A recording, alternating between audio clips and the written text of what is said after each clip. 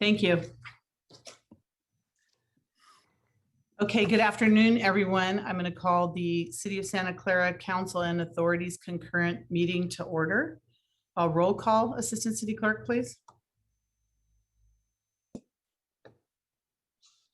Councilmember Watanabe. Here. Vice Mayor Shahal. Present. Councilmember Hardy. Present. Councilmember Park. Here. Councilmember Jane. Yeah, here. Councilmember Becker. Here. Mayor Gilmore. Here. Thank you. Thank you. So I'm going to ask next for public comment. Do we have any public comment regarding any of the closed session items that are on our agenda? If so, now is the time to speak to those closed session items. Assistant City Clerk, do you see any hands? I don't. I do not see any hands, and I don't have any written communication either. Okay, thank you. We will now be adjourning to closed session, and we'll see you at 6 p.m. for the open session. Thank you.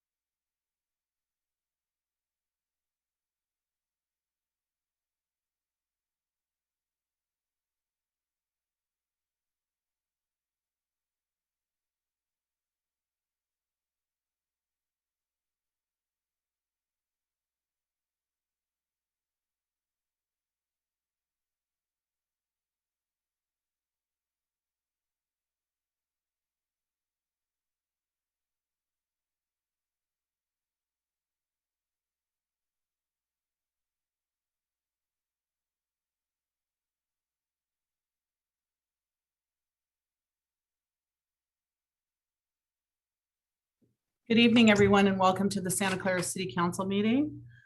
Could you please stand for the Pledge of Allegiance and remain standing for our statement of values? I pledge allegiance to the flag of the United States of America and to the republic for which it stands, one nation, under God, indivisible, with liberty and justice for all. As we gather, we humbly seek blessings upon this meeting. May we act with strength, courage, and will to perform our obligations and duties to our people with justice to all. Let us seek wisdom so that we may act in the best interest of our people, our neighbors, and our country. All this we ask so we may serve our community with fairness and respect, putting their needs before all. Thank you. Please be seated.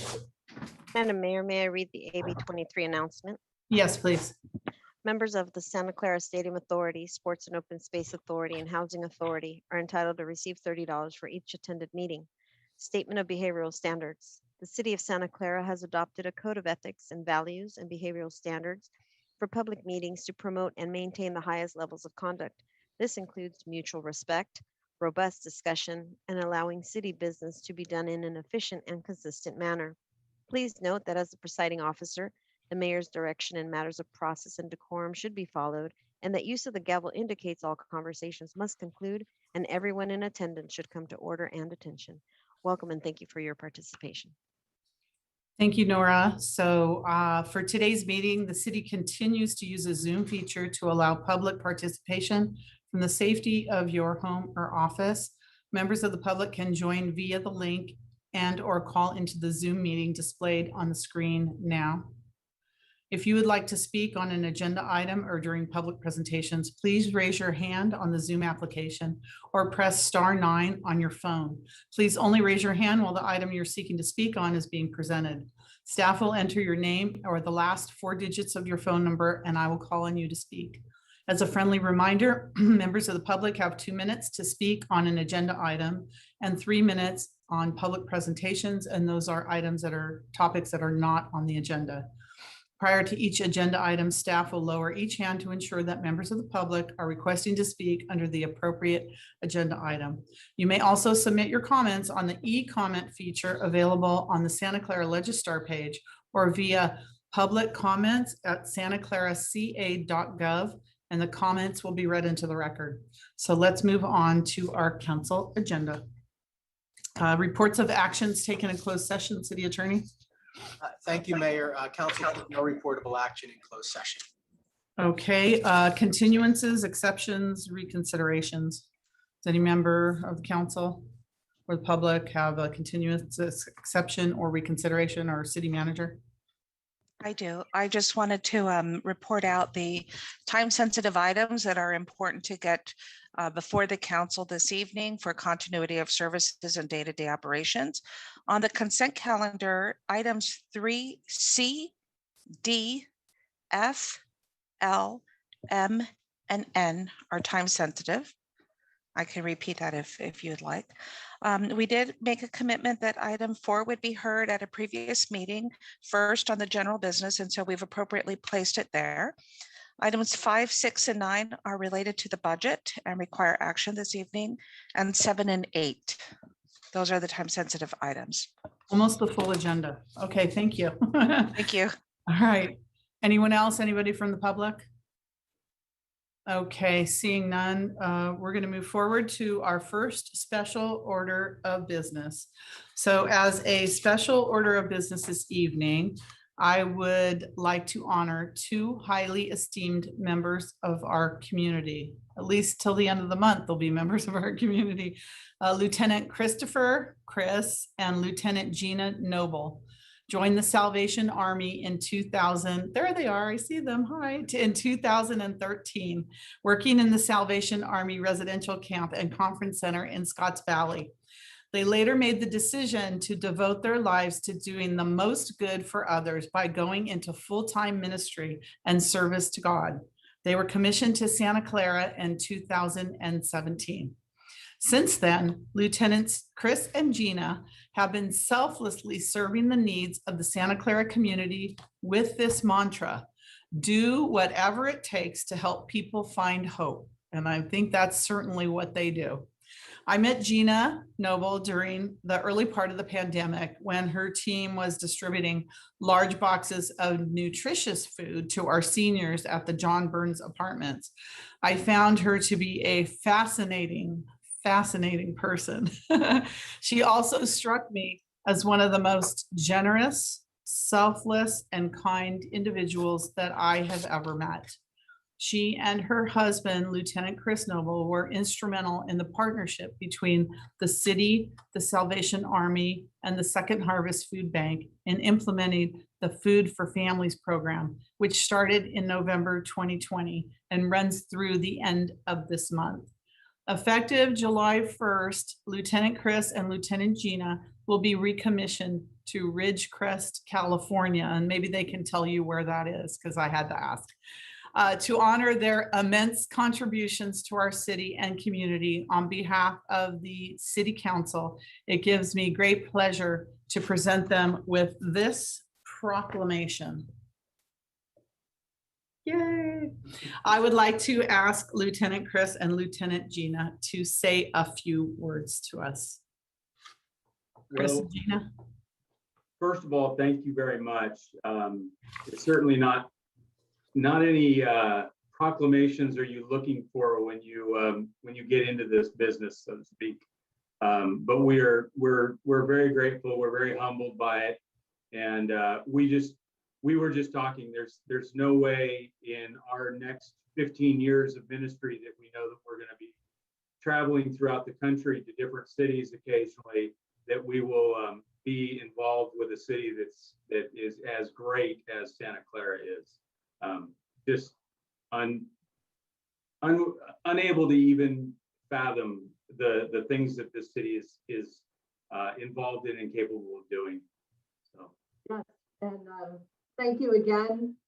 It's very appropriate that we distributed food, because really what was being distributed was care and hope and community, that we could come together in the ways that we have and make sure people know that they're seen and they're loved. And we did that very well together. This city is amazing. We have explored, the historical buildings of downtown and the museum and every single park. And we really have, we've fallen in love with Santa Clara. So it is difficult to leave here. We now have the pinnacle of what a city and an organization can do together to care for people. And we just hope to continue a little bit of the lot of it that's been done here. So thank you so much. Santa Clara goes in our hearts, and we're a phone call away out in the middle of the desert. Well, but is it the Mojave Desert? Is it the Mojave? Is that where? It's called, yeah, the Searless Valley. Chris says it's conveniently located between Bakersfield and Death Valley. Oh, very good. Okay. Yeah. So if anyone wants to visit, we know where to find you. Okay. Well, no, if you break down anywhere near Tehachapi or Barstow, we'll come find you. Oh, you. Okay, I have a couple council hands up. Councilmember Park. Yes, thank you. Thank you, Mayor. I also want to acknowledge Chris and Gina. I've only known them for a very short time. We've done a couple of events, and I will say that the time that they're willing to put in, it's not just the actions that they do, but it's the meaning and the feeling behind it and the understanding of the underlying issues that I think is very, very, very important.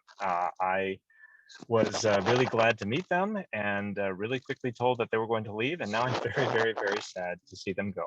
But I've been introduced to the replacements, but I think that those are people just coming in to do the job, because I don't know that we could ever replace them. Thank you. Vice Mayor Chahal. Thank you, Mayor. Thank you, Lieutenant Chris and Lieutenant Gina. Thank you for your service to the city of Santa Clara, and especially at the time when we needed the service the most, like food distribution during this pandemic was a need of an hour. And Salvation Army and your leadership and your resident leadership basically has done a tremendous help to our residents. And we wish you all the best. And as Councilman Park mentioned, we'll miss you, but you can come back anytime. The city is always there to welcome you back. So wish you all the best, and thank you for your service again. Councilmember Thank Jane? you. Councilmember Jane? Thank you, Chris and Gina. I really was impressed by your operation there. And as the cars were coming in, you knew the people. You just made them feel so cared for.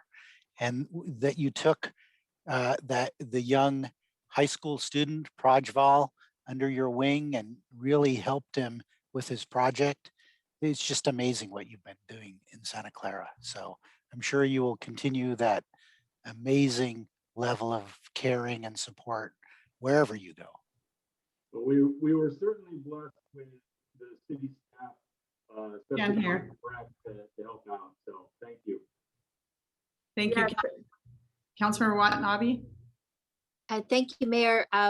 Thank you, Gina and Chris. I really enjoyed the time that I got to spend with you out there by the church distributing food. And Gina, I give you so much credit. I mean, even, you had to go through surgery while you were, in the midst of the project and distributing food, but you always kept your cheer and just good disposition about you. I mean, I'm just always it's just a joy to be around you because you see the joy and you see the good in everything, and you really are a credit, and the perfect person to be serving in the position that you are. And we're just so grateful that you were able to spend some of that time in Santa Clara. So, we wish you well. And I believe I will be out there tomorrow afternoon before you take off to help at least one more time before you leave. So thank you so much and good luck. Thank you, Councilmember Becker. Thank you, Chris, and thank you, Gina, for your service. It is greatly appreciated, as well as from the community. Thank you. Councilmember Hardy? And I will say, I've been a big fan of the Salvation Army for years, and you are the epitome of what they do. Thank you so much. Thank you. So congratulations to both of you. We'll miss you tremendously. You've left an indelible mark on our community, and your legacy will live on through the wonderful work of the Salvation Army. We wish both of you the best in your new roles in Ridgecrest, and never forget us, because we're never going to forget you and all the good you've done. And I just can't forget how you just reached out to us and said, we have these giant boxes of food, we want to help people. And we went out to all the senior centers and then all the families that you distribute from your location, and your wonderful, positive attitude, even in the darkest of times. It really helped us, and you really lifted us all up. So congratulations. And I'm sure that Ridgecrest is very fortunate to have both of you in that new community. So thank you, and we'll make sure you get this probably tomorrow when we see you. Okay, thank you both. Thank you. Thank you. God bless. Thanks.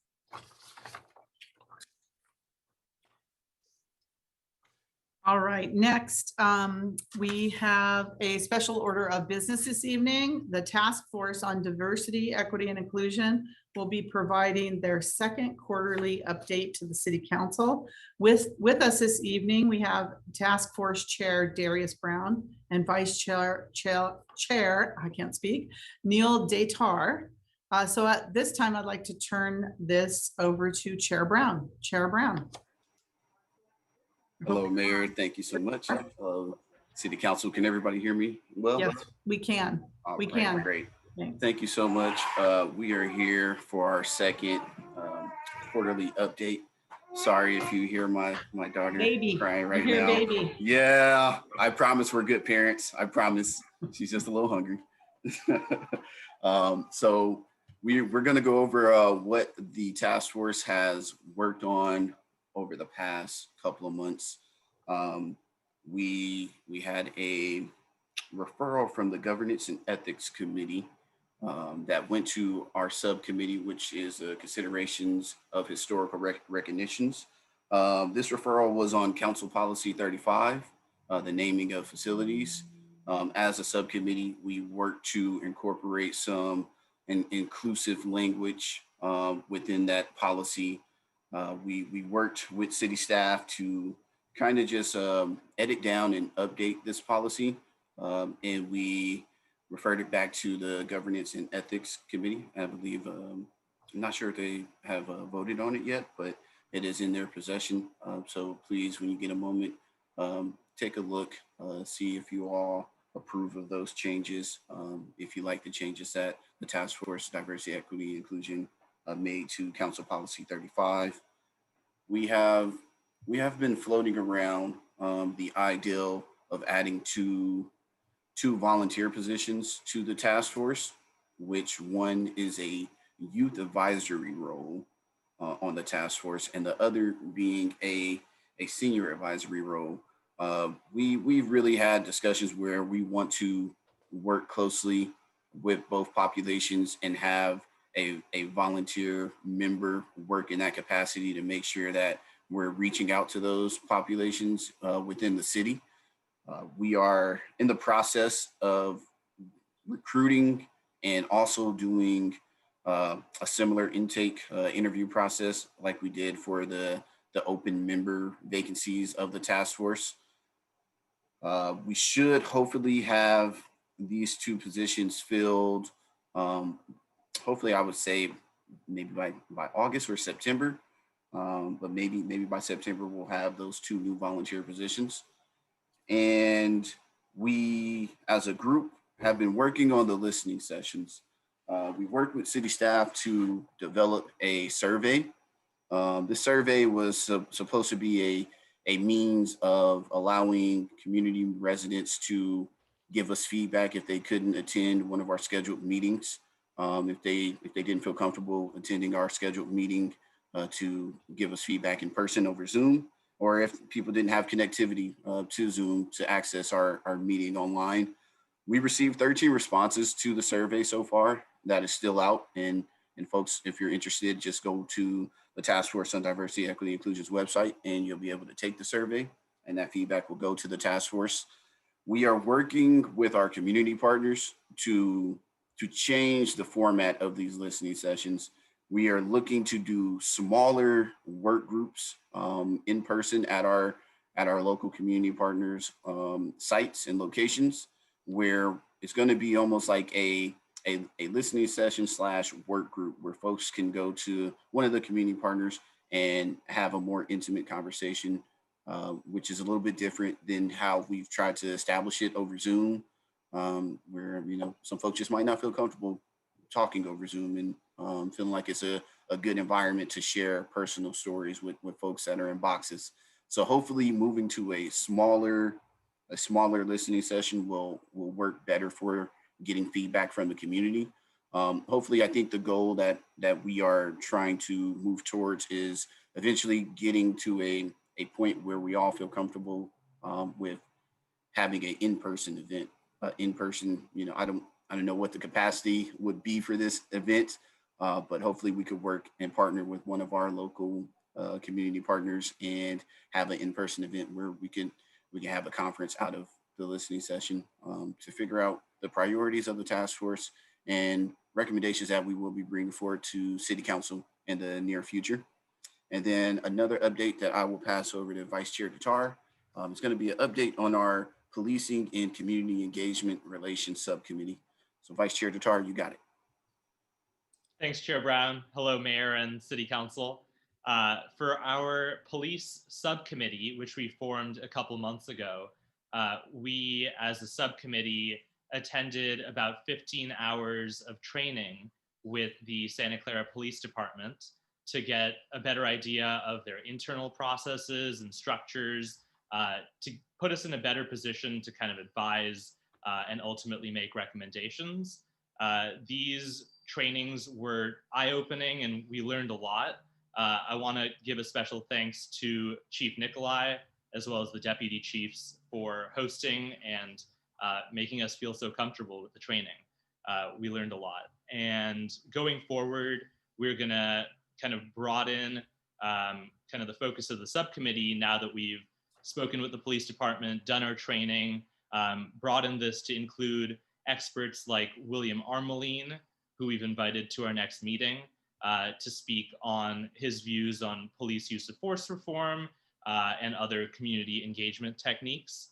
And this will also be a focus of our small group focus groups that, as Chair Brown said, are kind of the strategy that we're using to build up momentum towards a larger in-person listening session that will touch on a variety of issues, but we're sure that police use of force and community engagement will be a large part of that also. So that's our update there. Thank you. Great, thank you, Neil. Does anyone have any questions or comments from the council? Councilmember Hardy? Yes, I was wondering what the open time for these advisory positions are and how someone that was interested would apply for that. Yes, thank you for the question, Councilmember Hardy. We will have to work with city staff to release the application. So I believe it's going to be a similar process of how members applied for the open task force seats. We will conduct interviews and then we will make that recommendation. We discussed the chair having the ability to appoint the 2 volunteer positions. So I'm not sure that we will bring forward a recommendation to council to appoint those volunteer positions, but it will be in the next coming months. I just wondered if the people that applied before would be contacted to see if any of them are still interested. I think we had a question in the interview if you were interested in volunteering. So we'll work with city staff to see if we have the email communication. But yeah, we will open it up and folks will be able to apply if they are interested. Thank you. And I heard a terrible rumor that we're losing you. I'm so sorry. Yeah, that is my other update, this quarterly update. I have personal update. I will be leaving the area with my family soon this summer, and I will have to step down from being chair on the task force. So it's super bittersweet. Definitely felt honored and privileged to be able to be a part of this task force and to have, just the time that I've had to meet you all and connect with you all and try to put this work forward for the public interest has been great. So yeah, it's sad. It's happy because we're going. We have a house. We bought a house. So it's that bittersweet. It's awkward. It's like that love of your life that walks away and you can't get it back. And you're not gonna be able to get it back. But yeah, I just want to say thank you all just for having putting this together for residents to come forward and be able to share our stories and to have this group and have access to all of you as city council members. I definitely appreciate it. Sorry to lose you. Yeah, I know. I'm sorry to go. Thank you, Councilmember Hardy.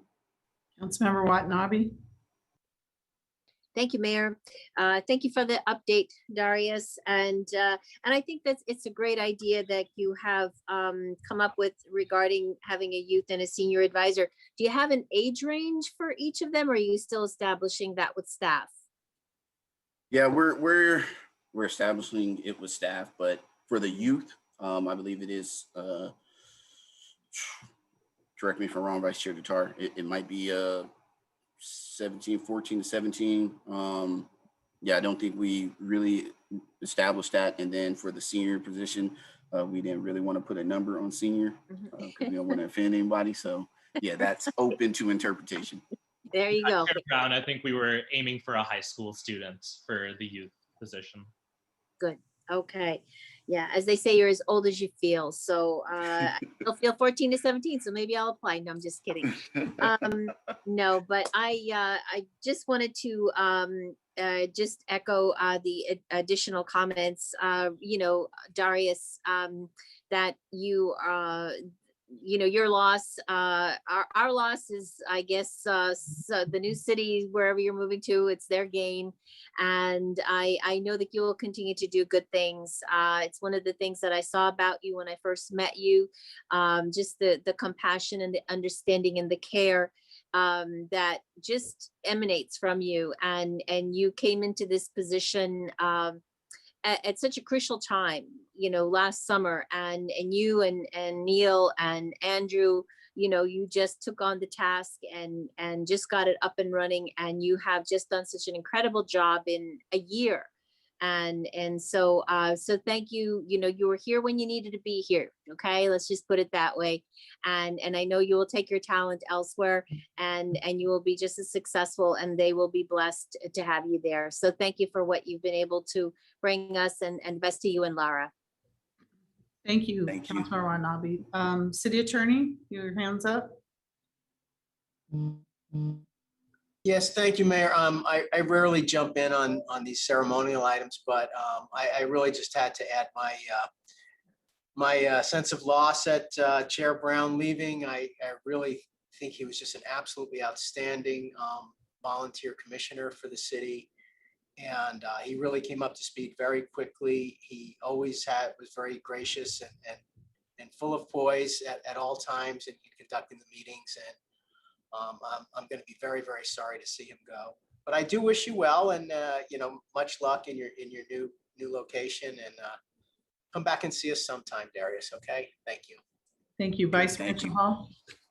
Thank you, Mayor. Thank you, Chair Darius, and the whole committee basically for the report you submitted, and also the work you have done so far.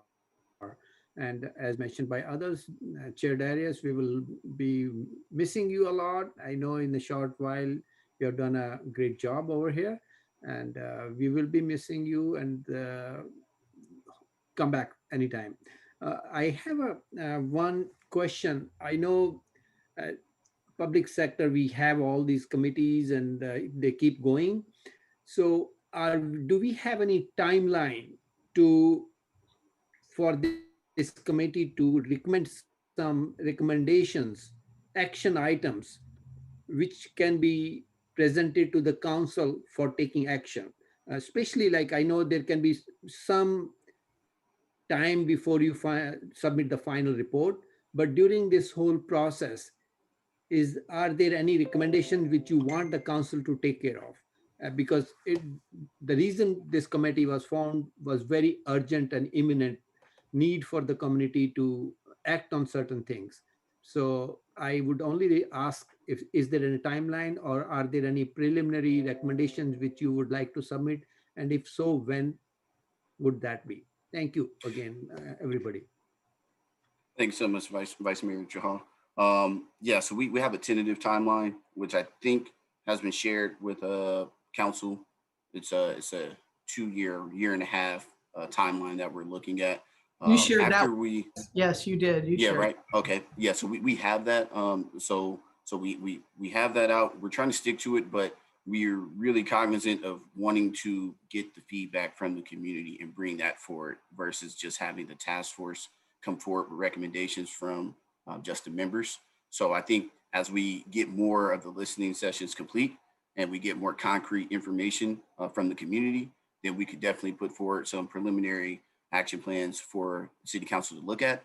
I know want to say this fall or the end of the year, we will have almost like an annual report from everything for you all to take a look at, and we will be bringing some recommendation to you all. Yeah, that was my point. Like, instead of waiting for the whole period of 1.5 and 2 years, we want some preliminary action items so that we can take some action while the committee is still in process of doing that. Yeah, thank you for I think we've taken some already. City Manager. Yeah, hand was I up. was going to add, we You've can, already- we will recirculate the work plan in the event that there's a lack of clarity, but also just an example, as Chair Darius mentioned, that the governance committee will soon be hearing actually one of the first assignments from council, which was the renaming policy to make sure that there was diversity and inclusiveness in mind. So that is just a function of the committee taking council direction and working on the items and making recommendations through the normal process. I want to thank Darius too. I'll keep it short because everyone has spoken. But I want to thank the whole task force, but Darius for taking the role as the chair and putting a good work plan and leading the group to a nice point of organization and keeping the work, this important work flowing. So thank you, Darius. Thank you. Councilmember Becker. Thank you, Mayor. Chair Brown, I love the update. Love the work you have done on the task force so far. And I got to say, young people, it's really hard to find a place to survive and a place to live. And you buying a house is a really big achievement. And I think that's a big step for young people. And I wish the best to your family. And I think Councilmember Watanabe said it best, is it's a big loss. It's going to be a really big loss, and there's going to be some big shoes to fill here on the task force. But I got to say, you brought lots of experience, and I hope that the new place you are in, you'll bring that same experience. And if you ever need anybody to give a recommendation or write you a letter, I'm right here for you. And I think many of the other council members and the mayor would do the same for you too. But again, Darius, congratulations and best of luck in your future and your family too. Thank you. Thank you so much. Thank you. And I think City Manager, it's great if you recirculate the work plan that we already looked at and talked about as well. And we also gave instructions for the renaming of Columbus Day. I mean, we've given the task force issues at our last, for it to come back to us at our last governance meeting. We had the policy that was referred to on the renaming, but we went so long we couldn't get it done. So it's on our next agenda. So that's, that wasn't the task force fault, that was ours. But for those who don't know, I just want to give a little history about Darius, because I think it's important that everyone knows the origins too of this task force on diversity, equity, and inclusion. But I wanted to thank Darius for his service to the city, both on the Housing Rehabilitation Loan Committee. He's a commissioner on that city committee as well as this task force on diversity, equity, and inclusion. He was very instrumental, Darius, in helping establish the task force. And I think someone mentioned it was around this time last year that the council delegated the authority to Chief Nikolai and I to establish an ad hoc committee in support of President Obama's Commit to Action initiative. And right away, Darius reached out to Councilmember Watanabe to see how he could help and to get involved and to utilize his connections, especially with the local community partners that are involved now with the task force. So he met with our ad hoc committee before the task force was even formed on regularly over a 10-week period, where we discussed what steps the city would take to ensure that all Santa Clarans had equal access to quality of life opportunities, and help develop a mission statement for this community-based task force, as well as identify the goals to help the city in its work effort. And that was not easy work before we even established the task force. There was so much work that went into it. And so ultimately this led to the establishment of the task force on diversity, equity, and inclusion, where they are now identifying key issues facing the city involving historically disenfranchised communities and making policy decisions to help us achieve racial equality. So what work you've done, Darius, is groundbreaking for us here in the city, and you have definitely left your mark here. And we appreciate it. We're never going to forget you. So on behalf of the city, I want to thank you for your role in establishing this task force and serving as its chair, which is also not an easy task, especially for such a new committee with no blueprints. So we're sorry to see you go. We wish you the best on your future endeavors. Congratulations on your new baby and your house and everything else. We wish you nothing but the best of luck. And I know you still have one more meeting left, so I'll get to see you at least one more time before you leave. But thank you so much, Darius, for everything that you've done on behalf of the city. So thank you. Thank you all. I appreciate every single one of you. And the task force is definitely going to be here to stay. And community, if you want to get involved, please join our meeting. Check out our website. Participate. We need you. Civic engagement. Thank you. Oh, Darius, can I ask you, is there, I think you also approved an eligibility list for those members that you Yes. recommended, so this Yeah, will. so we still have our eligibility list with 3 candidates that interviewed and got votes. So we will be reaching out to them for the open vacancy as I step down. Thank you. Thank you very much. Okay, all right. Moving on to the rest of our agenda. Thank you, Darius, and Neil as well. We have a verbal report from the city manager regarding COVID-19 pandemic. City manager. Thank you, Mayor, and good evening, City Council. I just want to, before we go into our COVID update, I want to acknowledge one of our organization's hidden hero. Before I said about our COVID update, I want to publicly congratulate Jennifer Guzman, a staff aide for the Office of Emergency Services. She was recently awarded the California Emergency Services Association Coastal Chapter 2021 Silver Award for exceptional efforts in emergency management. Jennifer has demonstrated outstanding work as the Situation Status Unit Leader for the city's Emergency Operations Center since March 4th, 2020, when we activated for COVID, and has been instrumental in enabling the city to maintain situational awareness of all things COVID. However, this is not the reason why our Chief Emergency Services Officer, Lisa Schoenthal, nominated Jennifer for this award. In wanting to increase emergency preparedness for our diverse community, beginning with our Spanish-speaking population, Jennifer took the initiative in personally performing outreach, which increased the number of participants from 7 in the pilot class to over 70 students in the second class who completed the entire curriculum in Spanish in February 2020 before COVID. As you can see, Jennifer is a hidden organizational hero, but she is also a complete example of the center of what's possible by her tremendous work for the organization.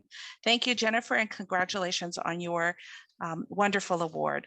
So from here, I'm going to pass it over to Lisa to give us an update on COVID and as a report from the county meeting this morning.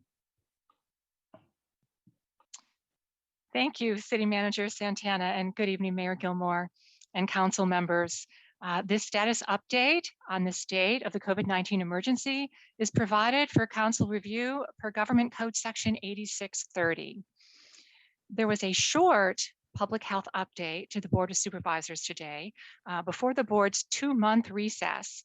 Health Officer Dr. Sarah Cody did not participate today, but Dr. Marty Fensterscheib gave most of the update before he was thanked and wished well as he is returning to retirement. So many of you may know that Dr. Marty retired from the county in 2013.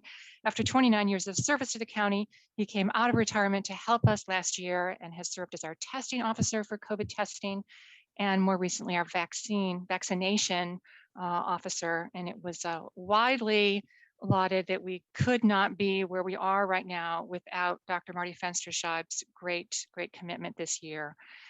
So I just had to share that too. All right, so moving on, it's really all good news. Beginning with, we have no more blueprint. COVID data continues to be stable. Today, the 7-day rolling average of COVID cases was 26, and the test positivity rate is 0.4%. Hospitals have very sufficient capacity to treat all patients. We haven't even received a hospital update for a few board meetings, but we of course watch all of this very vigilantly from the data that's publicly available. The governor eliminated the blueprint for a safer economy as expected on June 15th and fully reopened the economy. There are no more capacity or physical distancing restrictions that were required by the blueprint. There are specific requirements and guidance for mega events defined as crowds of more than 5,000 indoors and more than 10,000 outdoors. Vaccine verification or a negative COVID test is required for indoor mega events and recommended for outdoor mega events. After a back and forth that included a reversal of a previous decision, the Standards Board of the California Division of Occupational Safety and Health, better known as Cal-OSHA, approved regulations last week for the workplace that align with the state's requirements and guidance. Governor Newsom signed an executive order making the Cal-OSHA regulations effective immediately last week. This includes the provision that fully vaccinated people do not need to wear face coverings in the workplace, which is no longer required in most other situations. Large employers, however, really require time to put Cal OSHA standards in place. And there's a reason why normally there is a delay before the regulations are effective. There are situations when face coverings are required for everyone, even for the fully vaccinated, and this includes K through 12 schools, childcare, and other youth settings, such as our libraries. Yesterday, the county announced the phase out of the May 18th, 2021 county order that required employers to determine the vaccination status of employees. So beginning to set us up for potential Cal OSHA requirements. The City Human Resources Department is compiling this information from employees and will be completing a second round of determining vaccination status for those employees who initially reported that they were unvaccinated. After this second round is completed, the May 18th order will be rescinded for our city, and only state orders will be in effect for us during this current phase of the pandemic. The city is beginning to plan for the reopening of City Hall to the public in the mid-August timeframe. This is dependent on any subsequent orders issued by the state related to COVID that would impact our ability to stay open and to work on site. And this timeframe of mid-August is consistent with the county's position and with other municipalities. So the state will assess conditions by September 1st, 2021 to determine whether updated requirements or recommendations are needed beyond October 1st, 2021. And so this beautiful slide showing our fantastic progress with vaccinations, it's just something that was really celebrated today. We have the highest rate of vaccinations for a large county, over 1.5 million residents in the United States. So as the slide shows, for anyone who might not be able to see the slide, the percent of residents who have completed at least one vaccine dose as of yesterday, June 21st, who are 12 and older is 80%. The percent of residents who have completed vaccination as of yesterday who are 12 and older is 71.3%. And then the next slide, this I think we all, most of us anyway, know this, but I would be remiss if I didn't also remind the approximately 30% that are not yet vaccinated, sccfreevax.org, or residents can call 211 to get information on same day or drop-in appointments to be vaccinated. So the next slide, we are so happy to talk about anything positive after the last 15 months. So it's not just the Parks and Recreation Department that is excited to announce the opening and ribbon cutting ceremony for the Raymond G. Gamma Dog Park at 888 Reed Street. The community and their dogs are invited to join the city as we celebrate on Thursday, June 24th at 10 a.m. And we ask that dogs be on leash during the ribbon cutting ceremony. And this concludes the COVID update. Thank you, City Manager. You're muted. Yeah, we could take questions and answer them if there are any. I just had a comment. Does that mean that in terms of the city council meetings, we'll be back in person mid-August? That's our target for mid-August? That's the target. We are working on working to align with other regional cities, and we still will maintain a hybrid model, but we will have more information out as the date approaches. Okay, thank you. And that's in line with our council recess as well, from mid-July to mid-August. So, okay, and you said other municipalities are in the same. Yeah, other county cities are looking at during the council recess, first of all, recognizing that each of the different cities have different recesses, but generally it's falling between the August-September timeframe of when cities will be reactivating a hybrid form of open sessions. Okay, great. And thank you, Lisa Schoenthal, for that report, because I'm still confused as to when to wear a mask, when not to wear a mask. I just continue to wear a mask because I don't know. walking into a store or coffee shop, I'm still, I know a lot of people are still uncomfortable going maskless around, even though they say it's okay. So I think it's going to be a transition period for a lot of our residents as well. Does anybody else have any comments or questions? Okay, thank you for the report. Thank you, City Manager. Thank you. Director Schoenthal. Thank you. All right, now we're moving on to our consent calendar. All items are approved with one motion unless a member of the City Council or public would like to pull an item for discussion. Councilmember Jane? Yes, I would like to pull items 3C, 3F like Frank, and 3K. Are those two for discussion? That's Just to ask some questions. just to ask questions. Okay, we can do that after all of our public hearings too. Is there anyone else from the council that would like to pull any items? Any member of the public? Assistant City Clerk, I can't see. No, Madam Mayor, I don't see okay. any hands at this time. All right, may I please have a motion to approve the balance of the consent calendar? Motion to approve balance of the consent calendar. Okay, Councilmember Watanabe motion, Councilmember Jane second. Any other discussion from anyone? Okay, Assistant City Clerk, roll call vote, please. Councilmember Watanabe, Yes. Vice Mayor Shahal, Yes. Councilmember Hardy, Yes. Councilmember Park, Yes. Councilmember Jane, Yes. Councilmember Becker, Yes. Mayor Gilmore. Yes.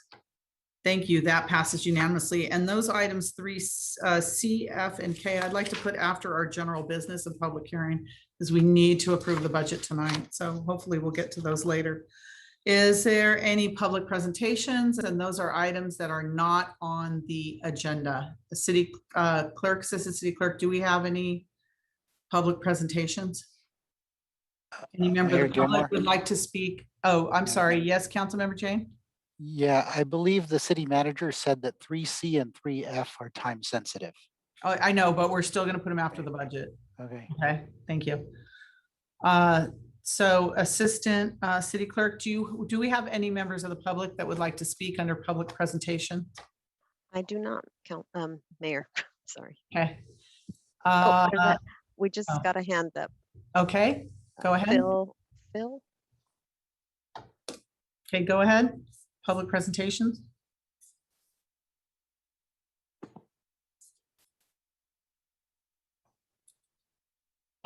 Phil, you're muted. Sorry. I'm item number 4 and I'll wait till support. Okay, you're going to be pretty much next. So, okay. All right, is there anybody else under public presentations? Okay, seeing none, we're going to move then to, instead of consent items pulled, we're going to go straight to the public hearing general business. And this is item number 4, which was deferred to tonight's meeting to be first on the agenda under general business. And it's a public hearing action on a resolution of necessity to acquire certain real property interests on 890 Walsh Avenue, Santa Clara, California from LAW LLC. And this was continued from June 8th. So I'm going to call the public hearing open. Staff? Thank you, Mayor, members of the council. I'm Pineda, Chief Electric Utility Officer, and I'm going to share my screen and go through the presentation with you. I'm going to have to mute for 1 second here.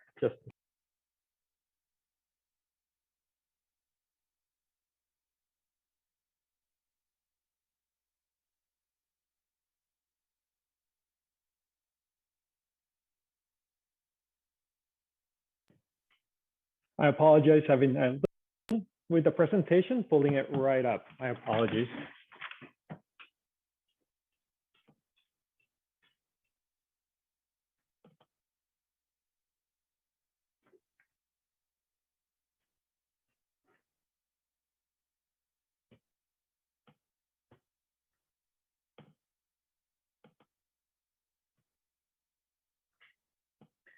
There we go. Okay, we got that. Yeah, I appreciate your patience on this. Sometimes the computer doesn't want to work as well as I want it to. So we're here tonight to talk about a resolution of necessity to acquire property rights, property interests at 890 Walsh Avenue. This is related to our South Loop project, which I have presented to you in the past, but we'll go through it as part of the item today. The scope of the project is to install 82 new steel poles and approximately 2.4 miles of 60 kV transmission line. The council has taken a number of actions in the past related to this project, including starting in 2015 with the improvement of the capital improvement program and the funding associated with it, number of service agreements and council actions related to the work required to do the engineering, and as well as adopting the neg deck and the monitoring reporting program for the full project. Current budget is approximately $25 million, and we're looking at starting construction later this year. And of course, we're in the process of still acquiring easements. There's a number of benefits related to the project, including shifting load, which help us really utilize our loops, replaces aging infrastructures, resolves voltage issues, and then also provides a permanent line extension for our Parker substation. So it's just a brief summary, but there's even more benefits than that. The steps for acquisition, there's a lot of steps that we take. I'm not going to go through all these items with you, but you can tell we have gone through a long process to get to where we're at today. And where we're at is we're having you consider, the last check mark, a council consideration of resolution of necessity would start the eminent domain process.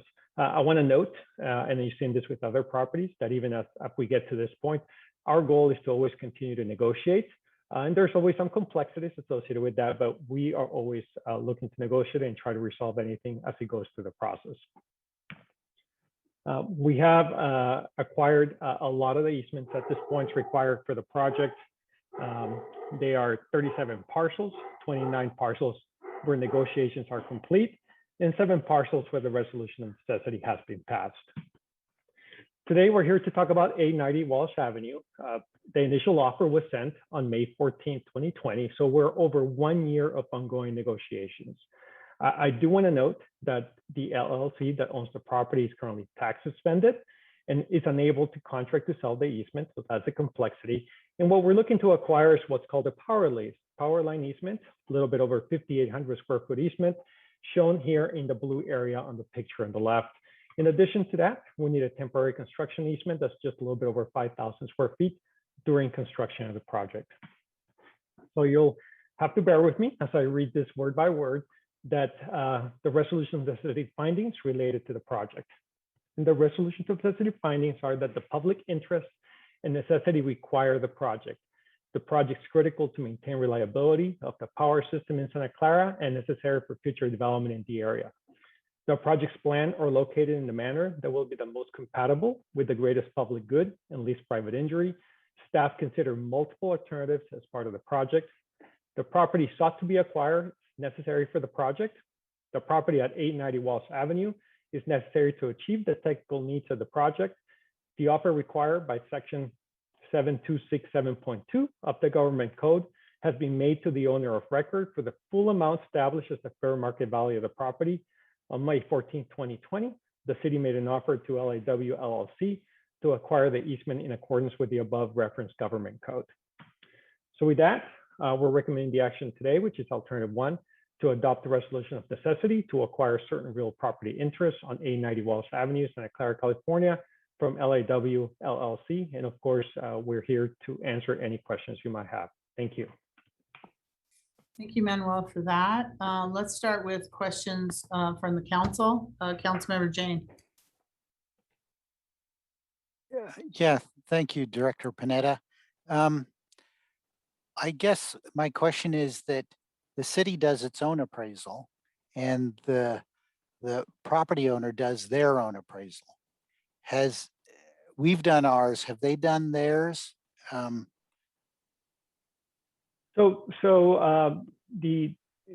I'll ask, I don't know if our outside counsel is here to discuss. So the value of the property is really not the question for the council today. The question for the council, if the council can make the resolution of necessity findings. The value of the property in that discussion will follow its own separate process. And if Brian or Gail would like to add anything to that, that's fine. But that would be the discussion for tonight, but not value or cost. That's correct. We're not, this public session is just simply on the whether or not the council can make the findings that now appear on the screen, which are the findings required under the code for initiating an eminent domain proceeding. So this is really just, you know, the necessary findings before we would institute an actual filing to acquire the property.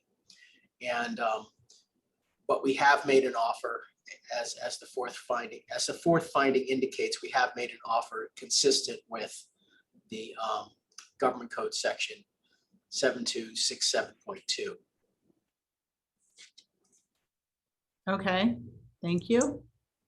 Any other council members have a question?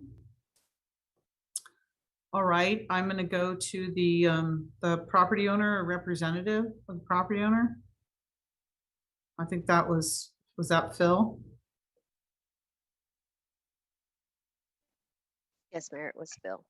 Okay. Phil, if you'd like to speak. Sorry, just waiting for the ability to unmute. Oh, there you go. Thank you. Phil. Thank you for your patience. Oh, no, thank you guys too. I've got a short written thing I think will help us a lot. My name is Phil Alney. I'm a CPA and a real estate broker. I'm the designated Mr. Tim Duran, the sole owner of Law LLC, which happens to stand for. Phil, you're going, Can you hear you're coming in and out. So I'm wondering if we could get a little clearer. We're losing every third or fourth word. So can we try Okay. again? Yeah, I will try again. I have really good internet, so it's a little disappointing. What I'll say is my name is Phil Alney. I'm a real estate broker as a representative of Sir Tim, sole owner of Law LLC. And he might. Phil, you're still going out, and I want to make sure we capture every word of yours. I don't know. Are you on some headphones or? No, I have great internet and I've been using Zoom all day. Can I share my screen? It might help if I do that. Okay, can we do that? City Clerk? I was going to suggest that if he had a written comment, he can also email and we can read that into the record while he's on the line. We just moved him over to panelists, so he can share Okay. his screen if you'd like. Manuel, I think you need to. Yeah.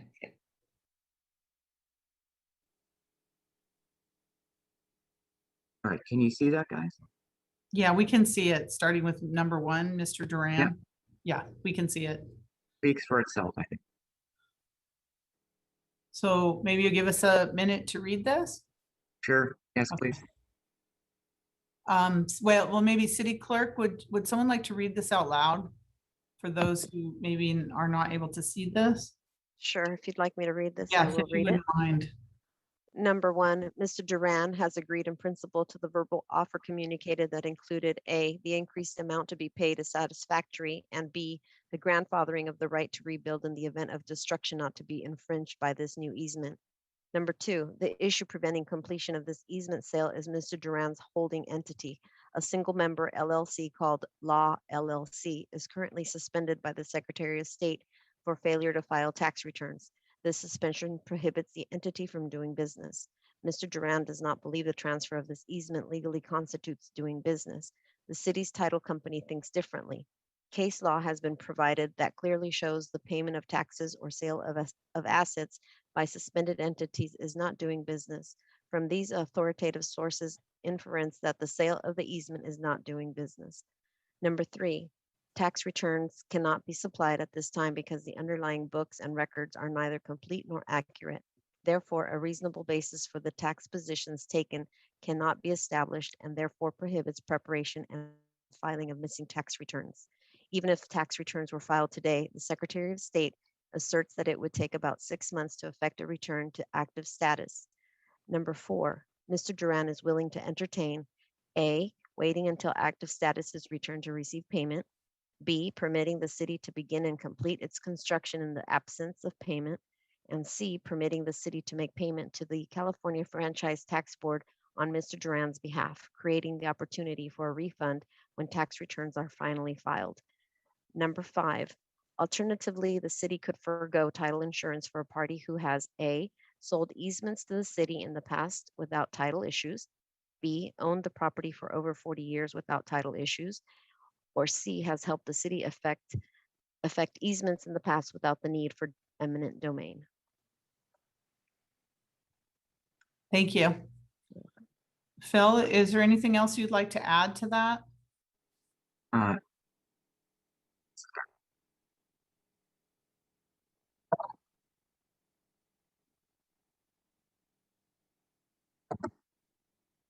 Are you still there? He's says typing, he's typing. Oh, he's typing. Okay. If the city can't do business, it must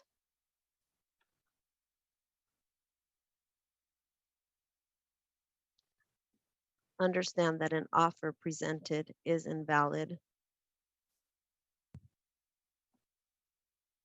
upon its arrival.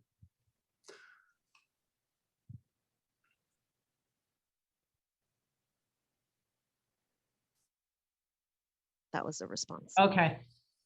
Okay. Okay.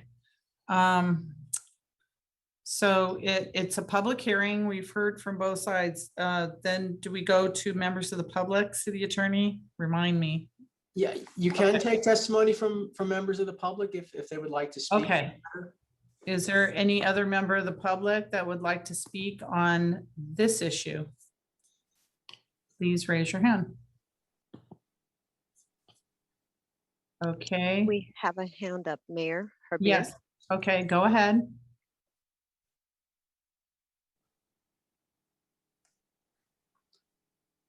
You're muted, Herbier. Sorry, I was actually trying to, I apologize. I was actually trying to speak for the public comments.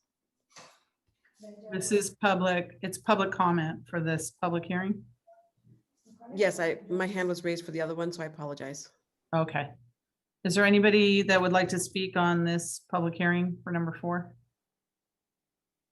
Okay, do I close the public hearing now, city attorney? I want to make sure I get this right. Unless anybody has any questions for the. Okay, so I don't close the public hearing yet. All right, does any council member have any questions for the property owner's representative or the property owner? Madam Mayor, Yes, Mr. Alm added an additional sentence if you'd like me to read it. please read it. Yes. He says, recommend another delay perhaps. We need some encouragement that the city is willing to choose to solve the suspension problem through waiving of title or permitting delay in payment to Mr. Duran. Okay. Okay, thank you. I'm not sure we would ever agree to waiving of any title insurance. So I certainly wouldn't. But anyone else have any questions or comments? Okay, city attorney. Did I raise my hand? I don't think so, but No. I will. I didn't get any guidelines on this. Yeah, so I during the think at this resolution of point, necessity. I think we can close the public hearing. Okay, Then thank I'll you. just make a brief comment about the property owner's comments. Okay, thank you. May I please have a motion to close the public hearing? Motion to close public hearing. Second. Okay, motion by Councilmember Watanabe, second by Councilmember Hardy. Assistant City Clerk, roll call, please. Councilmember Watanabe, Yes. Vice Mayor Shahal, Yes. Councilmember Hardy, Yes. Councilmember Park, Yes. Councilmember Jane, Yes. Councilmember Becker, Yes. Mayor Gilmore. Yes, so that passes unanimously. City Attorney, you had some comments to make to us? Yeah, just for the benefit of the council who will be voting on the resolution, I just wanted to make the comment and then our outside counsel, Gail Connor, can comment as well. But none of the comments submitted by the property owner's agent appear to be related to the findings that the council is about to make or is being requested to make with regard to the resolution. As to the question of delay or not delay, if the property owner is able to get their tax status in order and get back into good standing with the Secretary of State, then the city can do an agreement with them legally. But at this point, because of the suspension, that's really not an issue that's before the council tonight in terms of the findings.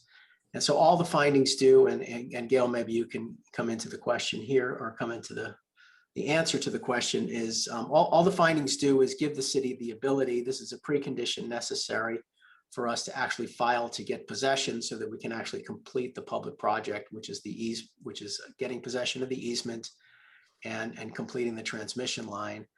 And we can always, regardless of where we're at in that process, we can always ultimately compensate the property owner for the fair market value of the easement. So Gail, do you want to add anything to that for the council? Yes, thank you. This is Gail Connor. I would just add that we will most certainly be compensating the property owner for the fair market value of the easement, regardless of whether the acquisition was through a purchase and sale agreement or through eminent domain.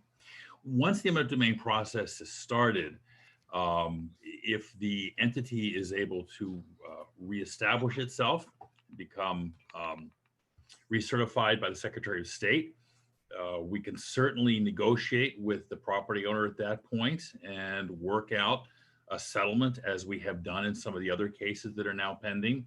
And that's always our goal, to find a way to settle with the property owner through an agreed upon amount, as opposed to taking something to either the judge or the jury for determination. Okay, that makes sense. Anyone have any questions? Okay, so Councilmember Watanabe. Thank you, Mayor. City Attorney, based on what you and Mr. Connor just stated, would it be then okay to make a motion to adopt a resolution of necessity, to go ahead and adopt a resolution of necessity? Yes, I think that the facts laid out by Assistant City Manager Pineda are set forth in the resolution and have been laid out, and it is appropriate for you to adopt the resolution at this time. Okay, then I'd like to go ahead and make such a motion then to adopt a resolution of necessity to acquire this certain property at 890 Walsh Avenue. Okay, we have a motion. Is there a second? And we have a second by Councilmember Hardy. Right. Yes. Councilmember Park. Yes, thank you. I'm looking at number 2 on Mr. Alney's document. And it says that Mr. Duran does not believe the transfer of easement legally constitutes doing business. City's title company thinks differently. So it sounds like they're at an impasse there, which is he can't do business because it doesn't have the tax returns.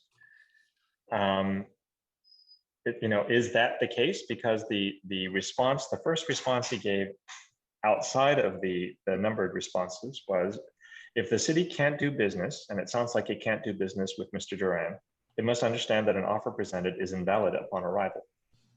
And does that mean that, I know that we said we're going to compensate him, but is that even possible given the circumstances? This is Gail Connor. I think I can respond to that. There is authority in California for the proposition that a public entity can condemn a property, the owner of which is currently tax suspended. What happens is if the entity is never reinstated or remains tax suspended throughout, at the end, there would be a prove-up hearing. We would be obligated to present evidence of our appraisal, determining the fair market value, and the judge presumably would have the ability to cross-examine or ask questions of the appraiser if she or he so chose. And fair market value would essentially be established that way. That's if the entity does not clear up the tax suspension problem. If it does clear up the tax suspension problem at any time during the case, it then has the power to appear, present its own appraisal testimony, its own evidence of fair market value, and this case would then proceed as any other. And for clarification, when you say at any time during the case, that means even after a payment has been made based on our appraisal. Well, we will not.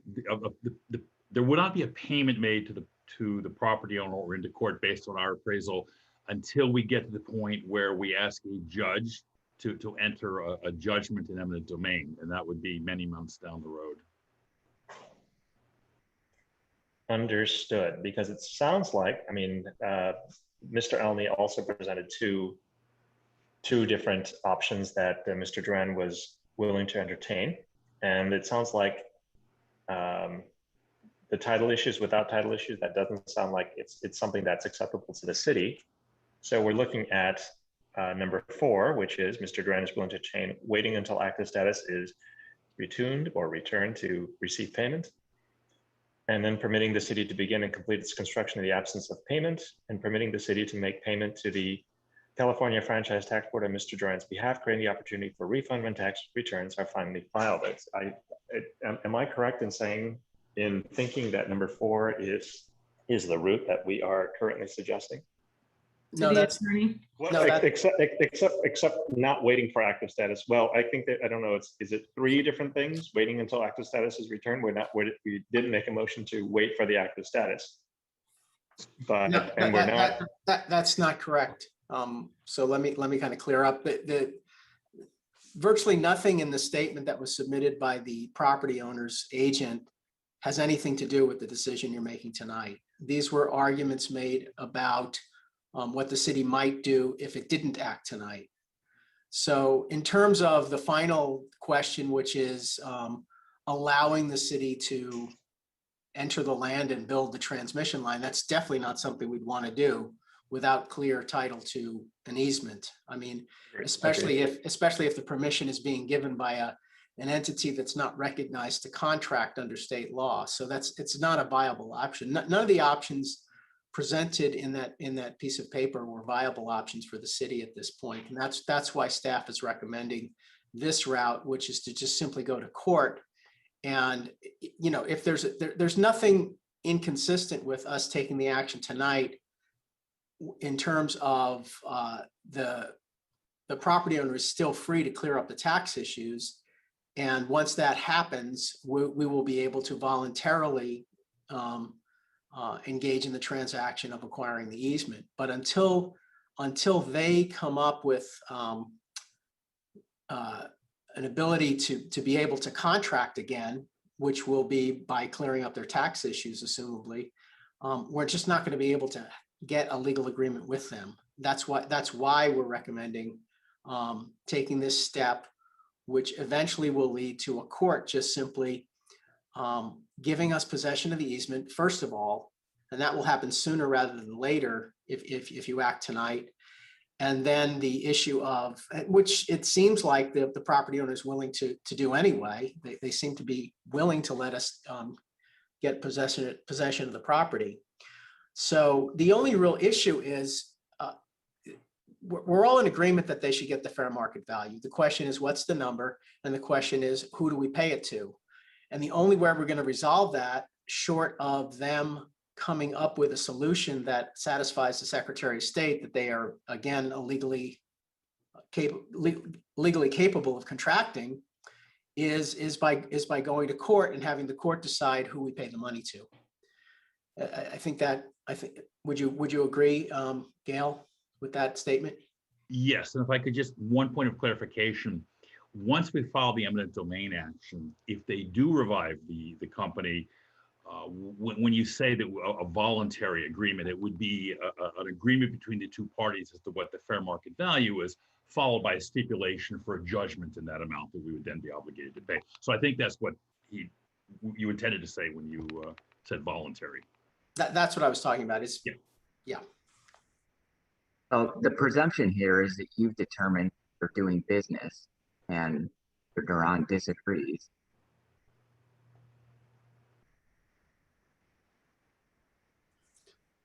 Okay, Councilmember Park, are you finished? Yeah, I'm thinking about it, but I think my questions are done. Okay, thank you. Are there any other questions, comments from the council? Okay, so are we okay to vote, city attorney? Is this the appropriate time? Yes, this would be Okay. the time. Assistant City Clerk, roll call vote, please. You want to repeat the motion just to make sure everyone knows?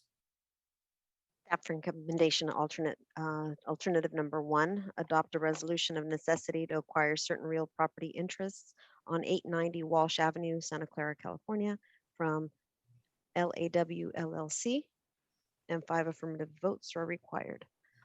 Councilmember Watanabe, Yes. Vice Mayor Shahal, Yes. Councilmember Hardy, Yes. Councilmember Park, No. Councilmember Jane, Yes. Councilmember Becker, Yes. Mayor Gilmore. Yes. And that passes 6 yes, 1 no. All right, thank you. All right, we're moving on now to the budget. So this is item 5. We're going to do 5, many items related to the budget, 5A and B. And then we have 5A and B, which is a public hearing action on the adoption of the proposed fiscal year 2021-22 and fiscal year 22-23 biennial operating budget and fiscal year 2021-22 capital improvement program changes.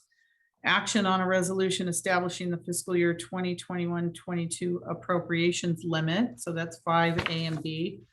We're also going to do at the same time, number 6, action on the adoption of the fiscal year 2021-22 municipal fee schedule. And 9, which is public hearing action on resolutions approving water, sewer, and recycled water rates to be effective July 1st, 2021. And all those public hearings are open. City Manager, did I capture them all? I wasn't sure. did. I wasn't sure about 8.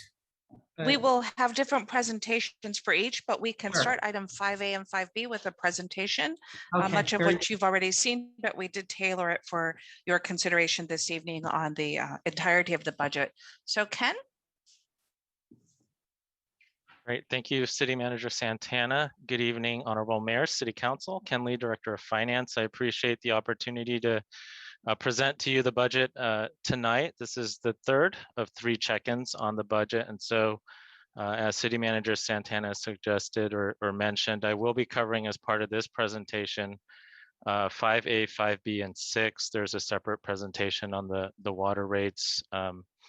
And I know that the City Council will take action independently, but from a presentation perspective, I wanted to cover at least these 3 items related to the budget. So as far as the agenda, I plan to discuss in the following slides an overview of the 2-year proposed operating budget. I have included in the reports before you follow-up from the prior 2 study sessions, including information and options on several proposals, discussion of revenue opportunities. Then I have some slides touching base on the municipal fee schedule, the 21-22 appropriations limit, and some recommendations and alternatives for the council's consideration tonight. So getting into the 2-year budget, I wanted to start off with our city charter and the governance and why we're here before you today. For the first section here, section 1302, stipulates that 35 days prior to the beginning of each fiscal year, the city manager will submit a budget to the city council. And so we've done that. That was released to the public on May 7th. The second section here, section 1303, says that at a time that's so advertised, the city council shall hold a public hearing. So that is tonight with regards to the budget. I also wanted to mention section 1304 in the budget, which stipulates that the council can, after the conclusion of the public hearing, consider the proposed budget, make any revisions that's advisable, and with the goal that that's done on or before June 30th, prior to the start of the next fiscal year, and must be adopted by at least 4 votes, 4 affirmative votes. And a copy of both the budget is available at the clerk's office and online. So this slide just shows the long road that we've had with regards to the budget, starting in February with the council priority setting retreat and the adoption of budget principles. We did have the separate process for the Stadium Authority budget. The council reviewed and approved phase 1 of our rebalancing of the budget due to COVID-19. And then as far as the 2-year budget before you, this is the third of 3 check-ins, so both with the public and city council and the public hearing to approve the budget. Later in August, we do have on the agenda a check-in with regards to our priority setting items that were developed in February. So on this slide, it shows the strong work the City Council has made in terms of our structural deficit. So you may recall that I presented this in January, a $42 million deficit with the phase 1 reductions in March that resolved 30% of the shortfall. And with today's actions before you, we do present to you a balanced 2-year budget. However, in the 3rd year of the forecast, we still have some work to do with regards to the remaining $14.6 million shortfall that's projected based on our 10-year forecast. On this slide, with regards to our transient occupancy tax, so these are the taxes collected through hotels. As you may know, with the impacts of COVID-19, our hotel industry has been one of the most heavily impacted sectors, with the drive mainly by business travel that's declined significantly. And so this, prior to COVID-19, was our 3rd largest revenue source. Based on the forecast, both presented by CBRE at the national level and with regards to our specific business sectors, we are forecasting a return to pre-COVID levels by 2026. But as you see in this graphic, there is a loss of resources as a result of COVID-19, as represented between the bar graph and the line there. So that's one of the main reasons we're in the general fund shortfall that we've talked about and rebalanced over the last year or so. The item before you does include direction to staff to bring back 2% increase to the TOT, as you can see on the bottom left here. We are among the lowest in our county, and in November of 2020, the residents did allow the City Council to approve up to 4% with a passing rate of almost 74%. So with that direction, we would bring back the ordinances and resolutions needed to implement a rate by January 1st, 2022. And that with the reduced COVID-19 projections would we anticipate to generate about $1.7 million, which is included in our forecast. As far as an overview, the budget this before you addresses a $29 million shortfall. Following the actions that were approved in March, it combines new revenues, reduces expenses, and recommends the use of reserves. And largely in the budget, the use of $26 million of federal stimulus has allowed us to minimize at least the service delivery impacts to the community and help us balance our goals with regards to our revenues and expenses. Core essential city services will remain high, and that last bullet here is an important one for finance and for myself. It's a collaboration of all city departments as the operational experts submitting recommendations to the in the budget today. With regards to some of the numbers, I mentioned in the last two presentations that at this time we include a recommendation for some of the capital fund carryovers. So that is included in your packet. And with those recommendations and the changes before you, our overall budget for 21-22 is just over $1.2 billion. So a very sizable level of activity across all our enterprise, special funds, general funds. So a lot of services our public is used to is funded through this budget. With regards to the strategic plan to get us to a balanced budget, this table shows and outlines the 2-year balanced budget that addresses our shortfall. However, I do want to focus in that 3rd year, $14.6 million remains to be addressed, and that ongoing work will continue both through revenue options, through the labor table, as well as viewing how our recovery is on an economic basis. So the point here is a 2-year budget, though more work ahead of us. With regards to the budget study session, a summary of feedback, I wanted to go through each item here. There was a strong community and council support to preserve the Roberta Jones Jr. Theater program. So one of the alternatives that I'll walk through in this presentation does provide a scenario to do that. Some of the feedback also included funding needs to address development-related traffic impacts and train horn noise. So we do have some alternatives around those funding needs. Concern was raised with regards to public safety and associated service impacts. So I do have some information and alternatives included in the packet.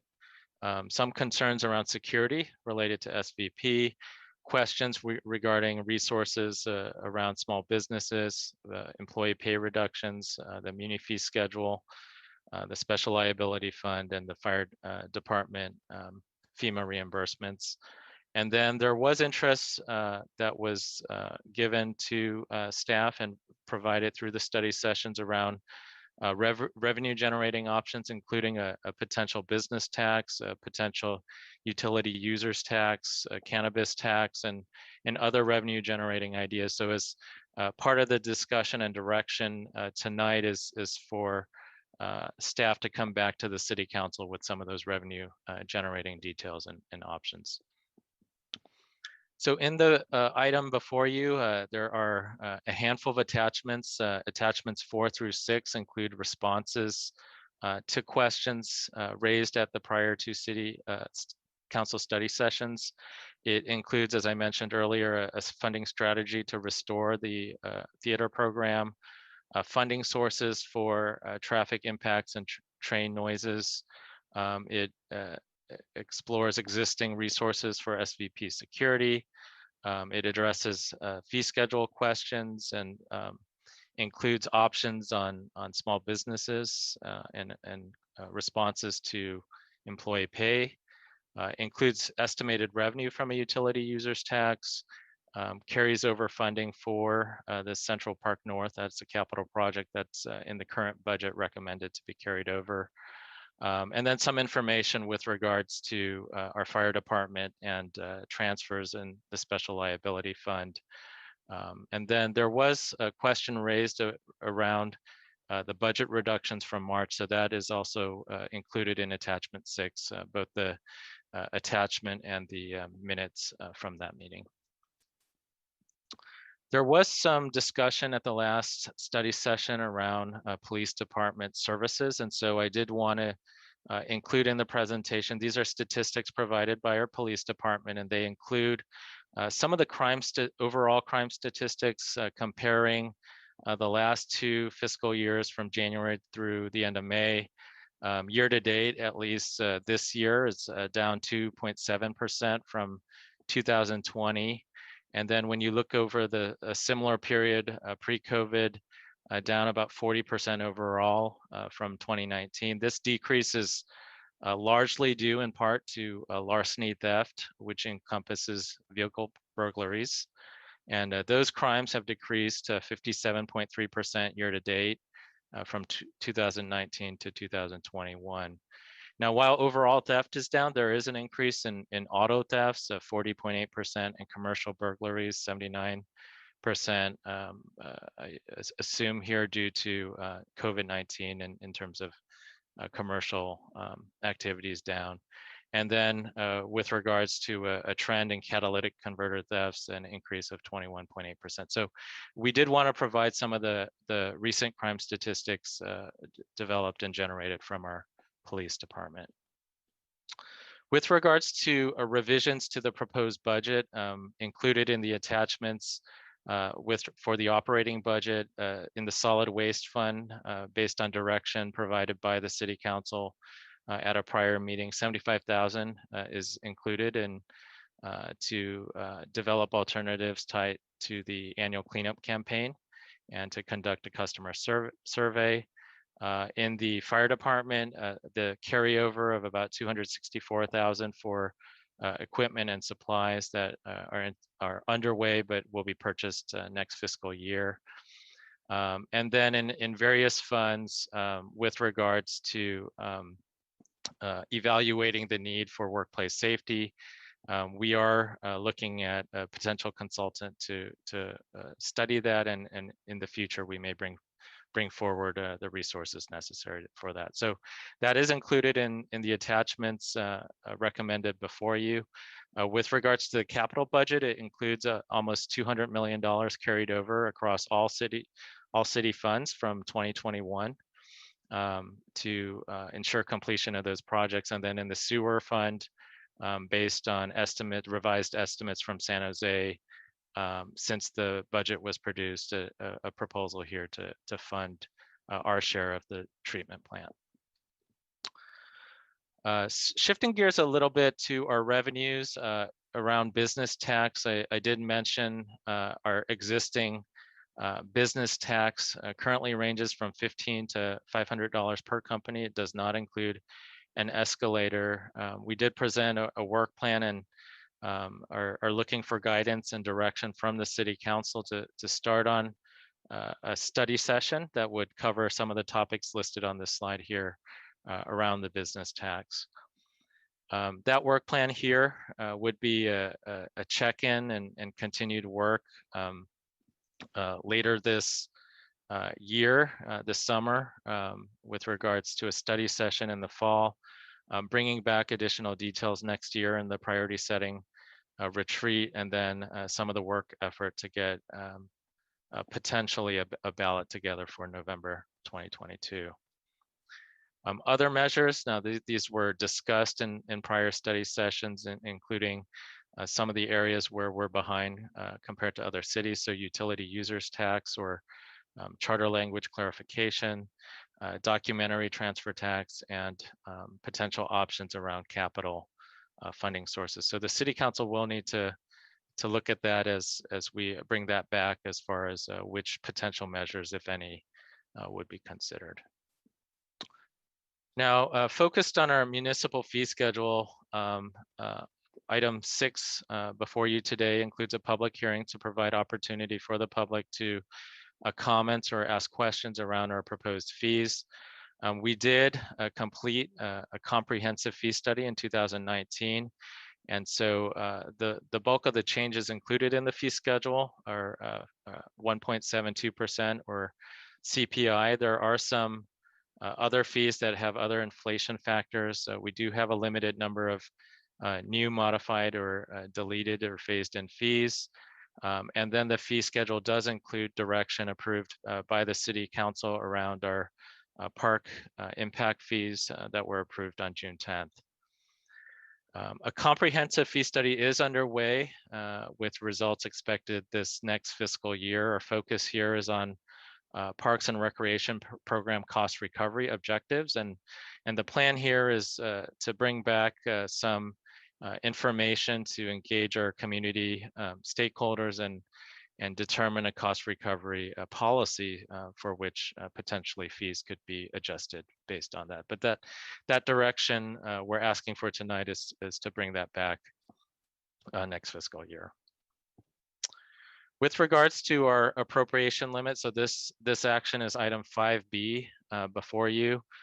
This is in compliance with State Proposition 4 and 111 around spending limits. And so an analysis is done based on a base year of 1990, adjusting for inflation through population growth and annual growth on an income basis. And so as a result of that analysis, our limit is just over $500 million, and the revenues, the taxes subject to that is about 31.9% of that limit, so well below the limits allowed by the state constitution. So our recommendations before you, I'll talk through this. Item number 1 is approval of the proposed 2-year budget, including recommended revisions detailed in attachment number 2. Item number 2 is the appropriation schedule, so the technical dollars that guide the department's expenditures across the various city funds. And so that is included 2 years for the operating funds, 1 year for the second year of the 2-year budget for the capital funds. And those are detailed in attachment number 3. The city council serving as the housing authority, item number 3, expenditures in the budget related to the housing authority for the 2-year operating budget. Item number 4 for the Sports and Open Space Authority budget on just over $5,000 in each of the 2 fiscal years. Item 5, direction to bring forward, for staff to bring forward a separate resolution for a TOT increase by 2 percentage points effective January 1st, 2022. Item 6, directing staff to bring forward a Parks and Recreation fee cost recovery policy next fiscal year for City Council consideration. Item number 7, directing staff to bring forward potential tax measure options for November 22, including a work plan and the business tax measure.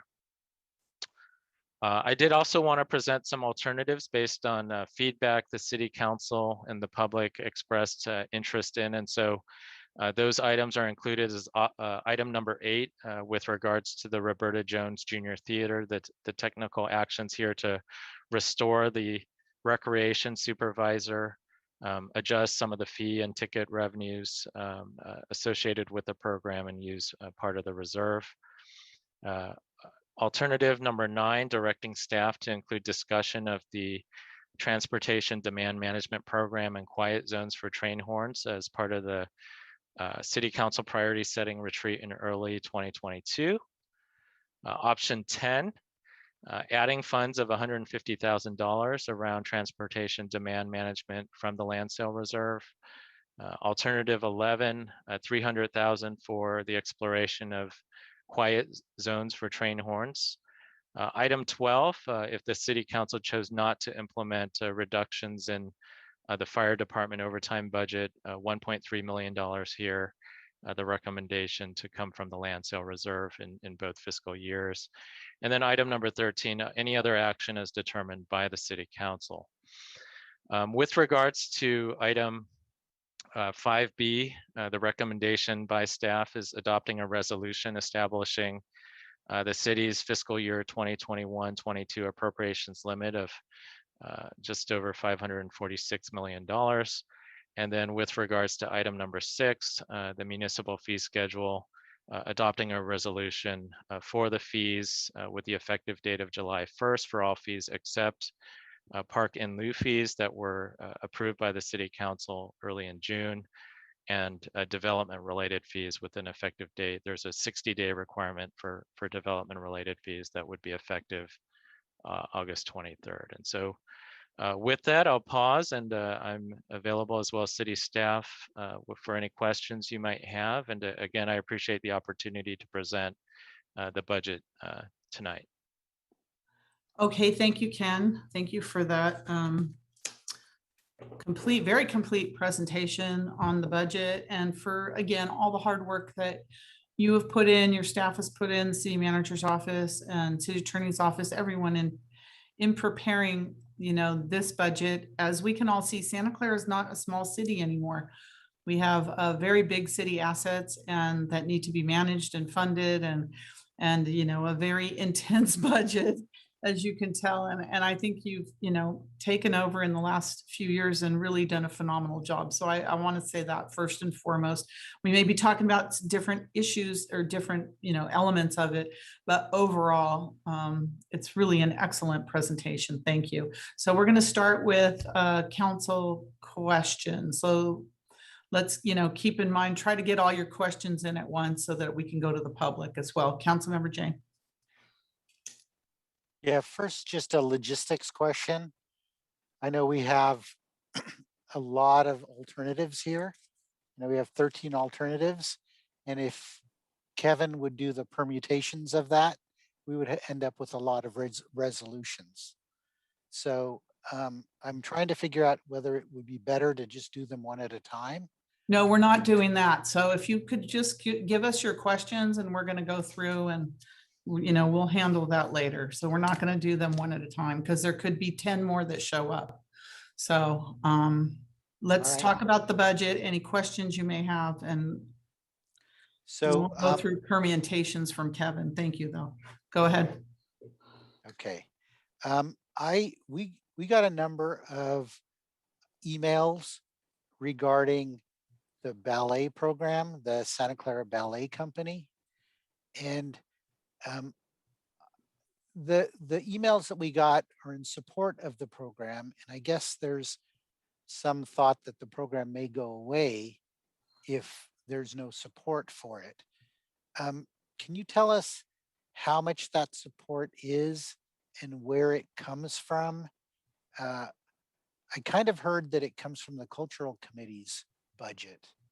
And then what options we might have to continue that funding or recommend that they apply for a grant. Perhaps you could cover that. Thank you, Councilmember Jane, for the question. And so the budget before you does include a consolidation of our community grants, and that includes about $21,000 for grants that previously were administered by the Cultural Commission, and that did include the Santa Clara Ballet. I think historically they've received $10,000 in support of the Santa Clara Ballet. The proposal in the budget to consolidate community grants and does include a $100,000 allocation in the city manager's office, for which there would be an application process for nonprofits and community organizations to apply for those grants. So that money is in the budget for community grants. Alternatively, the council can, if interested in allocating specifically to the ballet, carve out a portion of that $100,000 allocation for the ballet, or if the council chose to use reserves, then the suggestion would be the land sale reserve. So those are a couple options with regards to the ballet and the proposal that's included in the budget. Okay, thank you. Thank you. Councilmember Watanabe. Oops. Thank you, Mayor. And thank you, Ken. We're almost there. So I have a question about the TOT tax. So we are proposing a 2% increase, and I know that we got the community voted to increase it up to as much as 4%. So we're going to go with 2%. How soon can we increase that TOT tax if we chose to do so? Do we have to do another a vote on it, or does the city council have that discretion to increase it when it feels necessary? Thank you, Councilmember Watanabe, for the question. And so the voters did pass up to 4% and gave that authority to the city council through a resolution to increase the tax. And so what the recommendation here is to direct us to come back with a 2% increase. We would bring that forward this fall with regards to the ordinances and resolutions necessary, with the goal of implementing the actual increase by January 1st, 2022. And so part of that timeline would be to also communicate to our hotels and as well as the tax tables that are typically applied at the hotels with regards to some of their software. So the logistics of getting that tax in place is likely a couple months. And so the recommendation by staff is to direct us to bring back to the city council the ordinances and resolution to make that happen. I would only add that if, as we go through the future fiscal updates for the council, if there is a recognition by the council that there's tolerance to go higher, then the council by its own action can increase up to 4%, which I think is what your question was, Councilmember Watanabe, around getting to the 4. That would be at the discretion of the council to have staff bring back the appropriate documentation. Okay, and do we have to wait for the budget cycle, like when we go through this process again in 23, or excuse me, 23, 24, or could we do it sooner than that? Just Sorry, was on mute. We can bring back a conversation as part of our usual fiscal update in June 2022 to check in on how the recovery is going, particularly at the TOT level, and introduce the conversation at, again, the budget development or budget deliberation discussions in mid-2022. And each time we come back for a fiscal update, so that at the appropriate time, when it appears as if there is tolerance to take it up, then certainly we would recommend that to the council. great. Okay, thank you very much. That's all I have. Thank you. Councilmember Hardy. Thank you. Ken, I just wanted to make certain I was really clear on 9, 10, and 11, because 9 does talk about the quiet zones, and then 11 looks like it's trying to fund something. And I want to make certain I understand the connection between those. And then 10, for the general fund to support the transportation demand management program. If you could just help me with that. Those are, I hope you know, those are alternatives, options. Yes, I do understand those are the alternatives. Thank you, Councilmember Hardy, for the question. And so if I could talk through the alternatives, we wanted to present the council because we heard different direction or feedback from the council around the transportation demand management and the train noise. So item number 9 would be to direct staff to include that discussion as part of the priority setting retreat in early 2022. If the council chose to fund either the study around the transportation demand management or the train horns, recommendation 10 and 11 are presented to the city council as alternatives with the offset coming from the land sale reserve. So we did want to present multiple options for the city council because we did hear differing feedback in our last study session. So that's the difference between those options. Thank you. That makes much more sense. I appreciate it. Vice Mayor Chahal. Thank you, Mayor. Thank you, Ken, for presenting. I have a question regarding the attachment which mentions response to questions from 6/8/21. The very first question was related to the details of state and federal mutual aid reimbursements for fire department. And I'm trying to understand that, like in 2021, we have a total reimbursement at around 2.47, out of which 556 is still pending.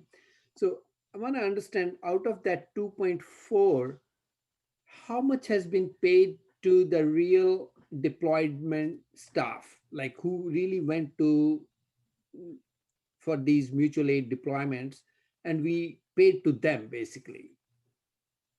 Yeah, so thank you for the question, Vice Mayor Chahal. So in the attachment 5, there was a table provided in number 1. And so the $2.4 million, these are reimbursements from both the state and federal mutual aid for wildfires. And so those expenditures have already occurred. These are for fires that occurred in both 2021 and prior. So there's some timing because the fires don't occur, they don't stop at the fiscal year. And so there are fire departments continuing to invoice both the state and federal government with regards to those dollars.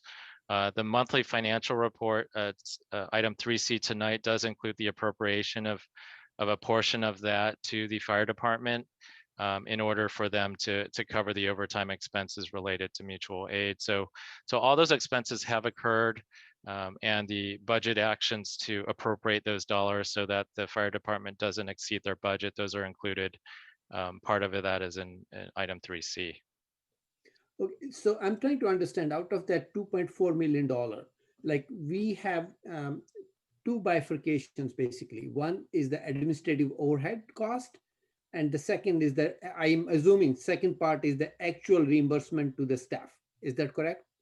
That's correct, Vice Mayor. I forgot to mention that. So there is a portion of administrative overhead that's included in the reimbursements. These are entirely to reimburse the city for both fire administration, the cost of fire management and staff to deploy services, as well as citywide overhead. So cost of finance, HR, insurance related to sending staff. So this is an allocation that's allowed through the mutual aid agreements to recover the cost of overhead.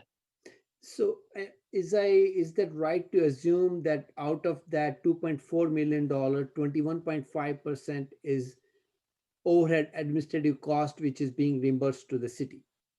I think that's a fair assumption that as fire crews are sent out on overtime, there's a cost that's incurring for fire department staff as well as other city departments as part of overhead. So that's part of the $2.4 million that's in that table. And that goes to the different departments in the city, or that 21.5% goes only to the fire department for their budget? So the overhead is designed to reimburse both the fire department and other city departments. For purposes of the budget, we are recommending that all the money go back to the fire department. So that's included in item 3C, and that's needed in order to kind of maintain their budget from within the budget allocation. So we are it's designed to recover overhead costs, but we are recommending that those dollars be allocated completely to fire to cover their budget. Okay, that was my concern last meeting, and that's clarifying. So all of that administrative cost is not being distributed to other departments. They are 100% going into the fire department budget, so that we have a little bit more money in the fire department to play around. Correct. The budget recommendations this year for that 2.4 was to put it all into the fire department. Got it. Thank you for that. So I also see there's a question, there is a department has recently submitted proposal to increase the administrative rate from 21.5% to 31.5%. So is that going forward for reimbursement? When we ask for reimbursement from the state and federal, we will increase our administrative cost? That is moving forward. I think the footnote does say that it would be effective May 25th once that approval comes through. And so again, that increase in overhead will help us recover our costs, both in the fire department as well as city costs, as it's designed to do. So my question is, so let's say 2021, when we bill federal or state mutual aid for these reimbursement, so instead of 21.5%, we will be billing them at 31.5%, and 100% will go to the fire department. Is that correct statement? That's correct, assuming that it's approved by the federal agencies, that higher rate. Okay, so that approval we are waiting is from the federal and the state agencies. Basically. Yeah, I believe so, yes. Okay, thank you very much. That those were my only questions. Thank you. And I'm glad that everything, whatever left over, all the administrative cost is going to the fire department budget, so that they have more room for maneuvering their budget and allocating it to their resources, basically. Thank you for that. Councilmember Jane? Yeah, thank you, Ken. I wanted to understand the reserve funds that we're using for a number of things. The land sale reserve fund, as my understanding is, that's money that we receive when the city sells land. And that's kind of a one-time event. And is the intent that the land sale reserves are to be used for sort of one-time events rather than sort of general salaries that are ongoing expenses? And then I have some follow-on questions. Great. Thank you for the question and insight on that, Councilmember Jane. And so by policy, council policy and practice, and the land sale reserve was established, and proceeds from prior land sales were deposited into that reserve, and by policy was intended to be used for other land purchases potentially in the future. Because the budget stabilization reserve, which the council approved at a 15% level, that reserve level for the BSR in this proposed budget decreases to 15%. So our source here, our next source is using the land sale reserve to help us balance the budget. So we are recommending the use of, I think it was a little over $3 million of the land sale reserve to balance our budget. The council does have a budget principle that, where possible, when we have an ongoing deficit with regards to costs and our revenues, that we use ongoing solutions to help balance that. So in the case of the use of the land sale reserve, those are one time.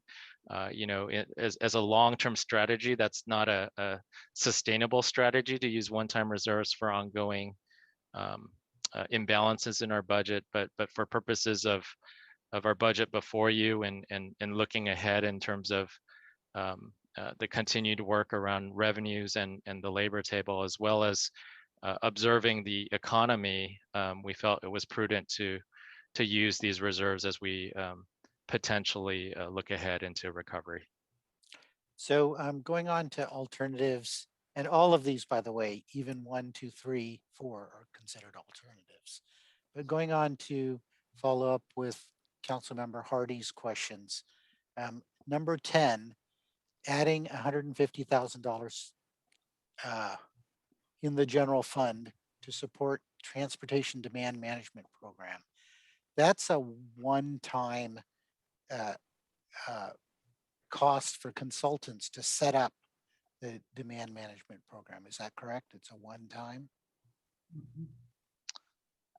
Councilmember Jin, yes, that's our understanding in terms of the consultant, that's a one-time cost. I don't know as a result of that study if there would be an added need for resources beyond that study, so that I can't speak to. But as far as the alternative, it's a one-time allocation for the study to at least start it, and potentially, depending on what the scope of that program is, there could be an ongoing cost for that. I think it's very likely that in order to maintain the TDM, much of what Councilmember Jane has already observed is that we are not appropriately resourced for the goals of the full spectrum of TDM services. And so the assumption of the consultant report would be that there would be ongoing costs, yes.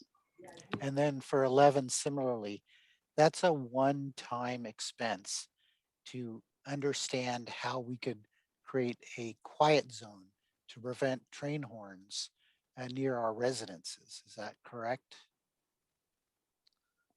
That is correct. So this is a one-time study around train horns and quiet zones. Again, if there's, as a result of the study, any kind of need on a either additional one-time basis or ongoing future implementation, that's not considered as part of the alternative. So there might be a conclusion from that study that there might be needed resources. But we're only voting for these two one-time debits from the land sale reserve. And then number 8, which is the Roberta Jones.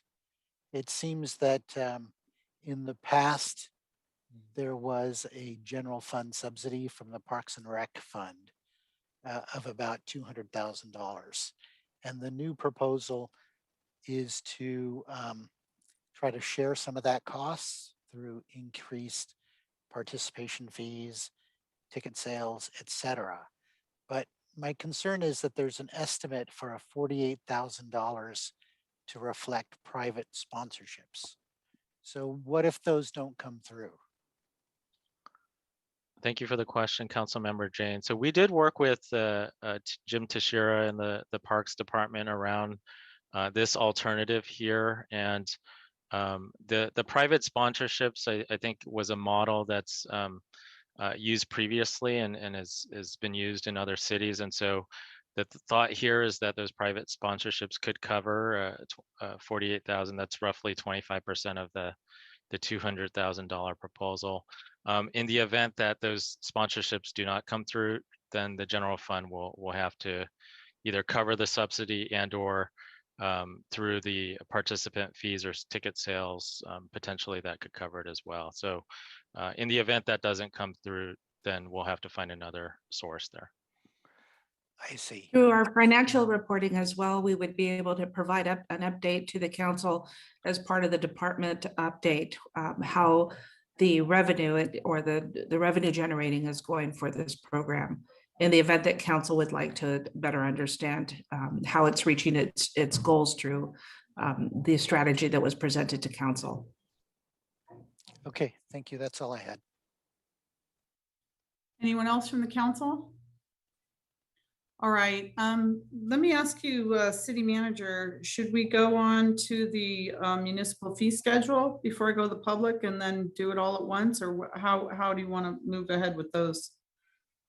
I think we can close the public hearing for 5A and B, and then have an action and then move on to item 6. Okay, all right, so I'm going to go now to the public. The public has an opportunity now to give comments on any of these budget items. So we'll start with Lee. Go ahead, Lee.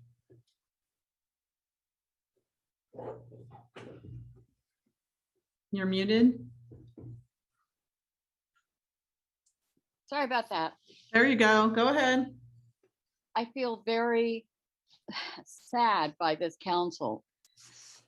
I don't know how many of you know what the term penny wise and pound foolish is, but you're talking about a budget for the city, and we're breaking out little pieces here when you have to deal with an entire budget. It sounds to me like this council doesn't understand that. And that just makes me very sad. Thank you. Thank you, Lee. Anthony, go ahead, Anthony.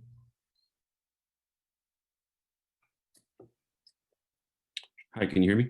Yes, we can hear you. Go ahead, Anthony. Hello, Madam Mayor and members of council. My name is Anthony Pasquale, and I'm president of your Santa Clara Firefighters, IFF Local 1171, and I'm a Santa Clara citizen myself. You're probably used to hearing from me at this point, but it's out of necessity that I'm here tonight. I'm speaking again tonight regarding the public safety cuts that were proposed in the 2-year budget. I spoke to you a few months back also regarding the budget reductions to the fire department. At that time, the council took action to freeze 12 positions, thereby reducing the daily staffing from 40 to 36. What's in the budget is another reduction instead in overtime, but essentially it's a reduction from 36 to 34.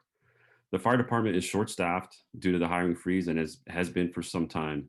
This leads to a daily overtime in order to properly staff the department vacancies. While 2 positions may not seem like that much, every single body taken away from the line makes it that much harder to accomplish our mission with routine tasks, emergency calls, as well as extra services we provide like the senior meal delivery. This is also less personnel available for mutual aid on a daily basis, not just for wildland deployments, but also for USAR and hazmat mutual aid, which we are also required to provide. These incidents require a large amount of personnel. This is 2 less people that can respond to these incidents. What I ask for you tonight is 3 things. The first is to not reduce the overtime funds. Instead, use the alternative number 12. The second, to unfreeze the hiring and promotional hiring to fill the vacancies. And lastly, undo the last round of budget cuts as reasonably as possible to get us back to our normal levels. Thanks for consideration. Thank you. Alex, go ahead, Alex. Thank you, Madam Mayor. So I'm the president of the Santa Clara Police Officers Association. I represent all of the sworn police officers that work for the Santa Clara Police Department. They are residents in the city of Santa Clara, and we regard ourselves as members of the community. We're in this budget proposal, we're looking at additional cuts. We've already sustained cuts to our personnel and staff.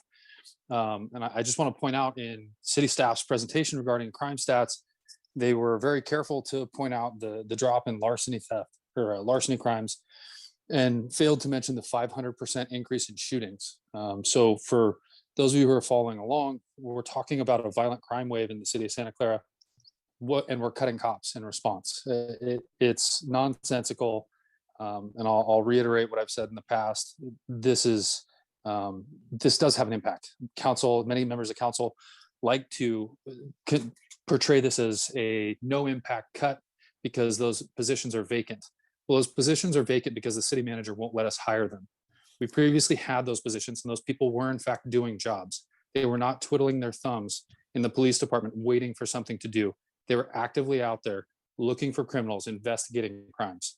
And so now, as a result of personal grievances, we're considering additional cuts to the police department so that we can further reduce our staffing and limit our ability to hire and limit our ability to serve public safety, to protect the public, to intervene in violent encounters, the violent crimes that we're seeing increase.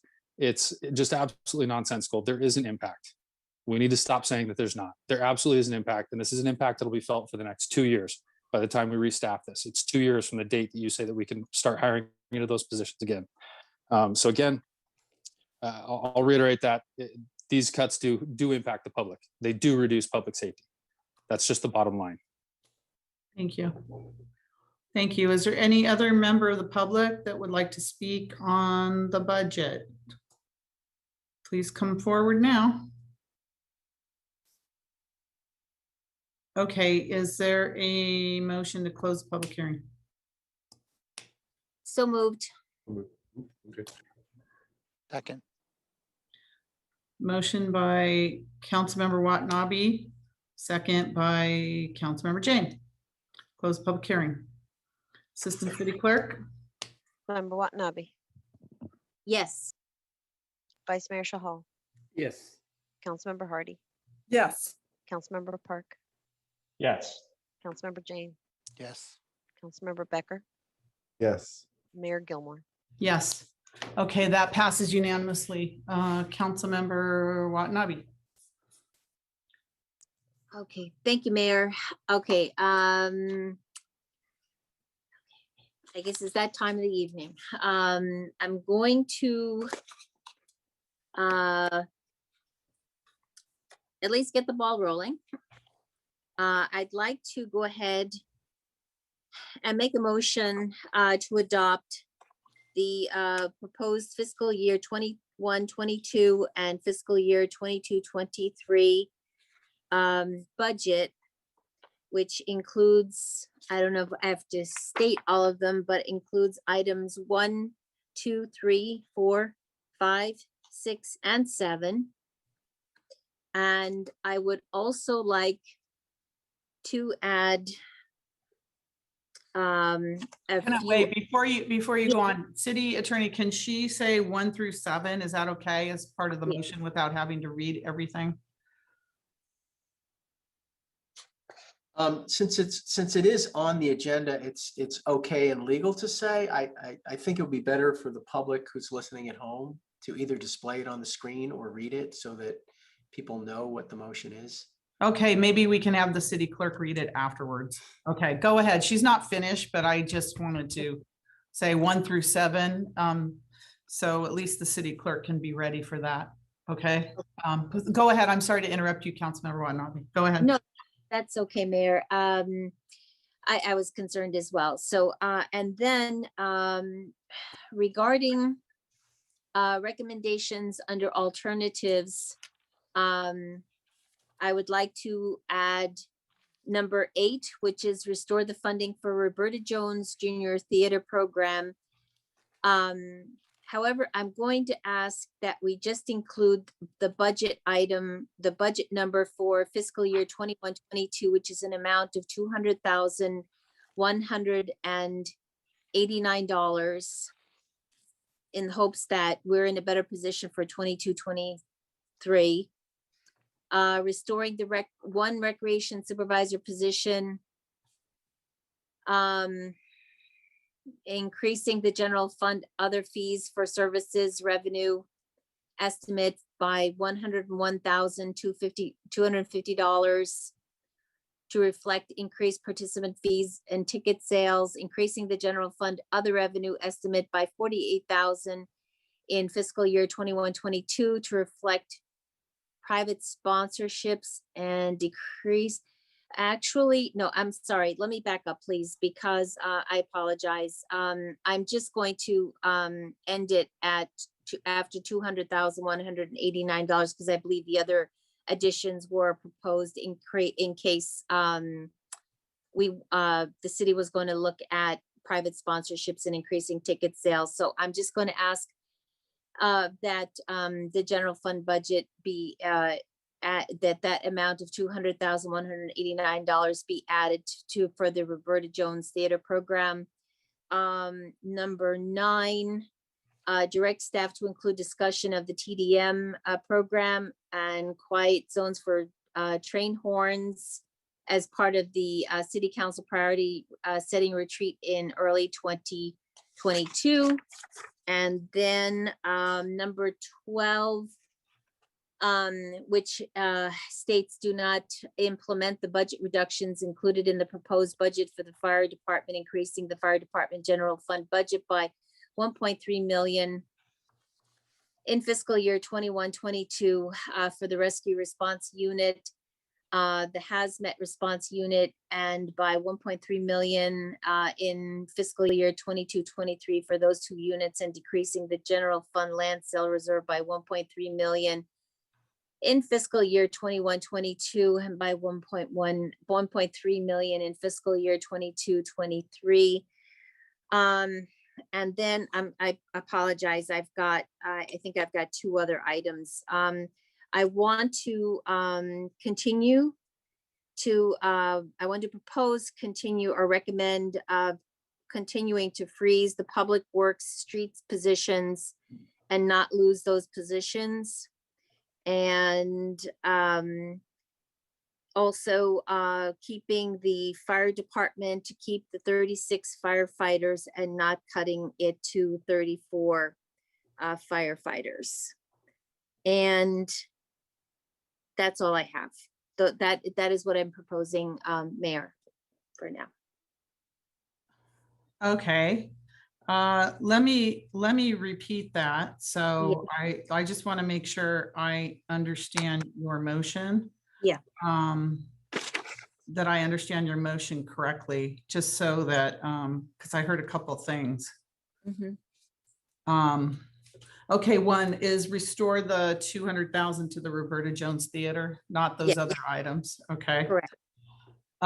Number 2 was to the TDM quiet zones and the train horn thing, to take that to the retreat in 2022.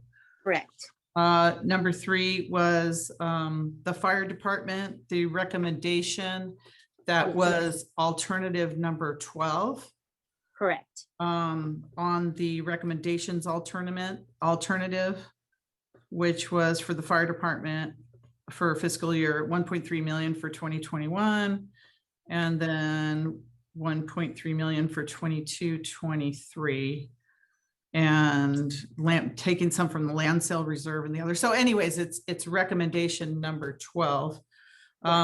Okay, that was 1, 2, 3. The 4th was to continue to freeze the positions in public works as opposed to eliminating them. Correct. Yes. Did I understand that correctly? Yes, I said lose, but elimination is a better word. Okay. Elimination, lose, whatever, it means the same thing. Yes.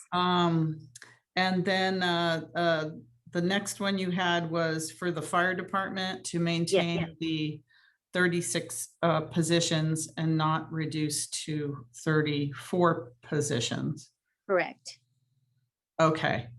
I would second that motion if you would have included police, because I want to, I don't know, is there, let's see if there's a second out there. Is there a second to the motion? Okay, I would second it if you would include police, because I can't take all those cuts to the police department. I'm sorry, I didn't, I neglected to add the police department, the cuts to the police department as well, because I mean, I want to be inclusive of public safety. And so that should definitely include the police department, the proposed cuts as well. So what to the police department? Well, unfortunately, it's not, it's not listed under recommendations. But based on what Officer Torkey stated, that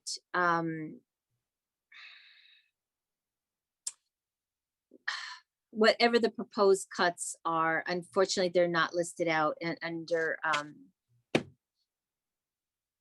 the it's not included as an alternative. Okay, so there's a motion on the floor. Is there a second? Okay, there's no second. I would have to have all the police in there to be able to second that. Can you make a friendly amendment? Yeah. I could second it. I'll second it and make a friendly amendment. I don't know if that works, but so let's move on then. We didn't get a second. So Councilmember Jane. As I mentioned, I think this could get messy. We've seen this before. I would like to split out this into one initial vote, which would be alternatives 1 through 7, and then do items 8 through 13 individually. But they're not all the alternatives are not there. I understand we can add. Number 13 says other actions as determined by the council. Well, I won't vote for the full budget unless I know what it includes. So let's hear what you have to say in terms of what you're supporting, and then I'll go to the rest of the council. Okay. I am interested in supporting number 8, which is Roberta Jones, as recommended by staff, which is to do a little more cost sharing than to continue to fully subsidize this.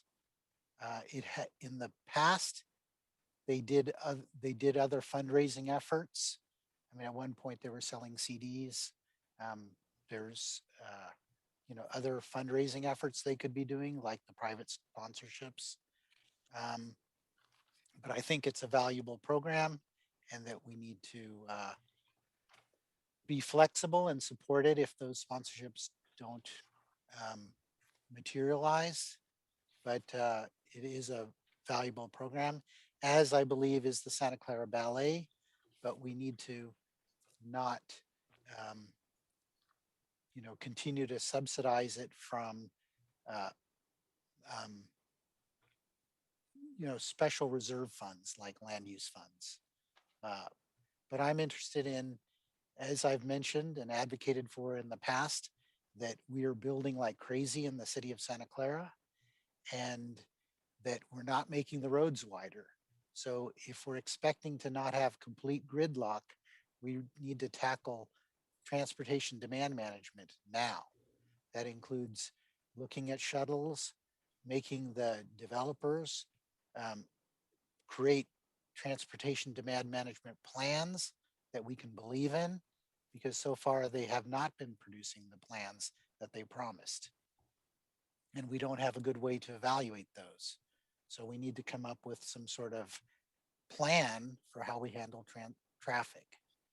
And Then for the train noise, again, that's a one-time study. We're now looking at all of this housing development, and we already have a lot of residents complaining about noise in our city, whether it's noise from data centers, noise from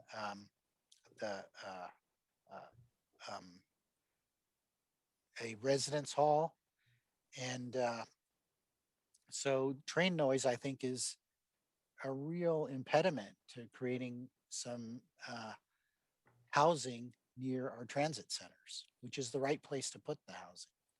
So we need to get started on that now, which is why I don't want to defer it by a year and just push it to the council priority setting retreat. We should fund it, and we can fund it from one-time land use reserves. And so that's really what I'm interested in, 8, 9, 10, and 11. And then for a— I'm sorry, what did you say on the ballet?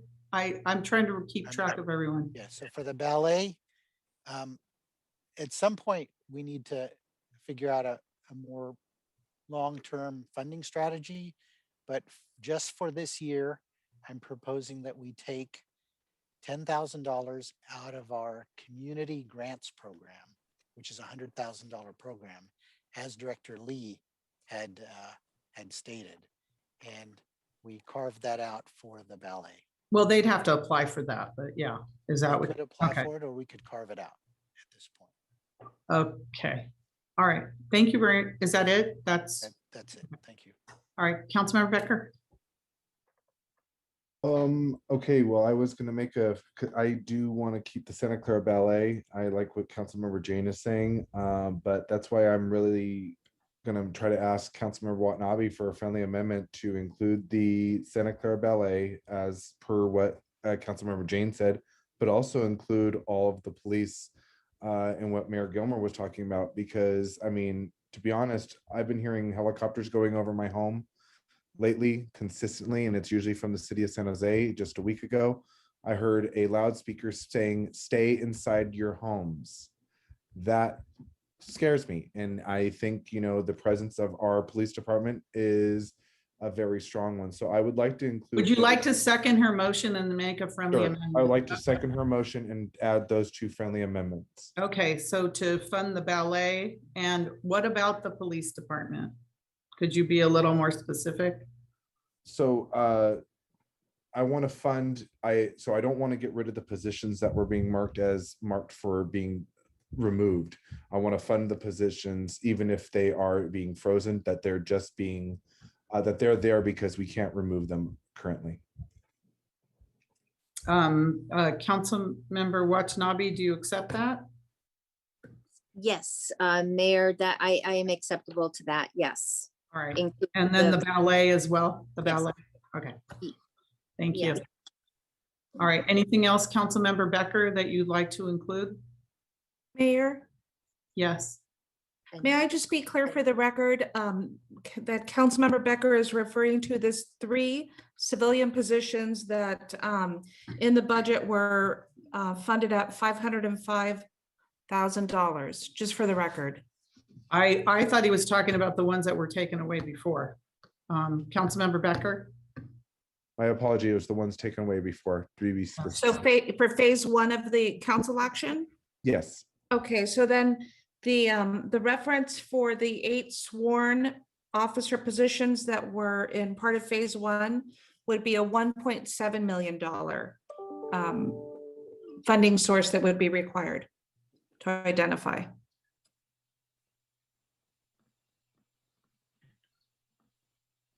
So there's two, that's why I'm asking, because I want to be real clear, and what I heard from Mayor Gilmore was to restore the police, which is 8 officers, and that's at $1.7 million. And the council's action tonight would need to include a funding source, such as the budget stabilization reserve or the land reserve.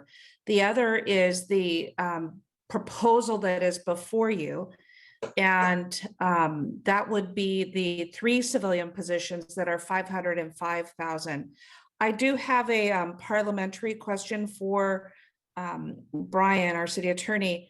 in that phase one was acted on in March. It's not part of the agenda or referenced, as there's already been council action. So I'm not certain if the motion would include direction to bring back the addition of the 8. I just want to make sure that for the that it's properly stated according to proper parliamentary procedure. I think that I'll talk to the city attorney about that, but because of budget, I believe we can add it into what's here today. So, city attorney? Well, we're talking about the next fiscal year's budget, right? Right now. Correct. So But it's not revisiting last year's budget, which phase one was right last year's budget. So, perhaps the referring to it as phase one is kind of a little bit awkward, but I suppose I don't see why you couldn't change the budget. I mean, you'd have to figure out monetarily what that does, and that puts the city manager in a difficult position in terms of explaining the effect of making that change right now. But legally, I don't see a problem with adding that to the budget. I mean, from a Brown Act standpoint, you're adopting a new budget. You'd have to be specific about what changes you wanted to make to the budget. And to be fair to staff, I think you'd have to give them an opportunity to explain what that would do moving forward in terms of how they would have to arrange things. So Deanna, am I stating it correctly that you're put in a difficult position in terms of making those changes now, in terms of explaining how that would affect what you're doing to next year's budget? So the phase one was assumed as part of going into the new budget that's proposed, and as throughout the budget discussion, we've referred to this as phase two of the budget balancing, recognizing the enormity of the deficit that has been COVID induced. The dollars for 8 officers to bring them back would be $1.7 million. We would need to hear from council of a funding source in order to restore those positions. And I want to state for the record that we have authorized the filling of the police officer positions for the police department is currently recruiting for 11 police officer positions. And so the council froze the positions, and therefore there's no direction for me to initiate recruitment for them, as what was earlier stated. However, I do think that the council should take a step back before it goes into looking at the 1.7 as a resource to allow for staff to come back with further discussion about the implications of that action. I'm going to say that I think that going forward that we can add back into the budget the positions, all of the services. I'm going to call them services, not just individual positions. All of the services that were cut from the police department going forward, add them into this year's budget, because you're looking at cutting, PAL program, Explorer program, DARE program, Park Patrol program, the list goes on. It's just officers and CSOs. There was a huge, hit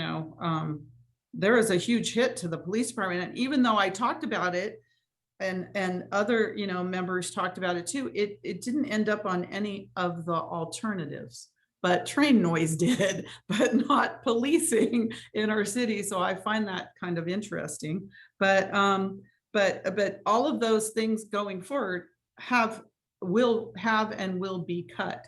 So I'd like to see in this motion that whatever was taken away is put back into the police department, and we're going to have to even enhance because of the crimes in our city that are undeniable right now. They're undeniable, and it's getting worse. And the last thing we need to do is cut the police. So I don't think it's that difficult. It's going to cost money, 1.7 or whatever it is. I think it's over $2 million. It's going to cost money, but we have to look at where are our priorities here in the city. Where are they? Mine are with public safety. I'm hoping the councils are too, because things aren't getting better. And I know yours are too, city manager. I don't mean to say that they're Mayor, not. I just want to say that you are correct, that it is over $2 million to restore phase one, and want to make sure that the council has the record as it considers this discussion. The phase one to restore the public safety positions and expenditures for police department would be 3.1 million per year, and it would need to be funded for both fiscal years that are before the council. Okay, This is so the budget. again, priorities, and where does that money come from? It's gonna have to come from the budget stabilization reserve. Again, we can keep more money in reserve or have crime on the streets. I have to look at what our core services are. So I would like to see, you know, that restored. I don't want to see these programs taken away. I think the DARE program is probably one of the best programs we have in the city for children. And our park patrol, which includes patrolling around City Hall over here. I think we need our parks patrolled. Our citizens needs to feel safe. So I just want to see, there's a motion and a second with an amendment.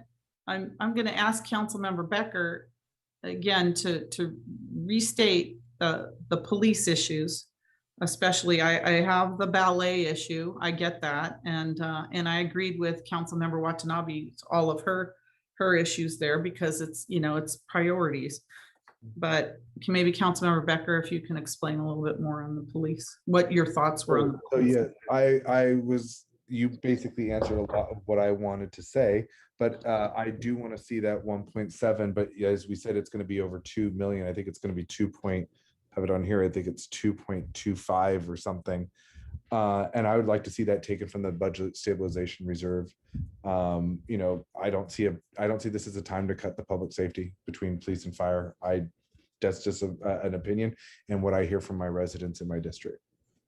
Thank you. So we have a motion and a second with those amendments. Councilmember Watanabe. Thank you, Mayor. I wanted to add, just in response to Councilmember Jane's, the additions, recommendations that he wanted to make, specifically the 300,000 for the train horns and the quiet zones. I really don't feel like, and I've expressed this before, that is not a viable use of general fund monies right now. I understand what he is saying. However, before we spend that kind of money, I believe that we could, as council members, and maybe even as the mayor, and maybe even staff, our own staff, just go and talk to Union Pacific and see, and the Caltrain, and see what we can do as city leaders to work with them about minimizing and mitigating train noise in our city before we look to implement a study. I think our voices would probably carry a lot more weight on behalf of our residents. So that's my concern regarding that particular item. I'd rather save that 300,000 and put it towards our arts programs and ballet. So that was my only comment and response. Thank you. Thank you. Vice Mayor Chahal. Thank you, Mayor. I do agree with Councilmember Jane's suggestion that we should take these items like staff recommendation first, and then take individual add-on items individually, because otherwise there will be some people will like some of those add-ons, some people will not like other add-ons. So I can table a motion on the table that we should take first. I make a motion to recommend as per the staff recommendation from item 1 to 7. Vice Mayor, people aren't going to vote. People aren't going to vote because if nothing happens, then the budget passes without things that people want to see in them. I'm not going to vote for the budget unless I support public safety. So we have a motion and a second on the floor. That's what I'm saying, Madam Mayor, that we can take those individually. Like there are somebody coming up for ballet, somebody coming for Roberta Jones, and somebody. Well, let's try the motion. let's try the motion on the floor and see what happens Okay. there. Okay, and then we can do individually or add on after that, because otherwise it will pass. I'm not gonna support a budget that doesn't have, you know, what I think are priorities. So if I just vote for the budget as is, as proposed, and all these other things don't pass, and the budget goes through as proposed, and I don't support it unless there's things. So let's try it this way first. And then we can go through, we can try it another way. We Okay, are trying to pass other things too. And right, I'm let's trying to try make the it other simple. things first. That's what I'm saying. I'm trying to make it simple. Let's.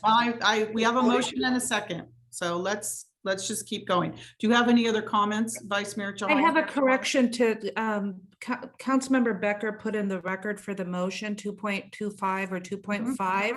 It's 3.1 million per year at an expense of 6.2 million. I just want to be very clear. And I guess we're assuming the budget stabilization reserve for the record so that it's clearly documented. Thank you.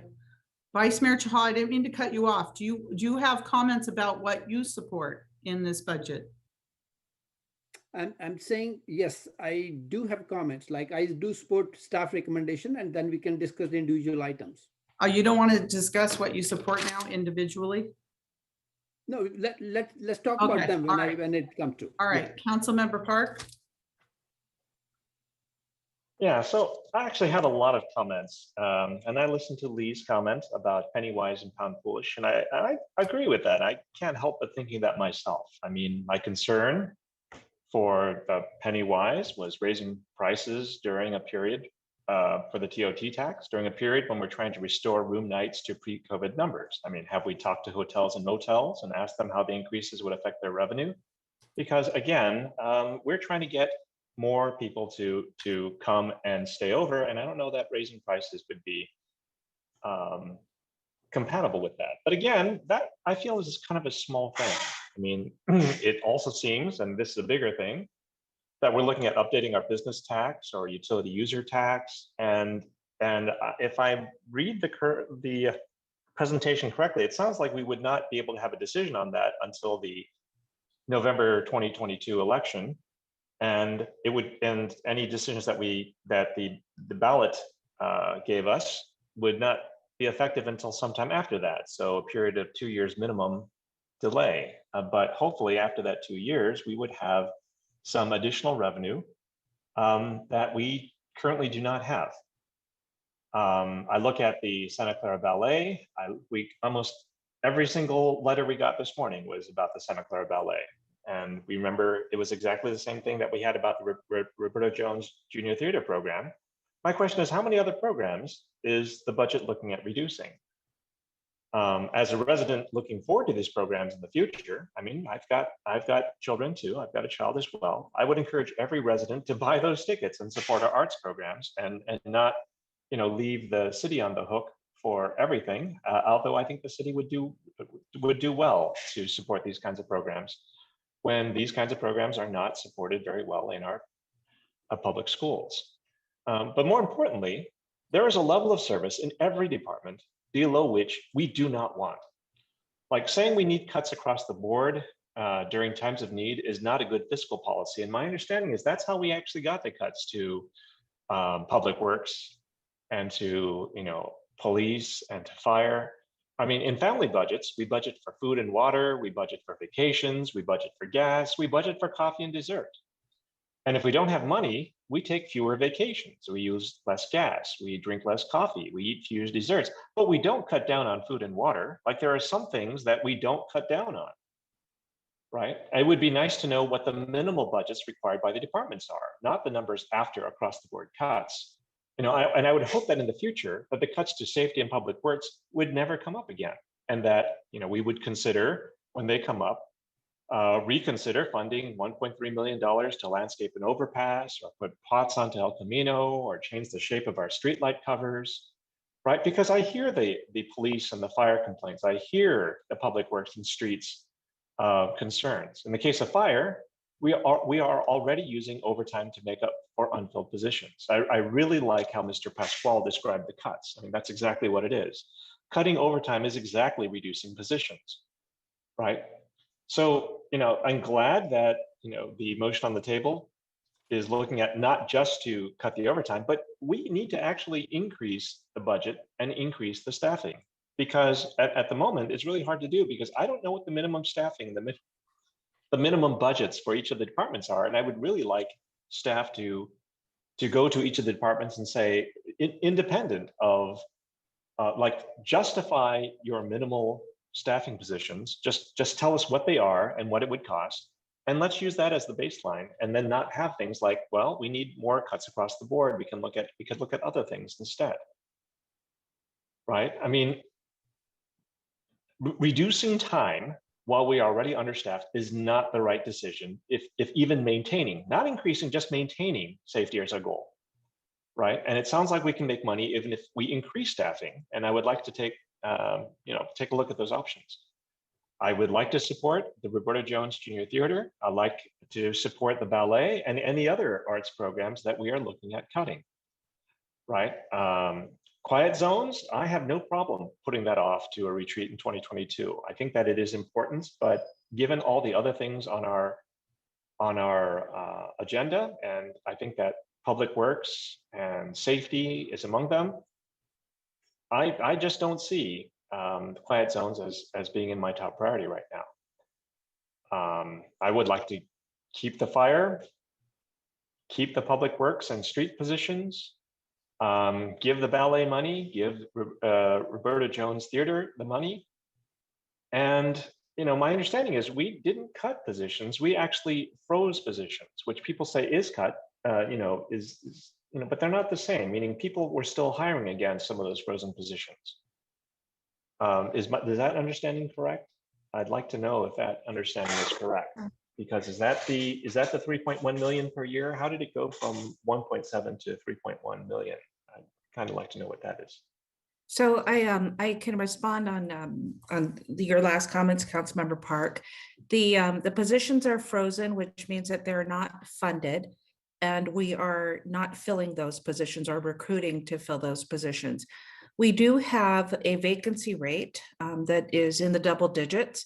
And so we continue to hire in for many of those classifications, including public safety, to fill the vacant positions that have not been frozen by the City Council.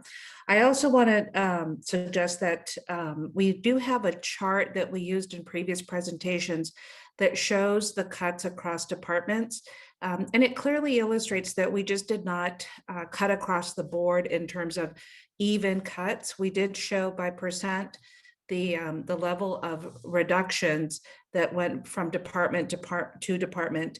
And in both cases, the public safety departments are held to a lesser amount of reductions, recognizing that public safety is a priority. And also that other departments have special enterprise funds for which they do not have to endure the cuts, and which also then limits where their cuts can be made if they have a smaller amount of general fund to support the department's activities and services. So the 500,000 was for the 3 civilians that are in this budget, which we had been referring to as phase 2. The 3.1 million is a reflection of, and I'll ask Ken to go in and clarify the numbers. The 3.1 million is for phase 1. And because this is a 2-year budget, it would need to be budgeted for both years. And then if the council were to approve that, then we could take those off the frozen list and immediately begin recruiting for those positions. But you're Ken, saying, do you want to just restate the numbers so that there's clarity around phase 1? I believe the 1.7 may have been just for the sworn positions, but I'll let Ken answer those details. That's correct, City Manager Santana. Just for the record, for phase 1 for police department, the total cut was $3.1 million. That covered 15 positions, both sworn and non-sworn positions. The $1.7 million that was referenced to earlier, that was for the 8 sworn positions, and I believe some of the CSOs that the council had been voting on, or an alternative that was presented as part of March for restoration for a smaller segment of that 3.1. And then you're right, as far as the proposed budget before you, there's 3 civilian positions for a total of $505,000. And so since this is a 2-year budget, as far as an offset, if the council were to restore it, we would need 2 years of reserves to cover those dollars in the budget. So if I get this correct, the 1.7 million that was originally stated was for the 8 sworn officer positions. But you're telling me that now we have 3.1 million, and that's for 15 positions, both sworn and non-sworn, which would be the 8 sworn officer positions plus the 3 civilian positions at 505,000. And like, what is the balance of those positions? So just one point of clarification, Councilmember Park. So the $3.1 million from March covered 15 positions that included 8 sworn positions and 7 civilian positions. It was 4 community service officers, 2 police record specialists, and 1 office specialist 2. So that totaled $3.1 million in March. And then in this proposed budget, there are 3 civilian positions with a total of $505,000. So just if public safety, police is kept whole, it's 3.6 million for each, 3.6 million for each year. So the total would be 7.2 million. And that's a total of 18 positions then, 18, 15 from March and 3 from. That's correct. So that's 18 positions from the police department. Okay, I guess my question there is there any way we could stage that and restore some of the positions in other places? For example, we're also down in fire, but if we restored, for example, the 8 sworn officer positions, like if we didn't go to 18 positions restored, we staged it, we staggered it so that when maybe we had 8 to 10 positions restored, we didn't use the full 3.1 million. I mean, would that be something in the middle that we could look at? Because I mean, right now we've got cuts everywhere, and I think that to look at one department and give it this kind of funding, I mean, I understand it, but man doesn't live by bread alone. I mean, there's a whole bunch of other things that you need to make a city run. So we certainly could have worked up those numbers and presented them as part of our responses. Had they been introduced, these concepts been introduced as part of the study sessions, as we have been taking in all the comments and getting back with more detailed information so the council can make an informed decision. If we're talking about items that haven't come up and where we're talking about numbers, I do think that we should have a deeper discussion, because to the extent that we're relying on the budget stabilization, as you recall, we brought it down from 25 to 15%. We're now, if we're looking at numbers that are 7.2 and above, we're bringing down the reserve close to about 4 to 6 weeks of operational expenses.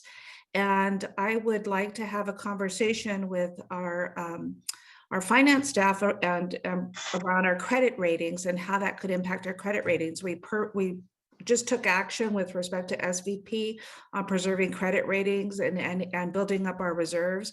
And so I'd want to have the same kind of conversation so that the council understands the full implication of its actions. Understood. I would like to see that too. Yeah, we don't, because this is just coming up now, right before the budget needs to be, some form of the budget needs to be approved. We're not ready to respond thoroughly on these matters. I have to say, City Manager, this has come up each study session about the importance of policing. This is not a new item. I brought it up, at least this is the 3rd time. And many council members brought up the idea of how upset we were about cutting the police department. So this isn't a new item. We've talked about it every session, and it didn't end up in the alternatives. I was surprised. Mayor, I'm referring to the idea of going at 7.2 plus adding back other staff within other departments. and the broader implications of drawing down and going below 15%. So can I ask, because you went from 6.1 to now you're at 7.2? So that's another $1.1 million. Where's the $1.1 million come? So the from? 3.1 was for phase one, and then you have to add the 500,000, which brings it up to 3.6 million for both phase one and phase two public. I think the motion is the motion is for the 3.1 for each year. That's the motion on the floor. So that's only phase one. That means phase two, which is the 3 civilian positions, would be frozen. and But not yeah, funded. that's the motion on the floor. Okay. All right. I just want to make sure everybody knows. Okay, Councilmember Parker, you finished for now? Yeah, I guess the question is, would people entertain just unfreezing the 8 sworn officer positions at the 1.7 million? It's holding off on the good other possibility. It's a good possibility because we need help. We need police help, and at least in my opinion, we can see what the other council members, and maybe that can be brought up as we go for voting on the motion. That could be an alternative. Okay, good. Thank you. Thank you, Councilmember Jane. Yeah, I'm not exactly comfortable of designing this on the fly like we're doing. We've seen many study sessions. Staff has put in a lot of time. I wanted to understand the implications of, I know council voted to set a limit of 15% for the budget stabilization. And do we have to have another motion to now go below that? And I know that there are severe implications on our credit ratings and so on. And I know other cities like down south, where they had very low reserves going into COVID, and they're in serious trouble at this point. And we see the Delta variant coming back. Who knows if we have an earthquake or something, we could be in serious trouble. So we've seen all of this stuff many, many times before. And I know that chart that City Manager Santana is talking about, where the percentage of cuts per department, and it shows that public safety was less than others. And we've had, presentations from the chief of police and the fire chief, and we've had all of those things over time. So what I'm proposing at this point is that maybe we could reverse this, since the mayor is not interested in passing 1 to 7 up front. Let's do 8 to 13 individually. We have a motion and a second, so let's see if we can move on that before we come up with all these schemes of plans. So. All right, I'm done. Thank you. Thank you. Councilmember Hardy. Thank you. I like what Councilmember Jane was saying about looking at 1 through 7 and then taking each individually. I want to make certain I understand from the city manager, if I remember right, we are still trying to hire 3 officers and 2 dispatchers. Is that correct? And also, I was talking with a gentleman in line for something the other day, and he was applying to our fire department.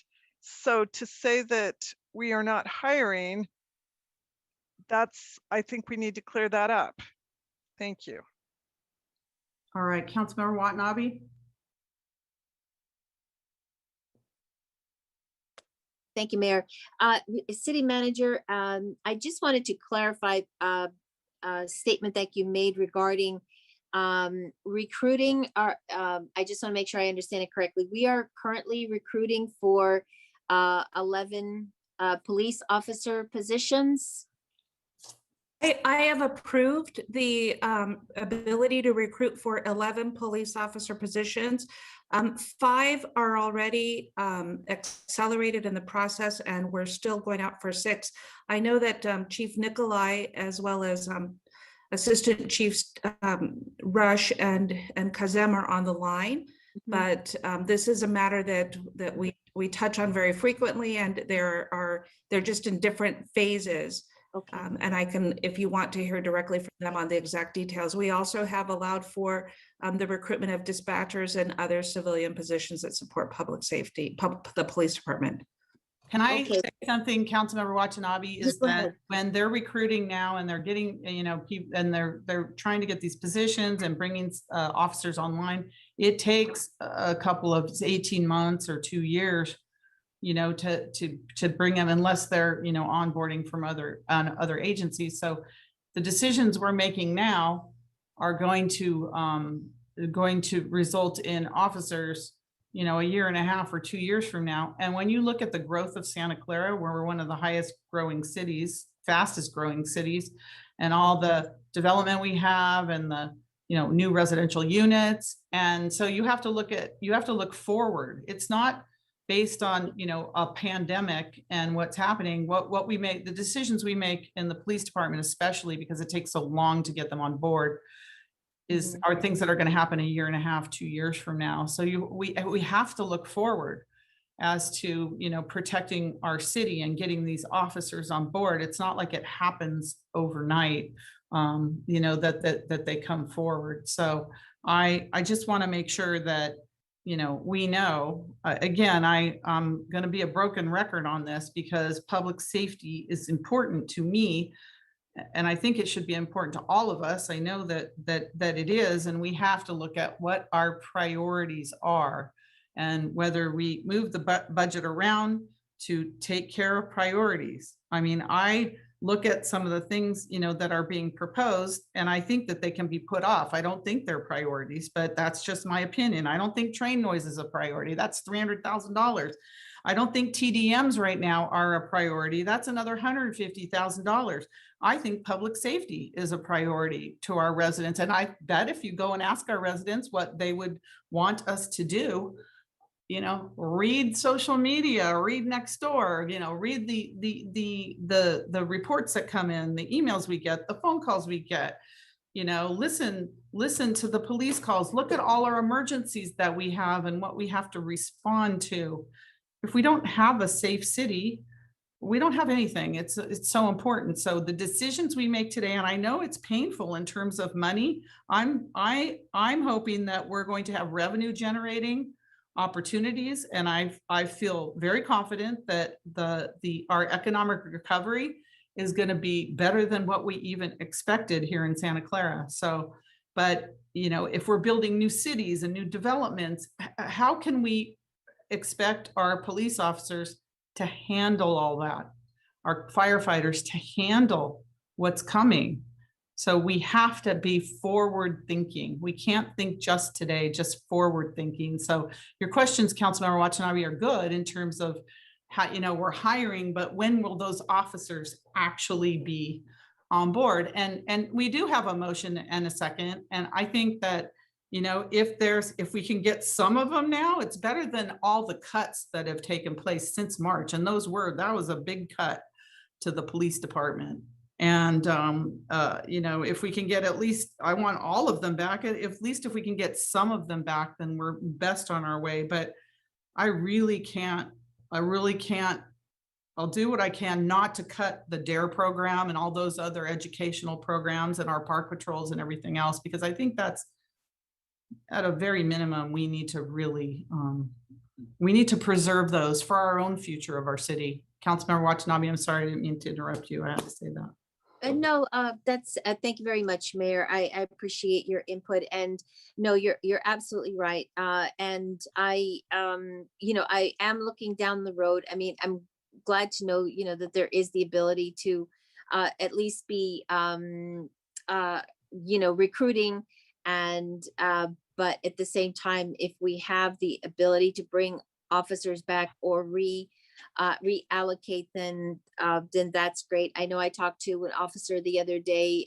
regarding the National Night Out, for instance, and we were just talking about all the different positions, that they're covering right now, and how busy our police officers are, and they are crucial to our city. You've made some very points, we're growing, and crime does not take a vacation, as they say.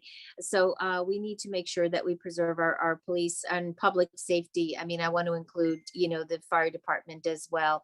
So that's all I have for now. Thank you, Mayor. Thank you. Vice Mayor Chahal. Thank you, Mayor. I do agree, like public safety is important, and I want to point out staff recommendations for going into the study sessions and all these information we got basically. And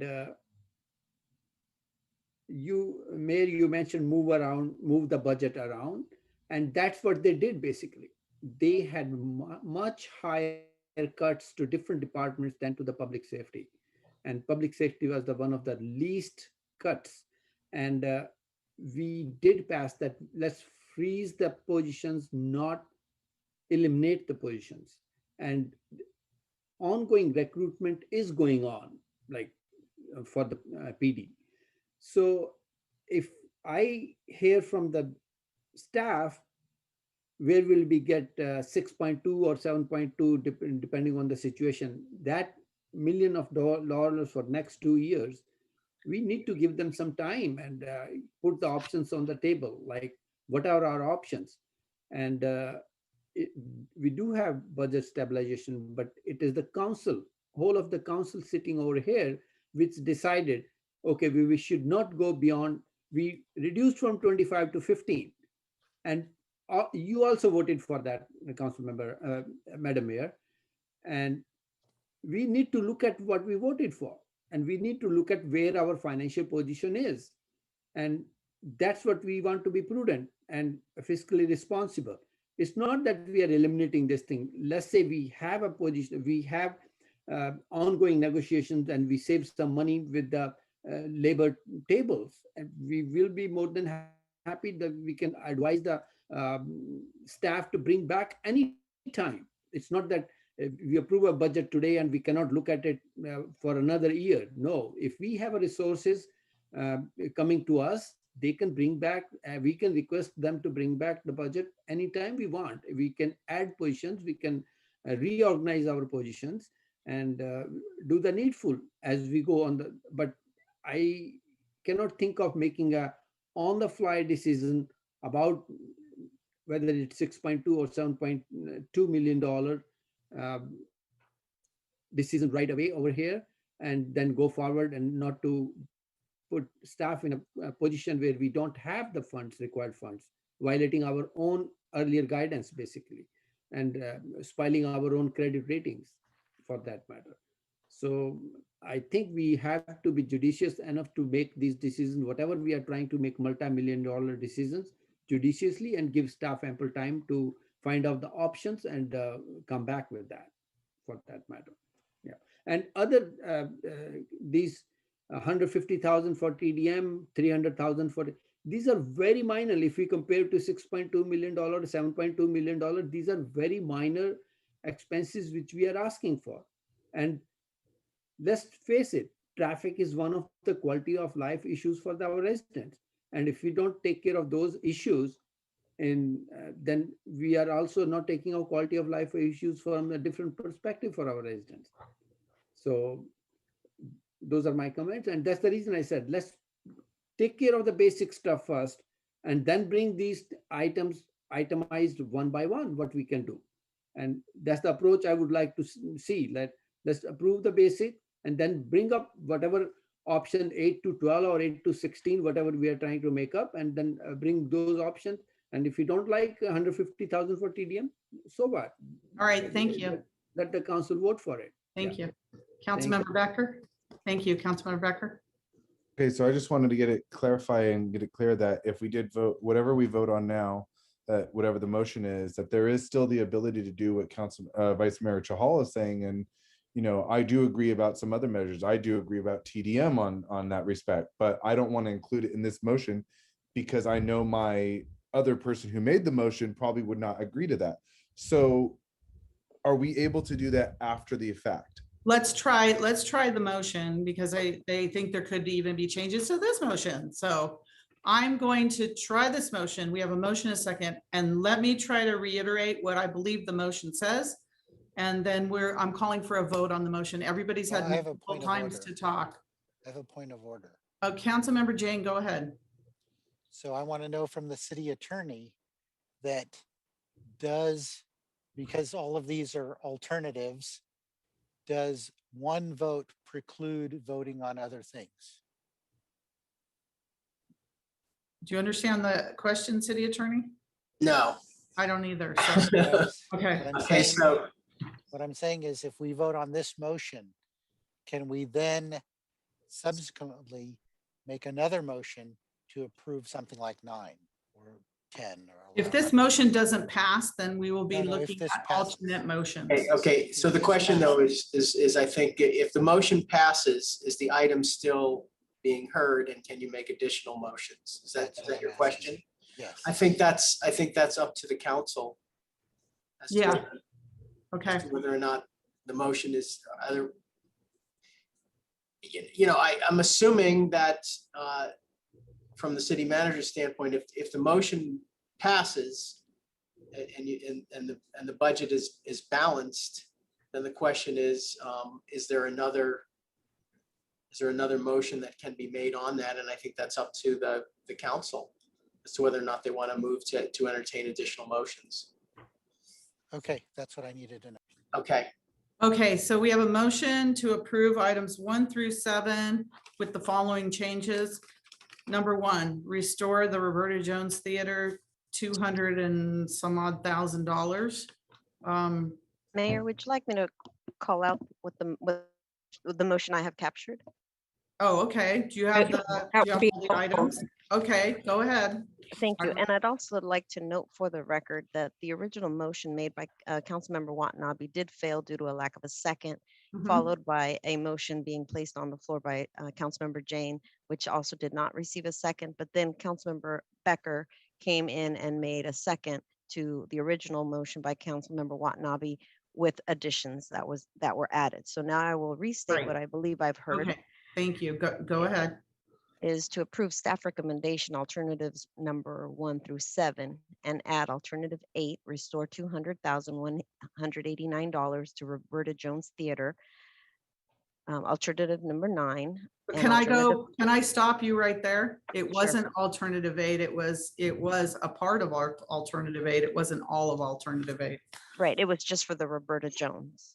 But it was 200,000, but not the funding source as recommended in number 8. I was going to ask Nora if you can state the funding sources you have it down in your Yes, motion that's better. So for each of the items. Okay. So I'll start with 1 through 7 first. no, that's in staff recommendation. So, Okay, so funding source for the Roberta Jones. So increasing Parks and Recreation Department general fund budget by $200,189 in fiscal year 2021-22. That was it. I understood from Councilmember Watanabe. So is that right now it's the land sale reserve? Is that the source of funds? Yes.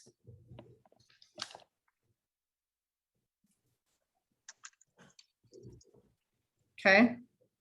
Number 2. Then that was alternative number 9. Direct staff to include discussions of the transportation demand management program and quiet zones for train horns as part of the city council priority setting retreat in early 2022. And then number 12, do not implement the budget reductions included in the proposed budget for the fire department, increasing the fire department general budget by 1.3 million in fiscal year 2021-22 for the rescue response unit, $650,000, and the hazmat response unit, $650,000, and by 1.3 million in fiscal year 2022-23 for these 2 units, and decreasing the general fund land sale reserve by 1.3 million in fiscal year 2021-22, and by 1.3 million in fiscal year 2022-23. And then we had continue to freeze the public works streets positions instead of elimination. Also maintain the 36 firefighter positions and not eliminate the 34 positions. fund the ballot. You need a funding source for that? Yes. Yes. If I may offer a point of clarification on that, the restoration as part of number 12 would increase the duty positions from 34 to 36. So if you restore that over time, it does cover that increase. Okay. So that's not needed because it's included in number 12. Is that what you're saying, Director Lee? That's correct. The overtime funding that's included in number 12, if that's included in the motion, would restore back 2 of the duty positions that are on each of those apparatus. So that would happen with motion number 12. Right, is that okay, Councilmember Watanabe and Councilmember Becker? Yes. Okay. Okay, so I will remove that. And then fund the ballet program. But from the community, what was that? The community grant fund. Grant fund. City manager, can we do that without them applying, or how does that work? Yeah, you could just reduce the community grant fund from 100 to 90,000 and direct the 10,000 for the ballet. Okay. Okay. All right. And then identify a funding source for 3.1 million per year for 2 years from budget stabilization reserves to restore phase 1, 15 positions, 8 sworn and 7 civilian. Is that correct? Correct. And that's Okay. what that's what I have That's captured. the as motion. Does everybody understand the motion on the floor? Council? Yes. Okay. Okay, here we go.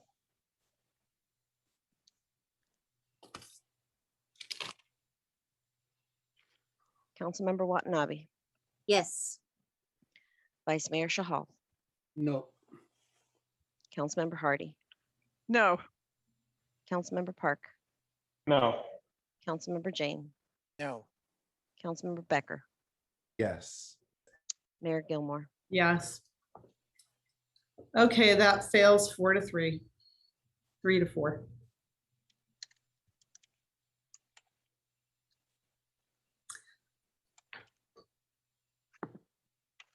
Okay, what are your priorities, council? I will make a motion for 1 through 9.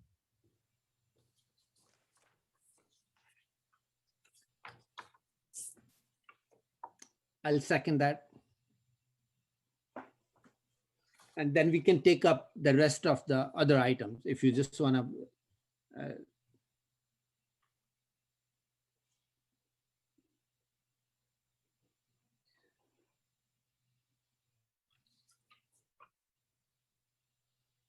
Madam Mayor, do you want me to continue with this one? Okay, so I'm reading 1 through 9.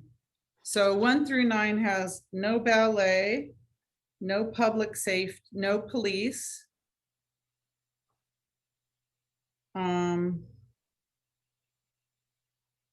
It has Roberta Jones going and raising money and raising ticket prices and everything. Those, I just can't support that. It cuts the DARE program, our park patrols, our crime prevention, our PAL. And our fire. Okay, I can't support that at all. Councilmember Becker. So are we able to do, after we do this, are we able to take another alternatives? Like if we want to do police, if we want to do any other aspects, are we able to do that after this vote? Well, this will approve the budget. Okay. And then it would be up to the council, but the budget will have been approved. Okay. It will have been approved, so. So I'm curious if the maker of the motion, which I think is Councilmember Hardy. Yes, it is. On the Roberta Jones, I'm really kind of concerned about, there was what we had in the prior motion for Roberta Jones and the funding. Are we able to do the same? Would you be interested in the same type of motion that was in the prior for Roberta Jones? In the I guess the funding aspect is what I'm trying to get at. What the that didn't make sense what you said I know, about I fire. know. But if you look at that, what they have done is restore some of the funding and then put on the RJJT to work on some funding of their own, which is fine. Okay. Okay, thank you. So if I may understand, Councilmember Anthony and Councilmember Hardy, what Councilmember Anthony means is if they cannot raise that fund, can we still make sure that our general fund funds the full amount? With That's what number 8 says. No, it doesn't. It doesn't say. It says to reflect private sponsorships, and we even had our staff say, yes, we would need to do something if they're not able to, and we can do that down the road. Yeah, so that's the question. I will second that if we have that flexibility, that's fine with me. There's no guarantee. There's no guarantee down the road. That's not what 8 says. Please read 8. Doesn't guarantee any funding down the road. So if they can't raise the money, there's no guarantee of funding from the city. So Councilmember Hardy, why don't you make it flexible? If they could not raise it, we will fund it from the sources we are applying the rest of the funding. I would accept that.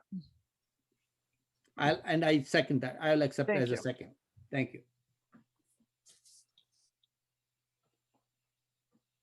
And I would just ask for clarification of what number 8 is supposed to.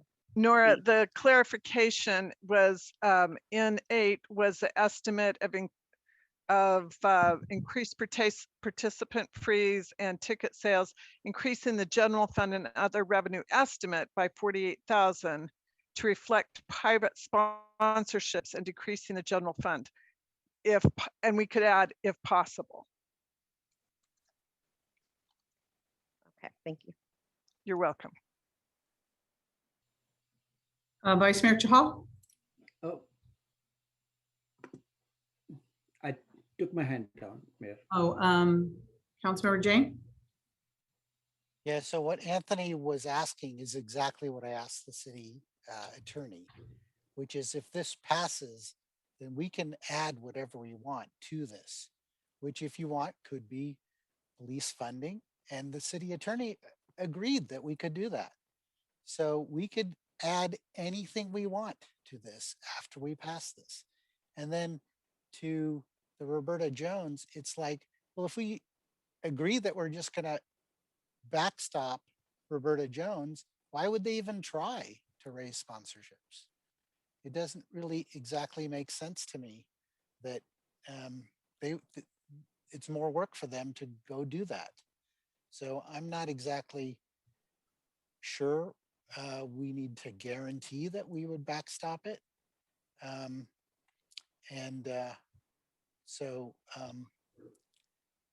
then again, I want to reiterate, there is a big difference between one-time expenditures and ongoing. So these expenditures for staffing are ongoing. And the things like the TDM is a one-time expenditure. So it's not ongoing. You spend it and then you're done. Unless you have to then implement, but presumably we would find a funding source. It would be like other cities do, that the part of the TDM plans would be funding the staffing for supporting the monitoring of that TDM. So there's a big difference between one-time expenditures and ongoing expenditures. And so I just want to ask the city attorney to once again clarify what I'm saying about passing something and then adding things later with subsequent motions. I think he said that already. I hate all the repeating. So he said, yes, the council can do what they want and make motions later. So I don't know why we're repeating again. It's just that Councilmember Becker was still unclear about that. So.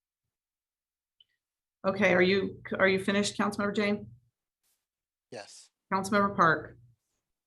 So I do understand what the mayor is saying about if we pass 1 through 7, we are actually passing the budget. And I Yes. think that we would have to say that if we pass the budget, we would pass the budget 1 through 7 and take into account any changes that would be made after that. Or I thought that first vote on those one by one and then pass the budget, including the alternatives that were passed. So I don't know what needs to be done there, but it does seem to me that we cannot pass, 1 and 2 without putting an addendum in there that says including any changes that would come afterwards. Or we pass the alternatives first and say that the budget would be passed with staff recommendation, including the alternative items that were also passed previously. So that's my understanding. Councilmember Park, there's a motion and a second on the floor. Do you understand? Understood, that? but Okay. I understand that, but is my understanding of the problem of passing 1 through 7 first? The budget is passed after that, so then it's Yeah. just, yes. Okay, Vice Mayor, you have your hand up again? More? I just want a point of clarification that even if we do whatever we are doing, the council has full authority to amend to the past budget. 8, Well, 9, 10, 11, 12, 13, 14. We still have authority to add into whatever we are passing. Well, in why don't this you year. add it in now? Why wait? Why have a bunch of motions? Put it in one motion. I don't know why you're waiting. And If that's you have what we more did things to last time. add. That didn't pass. That didn't pass. So that's In this motion, then trying to make this motion, what you want. Mayor Gilbert, we are trying to make things piecemeal so that we can do one by one and then bring these options one by one. I'm trying to make majority it of so the we council passes those and that goes on. efficiently and we're not here all night. So if you have things, Yeah, I you want to know, put it I in the know. motion, propose it that's to the why- motion maker. I think you are putting more time into it. Let's vote on the motion, then we can. Well, I'm add on trying to top of get, it. but your hands keep going up. I'm trying to get to a vote. All right. I'm All right. answering the question. I'm making clarification. Okay, Councilmember Park. Yeah, I think that Vice Mayor Chahal and Councilmember Jane actually laid out the problem very clearly, which is if we need to make all the combinations that could possibly pass, that's a lot of combinations, and that's going to be a lot of votes that probably don't pass. And I think that looking at the alternatives one by one, it seems like that's a lot, but it's a heck of a lot less than the combinations that you can come up with. All the combinations, the permutations of these to try to pass those. And I do Okay. think that maybe we look at the alternatives first and then pass the budget based on the alternatives that were passed, plus the recommendations that the council, that the staff recommended. Okay, I was just trying to listen, everyone, I was listening to everyone, what they said they wanted to see in the budget. And it's interesting, Councilmember Park, everything you said you wanted in the budget was in the last motion, but you voted no. So I'm really anxious to see what everybody wants because we can be here all night long, but I think if everybody, whatever anybody wanted, they should have asked the motion maker, Councilmember Hardy, to put it in the motion now. I don't know why we have to have 20 votes on this. It's a complicated vote. We're going to pass a budget and then we're going to amend the budget after we pass it. It just doesn't make sense to me, but there's a motion and a second on the floor. Assistant City Clerk, would you like to read the motion? Staff recommendation 1 through 9, and there is a little change to number 8, which is to add, if possible, to reflect the increased participant fees and ticket sales. City Manager, do you understand what the if possible means? So does that mean you allocate the money or not? I don't know what that means, if possible. So earlier when I had mentioned that through our financial reports, we could add a note in terms of their efforts to fundraise, and then at which point the council could always direct to close the gap. Do they have to come back or would they automatically be getting the money? Would they have to come back to council? That's my question. Let's make it clear. It just through our normal financial reports on reporting their fundraising, the council could elect to address the matter and close the gap at that time by asking us to come back with the appropriate budget action. With a budget action. Okay, just checking. Okay, is that it, Assistant City Clerk? That's the motion and all that? That's the motion as I've heard it so far. Okay, so I just want to say for the record, I'm not going to be supporting it because it doesn't have the public safety in there that I think is so critical for our community. So a roll call vote, please, Assistant City Manager. I mean, Assistant City Clerk, roll call vote. Councilmember Watanabe, No. Vice Mayor Shahal, Nora, I think you mentioned a motion moved by Councilmember Watanabe. It should be Councilmember Hardy. Yeah. oh, okay, I will make that change. Yeah. Thank you. That was what I was going to say. Oh, but I'm okay. I was looking at the motion above, sorry. No worries. Yeah, I just noticed before my vote. So with that change, I'll vote yes. Okay.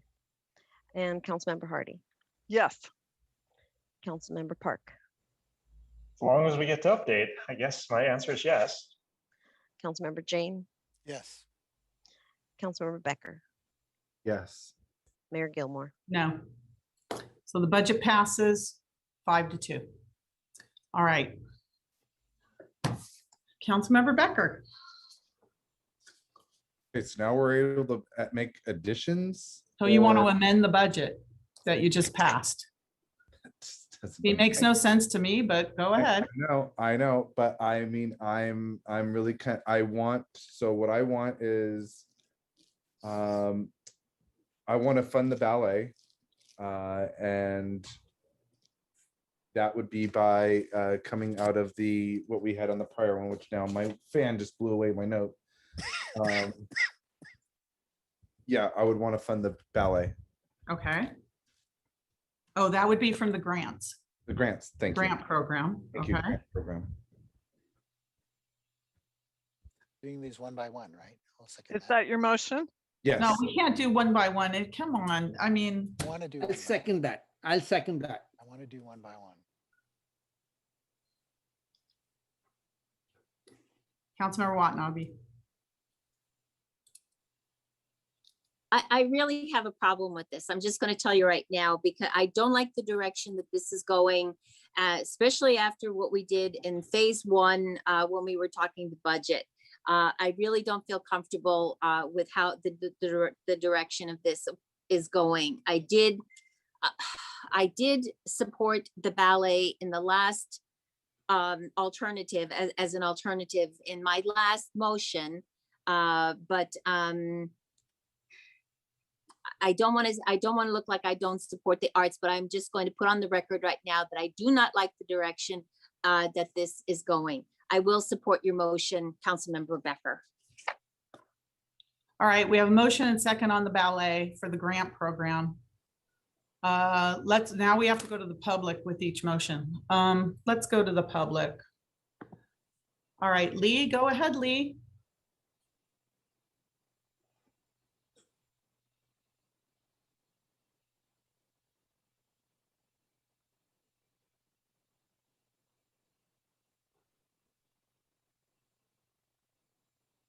Okay, there you go. Okay, here.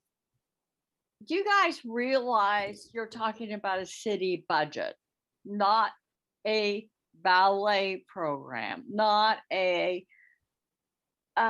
God's sakes, this is the entire city of Santa Clara. I hear people talking to like Councilman Becker, Park. They're talking about stuff that should have been brought forward in February when the budget was being presented. What the hell are you people doing there? You come back and you're at this is ground zero. This is when the budget gets up and you guys are going, oh, what if I just looked at this? Councilperson Shahal, I believe you're a vice president. Do you realize you want to mute train noises I live on Scott Boulevard where you live on? You really, really think that is a really big problem? For God's sakes. where are you people? Thank you. Chris, go ahead, Chris.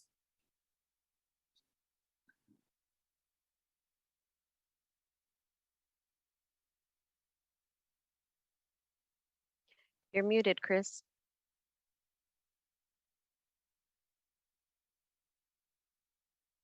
I'm sorry, I don't need to speak. I didn't mean to hit the raise hand. Sorry, so Okay. sorry.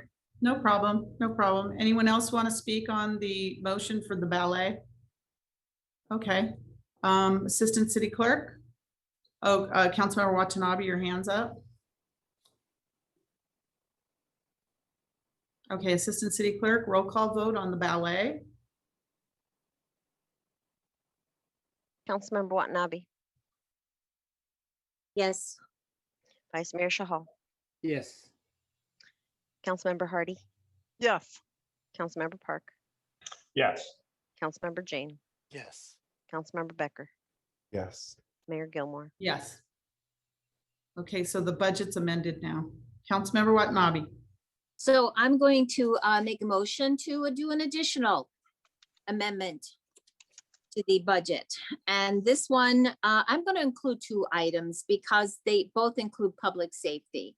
So unfortunately, I don't have my notes. I don't know if City Clerk can read back what was stated previously in my original motion. However, I will say that obviously alternative 12 that was part of the recommendations. I would like to include that in the motion, as well as the addition of the fire, the police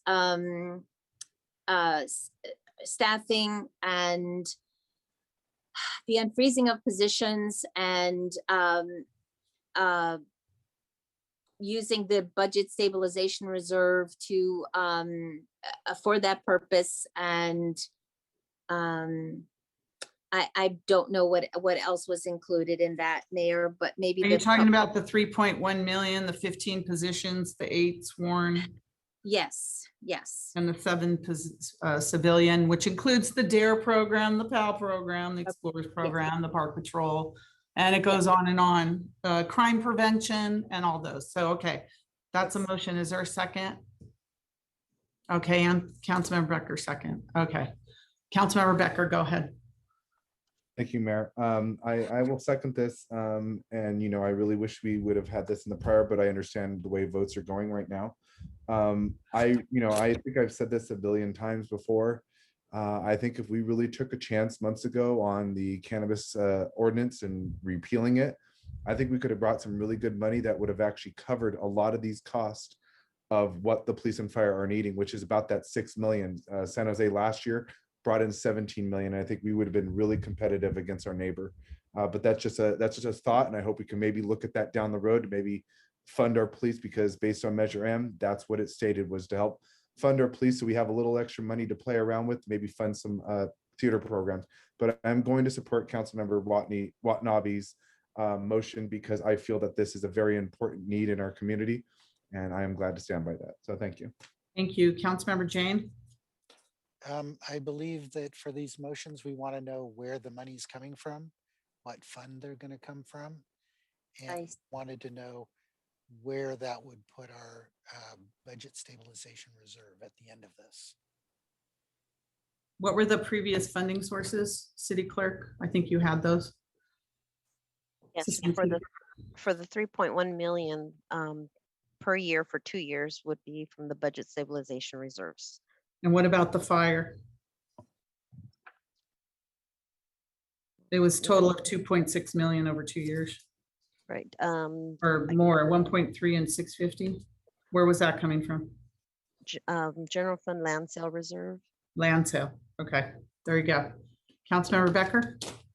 It was just to clarify where it was coming. All right, so we have a motion and a second. Let me go to the public. Is there any public members that would like to comment on the motion for police and fire? Madam Mayor, I have a question for staff. I'm on to public right now. You can come back after. Brian, go ahead, Brian.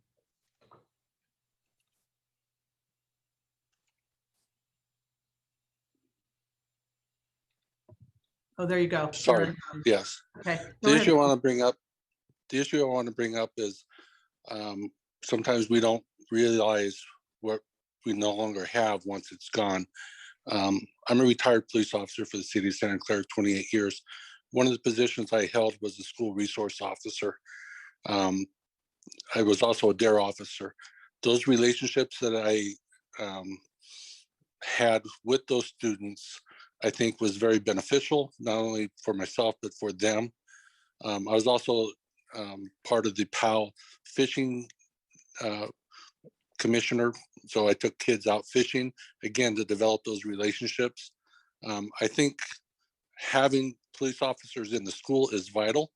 I remember early in it was back in the 1990s, I was at school working the bus area, and we were informed that there was a student on campus with a gun, and he was extremely, quote, pissed off. And we were able to actually apprehend him without incident. And if I wasn't there and the responding officers weren't, coming, that could have been something very terrible. And that's the point I'm making is once you lose those spots, they're going to be very hard to bring back. And it's just something I strongly feel that we need to keep, those officers in the school. So that's what I wanted to talk about. Thank you. Thank you. Mike, go ahead, Mike.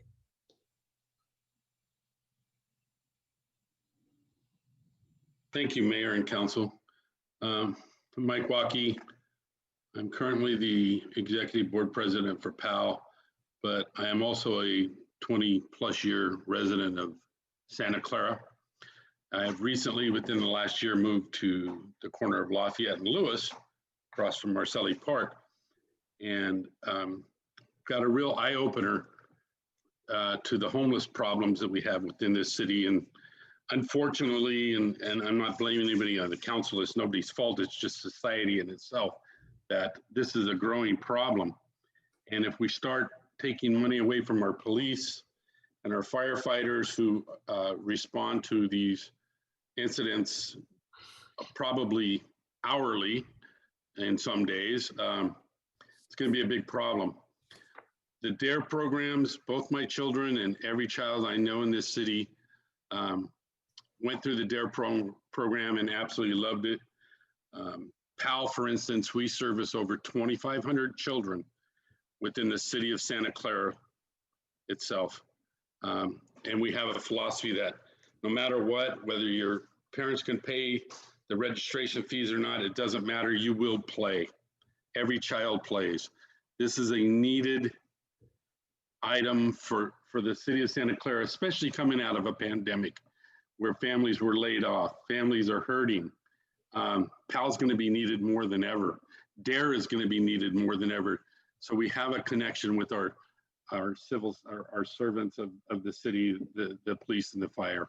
It's just essential that we fund these people. We have the money in the reserve. Let's use it for something positive. This is absolutely necessary at this time. Thank you for your time. Thank you. Is there anyone else that would like to speak on the motion? Alex, go ahead, Alex. Good evening, Council. Alex Torkey, President of Santa Clara Police Officers Association. I would just urge everyone on council, everyone, to support this motion. You're hearing from the community. These are needed services. We've in the past, Vice Mayor Chahal, when we were looking at potential state funding, you said, hey, as soon as we get that funding, I'll be the first one to suggest that we use it to restore funding to the police department. That didn't happen then when we got that funding, but we have the opportunity to make that happen now. We have the opportunity to make good on our word, put the public first, put public safety first, protect our communities, and ensure that we have a safe community for our children, for PAL, for all of our schools to exist in, so we don't have violent crime surges, so that we have the staffing to handle these public facing services and also handle the important tasks of ensuring that our community remains crime-free. Thank you. Anyone else? Okay, back to the council. Councilor Jane, you had a question? Yes, my question was to staff, and that was, where will our BSR fund be if we approve all of this stuff? And basically what we're saying is we're cutting every other department 10%, but we're cutting public safety 0. Is that my understanding of where we're going with this? So the budget stabilization reserve would go from $40 million to $33.8 million, landing at about 12.5%. And I just want to clarify, Councilmember Jane, that there would be cuts to the police department. It is phase 2, what's in your budget, which is the $505,000 for the 3 civilian positions. So I just want to be clear that what my understanding of the motion is. Okay, thank you. That's what I wanted to say. Okay, Vice Mayor thank you. Chahal? Vice Mayor Chahal? Thank you, Mayor.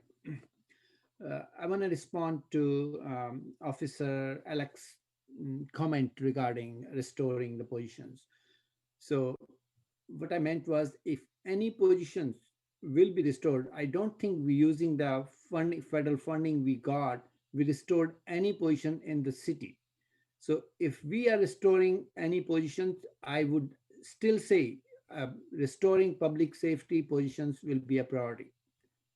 So I want to clarify that, because none of the positions on other departments have been restored. But if we are in a position to restore these positions, yes, public safety will be one of the top priorities to restore those positions when we try to balance the budget and come up with a solution. I have heard about the program, and I know it's an important program, and we raised this issue with Santa Clara Unified School District liaison committee, if they can fund part of it, and they were actively looking at it. They said they will respond to that. And because this is a program which helps school district as well as a city as well as our community. So trying to be a partner in this, we all are having a budget deficit, and trying to be partnership with any source where we can restore these programs. And if the school district can fund part of it, then we can also help to restore some of these things. That's my second point. And as mentioned by Mr. Bryan, there are so many problems we are facing. Homelessness is one, and that's the part of the budget stabilization and budget balancing act the staff has done. They have given priority to each of the requirements what the city needs, basically. And that's the reason there have been cuts in double digits in other departments, but there have been cuts in a single digit, less than 5% in public safety. And they are trying to balance those out. And I wish we can restore everything to the pre-pandemic level, which is not possible. Even families at their own end are making their ends meet by cutting some things. And that even if we, at a larger stage, if we put ourselves as a bigger family, as a whole city, we must understand that there will be cuts. There are definitely be cuts. Are we doing a blanket cut that every department has 10%? I would agree that's not a good strategy. But we have not restored to that. I think staff has, after getting all the input from the council and all the input from the budget resources, whatever, we have come to a conclusion that yes, we have to make a cuts, and some department can afford bigger cuts and some department we have to make sure they do have a lesser cuts on that. And for that matter, like I don't feel comfortable like how we will right away budget for $6.2 million. And I want staff to pay a due diligence on that and come back with those. And if out of that 8 + 7 positions, if we come back, like if we think like, yeah, there are 3 positions or 2 positions or 5 positions, which are really, really critical for restoring public safety down, we will be more than happy to look at it. And And we did not eliminate any positions. We want to make sure that we did not eliminate any position. We only frozen. As soon as we have funds and to take care of that, we will bring those back. And I have to take a guidance from our fire chief, police chief, city manager, and different department heads where we are basically. So we have to take their recommendations. Thank you. Thank you. I'm going to be supporting the motion. When there's a problem in Santa Clara, we don't talk about percentages or number of employees or what this department or that department did. What our residents see when they have a problem is they call the police department, whether it's from, you know, unhoused people or crimes or any situation, traffic situation, they call the fire department. That's their first line of defense, is what they do when they need help. They don't care if this department cut 8% and that department cut 2%. When they need help, they call. And not only do they want help, but they want it quickly. And most of the times, a lot of the times, especially with the, you know, fire department, it could be a life or death situation. And they want to make sure that their services are there to help them.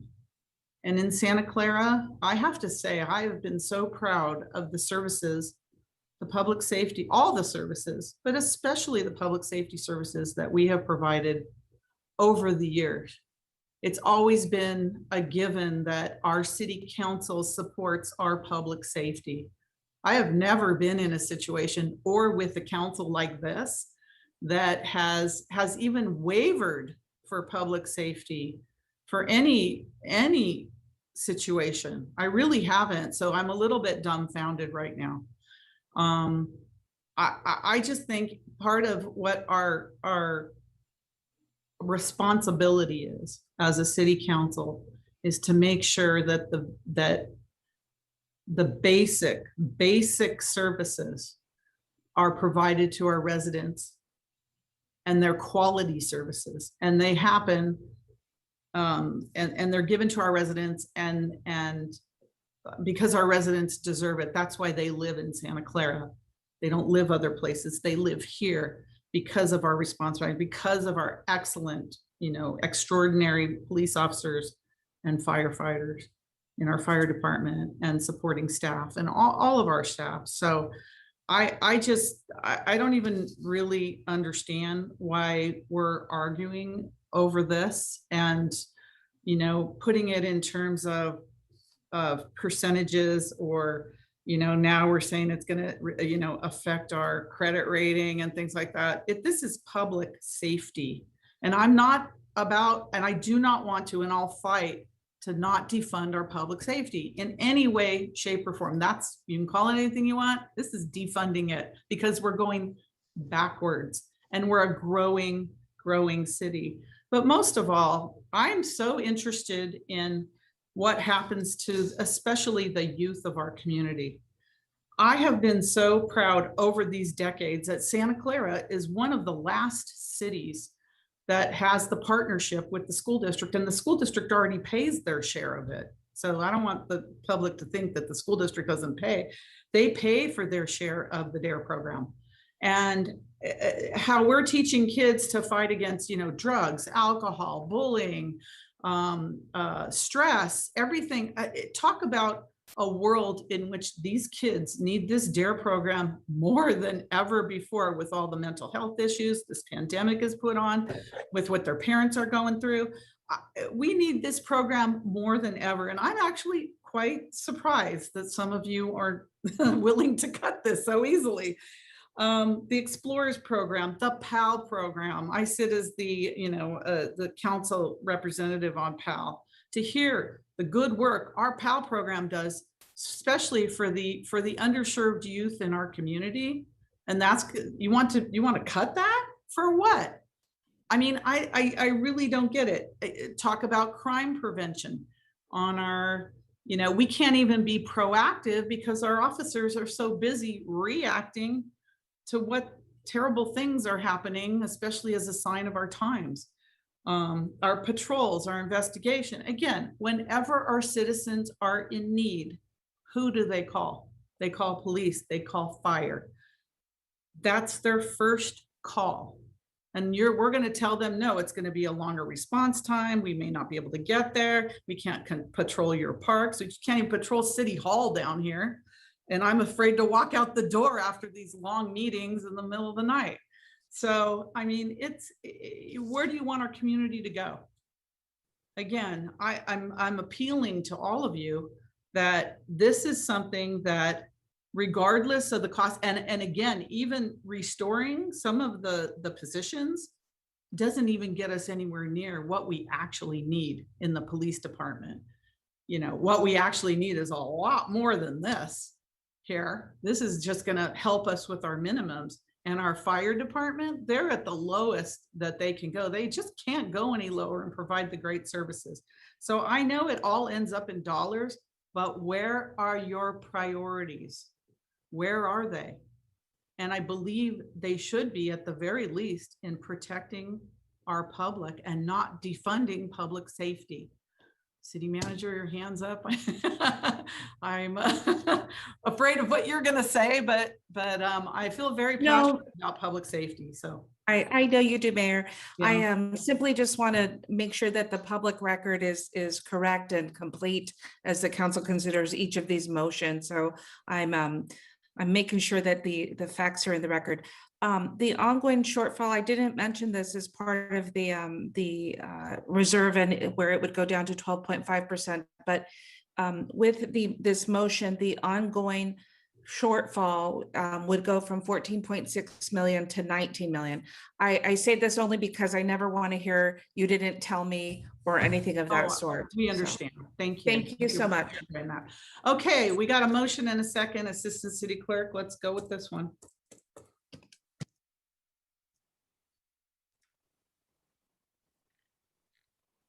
Just give me a minute here to.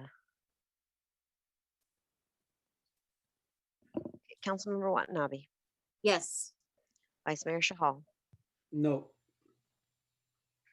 Councilmember Hardy, No. Councilmember Park, No. Councilmember Jane, No. Councilmember Becker, Yes. Mayor Gilmore, Yes. Okay, it fails 4-3, or 3-4.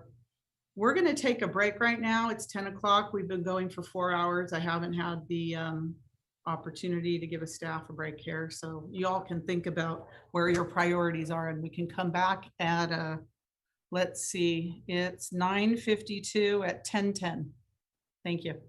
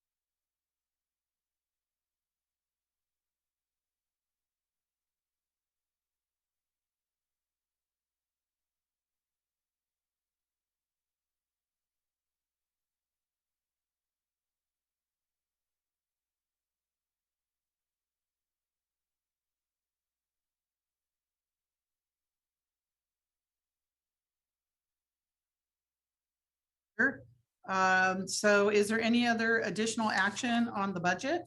If not, we're going to move to the municipal fee schedule. Councilmember Watanabe? Thank you, Mayor. Yes, I would like to just make one, make another amendment, something that was left out that I had previously included in my initial motion, and that regards, I'd like to make an amendment to the budget to continue to freeze the public works and streets, the positions, and not eliminate those positions. That was something that was originally in the motion. I will second Okay. that. Second that. All right, that's a motion by Councilmember Watanabe, second by Councilmember Park. Let me go to the public. Any members of the public want to opine on that? All right, seeing none. Any hands? I don't see any either. You don't see any? Is that what you said, Nora? That's correct. I didn't see Okay. any hands. All right, roll call vote, Nora? But would that come from the budget stabilization fund? Where would that come from? Or I don't think it's a fund. They're just frozen, so there's no fiscal impact. They're There's not no fiscal eliminated, impact. they're just frozen. So it's Okay. easy to vote on. No money. Okay. Councilmember Watanabe, Yes. Vice Mayor Shahal, Yes. Councilmember Hardy, Yes. Councilmember Park, yes. Councilmember Jane, Yes. Councilmember Becker, Yes. and Mayor Gilmore. Yes, and that passes unanimously. Thank you. Councilmember Jane? Right, yes, I'd like to make another motion. I believe Councilmember Hardy's motion did not include number 9, as I recall. I just wanted to make sure. It did, So- it did include 9. Oh, it did. Okay, then I'm good. All right, I'm done. Madam Mayor, I just want to remind you, we need to also do the motion for 5B.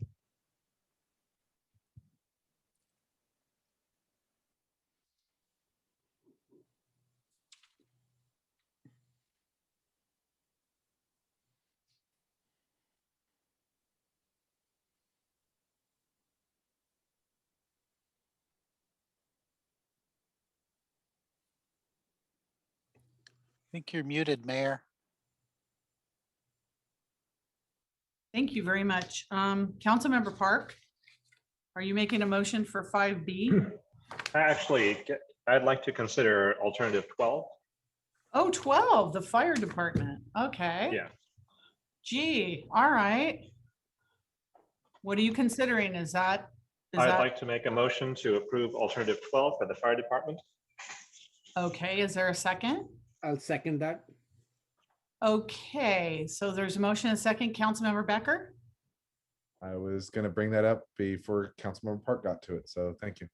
So it appears that this is a police department bias and not a fire department bias from this council. That's what it appears if this passes. And I think that's really shameful that some of you apparently have personal issues with the police department, and you're letting your issues take over what is best for our community. I think that is shameful. I'm of course supporting the fire department, but I think it's really shameful what you're doing. So come on, you can all start justifying what you're doing. Councilmember Park, we'll start with you. Not justifying. I think the police will get their turn if I get my chance to do that. Thank you. Vice Mayor Chahal, go ahead. Yeah, Madam Mayor, the way you are projecting this thing, you are trying to put one department against the other, one council member against the other. Please don't use these words, like the words you use, they're detrimental to the council itself. Then support Please. the police department as well. And I won't say the fact. I'm saying, please, the words you used were not correct one. Well, If you your wanna- words are not if- correct either. So, okay. What? Support the What police did I then. Madam Let's Mayor, support what the did I say police. was not correct? What Thank did I you. say was not correct? I want to Councilmember ask. Jane. Councilmember Jane. I just want to point out that in the study session, the cut on the police was 7.2%, and the cut on the fire department was 9.5%. So police was cut much less than the fire department, as well as other departments. The average cut was 10.2% for our departments across the board. And police was 7.2. So I'm just saying that if we're talking about favoring one over the other, we already did favor the police department over all the other departments. So I'm just stating the facts. Well, you can tell that to people who need the police when they call and they don't come in time. So you can tell them about your percentages. Councilmember Becker. Thank you, Mayor. So is that including it's maintaining the 36 rather than the 34 in that motion? I believe so, but maybe they can tell us what's the total dollar amount for this motion, total for the 2 years? City manager, for the fire department. I'm going by memory here and I'll ask Ken to correct me. It's 1.3 per year. And What's it the does total 2.6 over the biennial budget. So this is a $2.6 million item. Is that it? 2.6? Ken, that's correct, right, Ken? That's correct. Over the 2 years is 2.6, and then 1.3 would be ongoing. So we're And then ongoing 1.3 deficit. ongoing. Yep. Okay. All right, let's go to the public. Any members of the public? Okay, Assistant City Clerk, vote please. Bob O'Keefe just raised his hand. Oh, I'm sorry, Mr. Bob O'Keefe. Go ahead, Bob.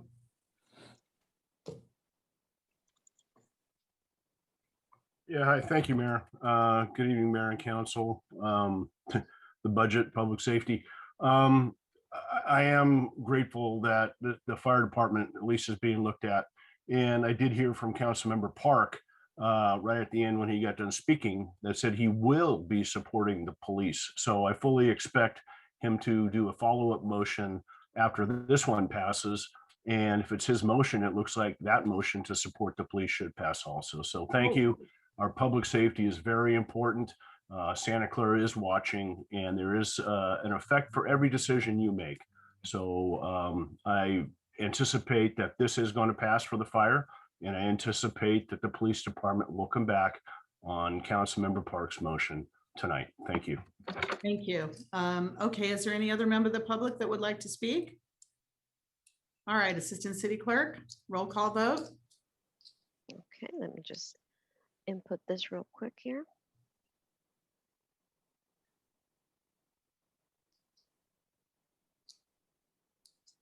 Okay, Councilmember Watanabe. Yes. Vice Mayor Shahal. Yes. Councilmember Hardy. No. Councilmember Park. Yes. Councilmember Jane. No. Councilmember No. Becker. Councilmember Becker. Yes. Mayor Gilmore. Yes. So that passes 5 with 2 no votes. Councilmember Park, did you have a motion about the police? Yeah, so I have a couple of questions though. I mean, we're looking at, if we look at total dollars, we're looking at 1.3 million per year for the fire. And if we're looking at the 8 sworn officers, that's 1.7, which is already exceeding the 1.3. If I take a look at the numbers, it looks like the balance, the 7 non-sworn would come at approximately 1.3, 1.4, but I would rather have sworn officers than the non-sworn, to be honest. Is there any way that we can support the sworn officers to the tune of approximately 1.3, 1.5 million? I think the easier one would be the 8 sworn officer position at 1.7 million and freeze the remaining positions.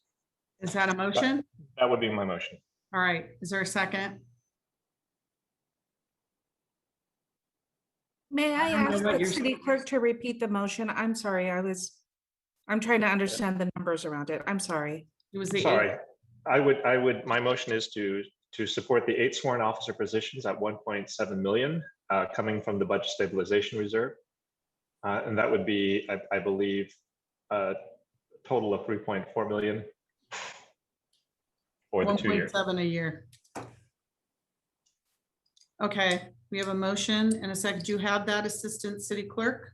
Before I go to the public? I All do, right. but I believe he also then said, and freeze the other 7 non-civilian, was that correct? And freeze the remaining positions, yes. And freeze, okay.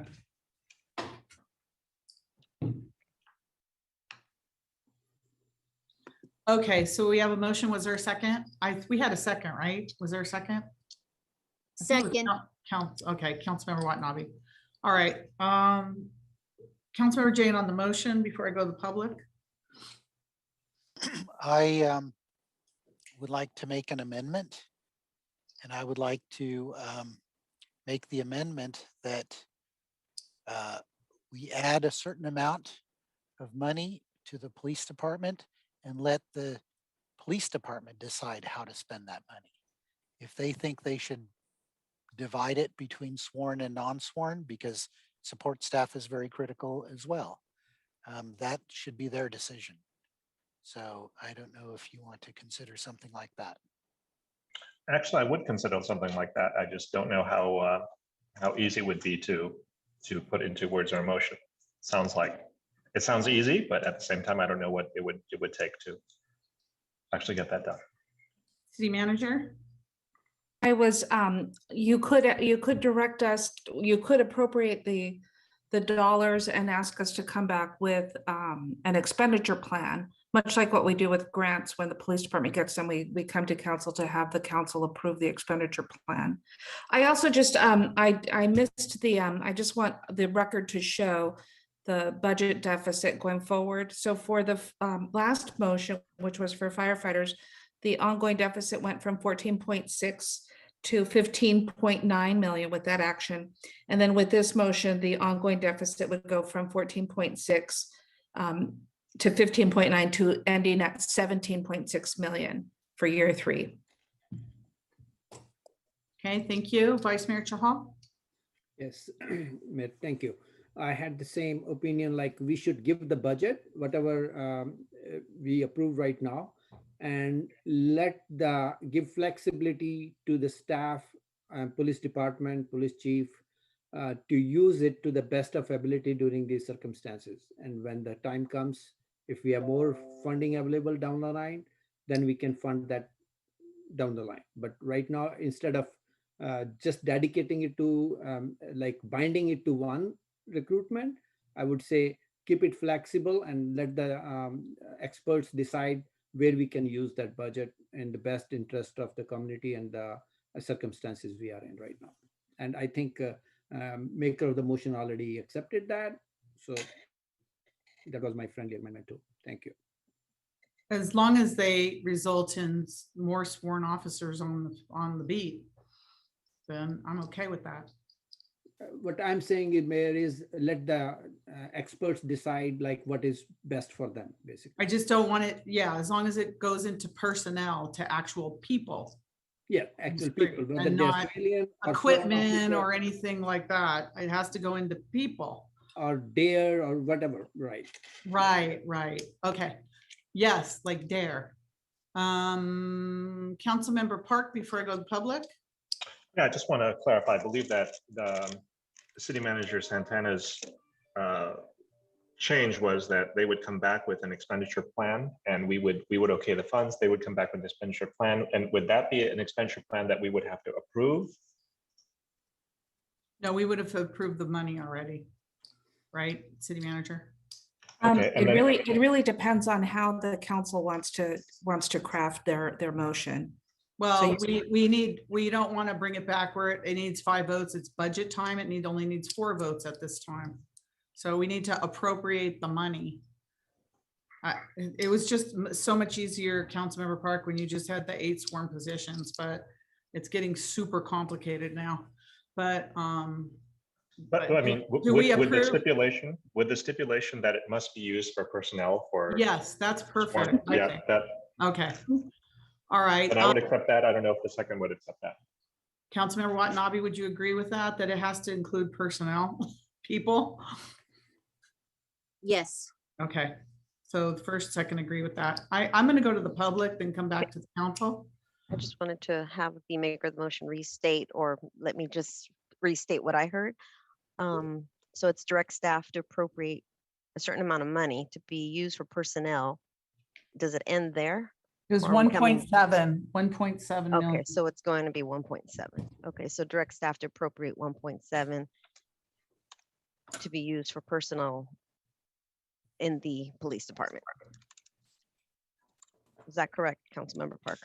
I am okay with that. And it, Okay. and the requirement is it's only personnel, Right. nothing other than personnel. All right. I'm going to go to the public now, and then we'll come back to the council. If you keep your comments short, because we're 10:30 and we got a long agenda. A member of the public, who is that? Bob, go ahead, Bob. Yes, thank you again, Mayor. I'd like to thank the council for this compromise. I think it's in the best interest of the public, and this is actually what a council is supposed to do. So I'm going to thank you in advance for every council member that votes affirmative on this motion. Thank you. Thank you. Any other member of the public would like to speak on this issue? Okay, I don't see any other members of the public. Councilmember Jane. On the I motion? wasn't exactly clear on the motion. Was it 1.7 million? And then I wasn't clear on who decides how that money is spent, whether it's the city manager's office or the chief of police, or it's not really clear to me where that decision is made. And I think it's important that we know. It has to be personnel. So city manager. I just want to clarify, my understanding of the motion is 1.7 per year. So the total expenditure is 3.4. Under the charter, I know that I too was going to ask for clarification because the assistant city clerk read the motion as staff. But I want to be clear that the city manager is under the city charter, the person charged with presenting budget actions as well as personnel. And so I, of course, would work with the police department to express their expertise and profession, but we would bring that through the normal process from the city manager to the city council. But it's personnel, that's in the motion, that it's people, not equipment. Or That anything. is right. Okay. I understood that. Okay, very good. Vice Mayor Chahal? Thank you, Mayor. So I think I got that clarification that it has to be in coordination with the city manager about the personnel. That's first thing. And Madam Mayor, I want to come back to your comments. So this is not discrimination against police. You put that Please, word. we went through that already. No, Madam Mayor, if you say something, you should have a courage to listen to other people too, please. Okay, That's go what ahead. I'm trying to say. I'm just trying to move the meeting along, but go ahead. We are trying to move the meeting along too. It's not that you're the only one who are sitting here. We are 7 people sitting here and there's so many other people listening to it, please. So I just want to correct you. It was not a discrimination. We are trying to balance the budget. We are trying to work out within the circumstances. And this thing is come up like a best solution for everybody, whatever we are trying to do right now. So please don't make comments which are not justified to your colleagues on the council. Thank you. Thank you. And, I have my opinion. I have a right to my opinion, just like I have to listen to all of you as well. And you certainly give your opinions as well on things. I'm just very passionate about public safety, if you didn't notice. I'm very passionate about protecting the community. And as I said, I've never sat on a council that I had to be this passionate about, because everyone was just as passionate as I was. So I'm a fish out of water right now in terms of that. And I may have expressed it in the wrong way. I just want to say I feel so passionate, and I really care about protecting our community. And the dollar amount, I put people's lives over that. So I may have said it in a wrong way, but again, I've never been in this position where I have to even talk about it as much as I have. So I apologize if I have offended you by my comments. I just really was hoping that everybody felt as passionate as I do about this. So anyway, So, okay, I would like to come. No, please, just for a second. We are equally passionate too. We also want a safe community. So not that you're the only person who are trying to do that. We are equally concerned about this thing, but we're also concerned about the budget position we are in. I know, And we're passionate in different ways about different things. And in the past, when I think probably you were on the council, we even laid off police officers. And we are not doing that. Not me, no. Maybe you're not on the council that time, but we have laid off police officers, and we have time and again, I have been making sure, staff, please, let's make sure we do not lay off anybody. And police officer will be the last person to be laid off. And we have been emphasizing that thing.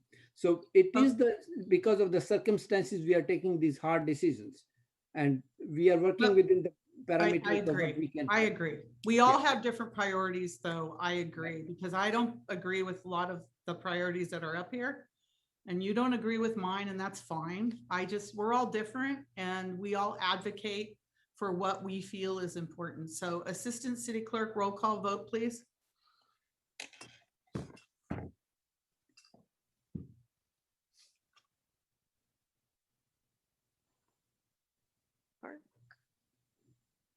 Watanabe. Okay. Councilmember Watanabe. Yes. Vice Mayor Shahal. Yes. Councilmember Hardy. No. Councilmember Park. Yes. Councilmember Jane. No. Councilmember Becker. Yes. Mayor Gilmore. Yes. And that motion passes 5-2. Very good. All right. Are there any other amendments to the budget?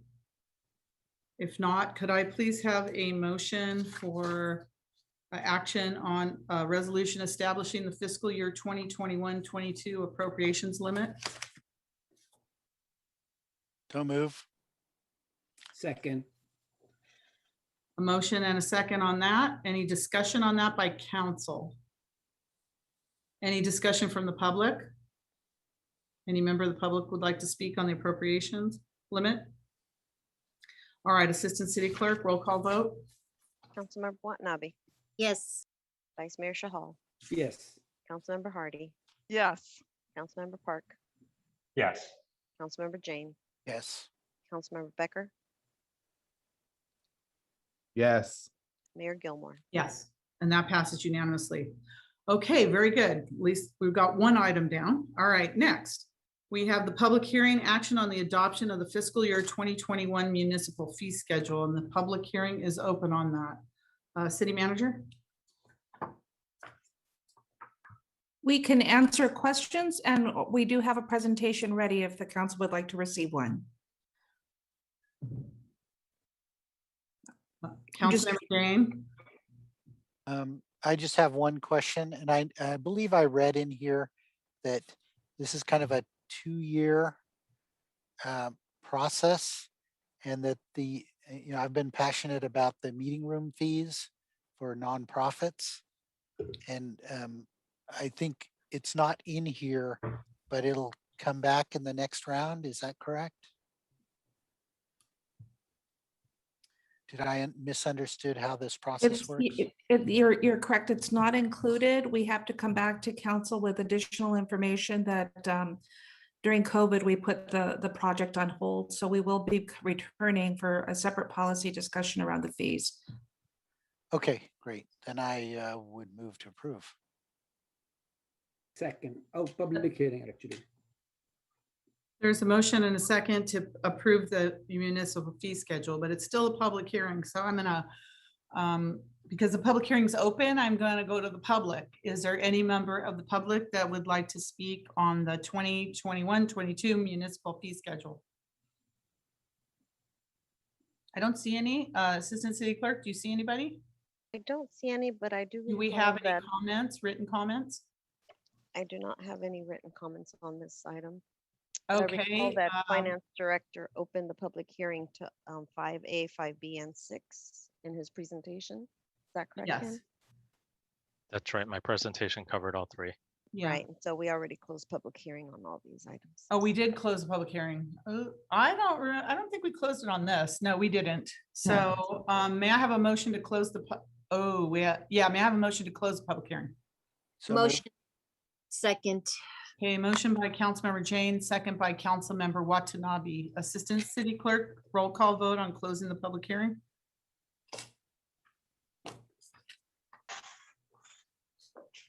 Councilmember Watanabe, Yes. Vice Mayor Shahal, Yes. Councilmember Hardy, Yes. Councilmember Park, Yes. Councilmember Jane, Yes. Councilmember Becker, Yes. Mayor Gilmore. Yes. All right, is there a motion to approve the municipal fee schedule? So move. Second. Motion by Councilmember Jane, second by Vice Mayor Chahal to approve the municipal fee schedule. Assistant City Clerk, roll call vote. Councilmember Watanabe, Yes. Vice Mayor Shahal, Yes. Councilmember Hardy, Yes. Councilmember Park, Yes. Councilmember Jane, Yes. Councilmember Becker, Yes. Mayor Gilmore. Yes. Thank you. And that passes unanimously. The next item we're going to go to is item number 8, which is, item number 9, right, City Manager? Yes, that's correct. 9. Item number 9, public hearing, action on resolutions approving water, sewer, and recycled water rates to be effective July 1st, 2021, and the public hearing is open. City Manager, did you have any comments on that? So we do have a presentation. We can provide the presentation or we could take questions. Probably Pleasure of the council. let's try questions at this late an hour. I know we've had all this information, so are there any questions from the city council members on this item? I see 2 hands. Councilmember Jane. Yeah, this is raising rates for our public. I think this should be presented so the public is aware.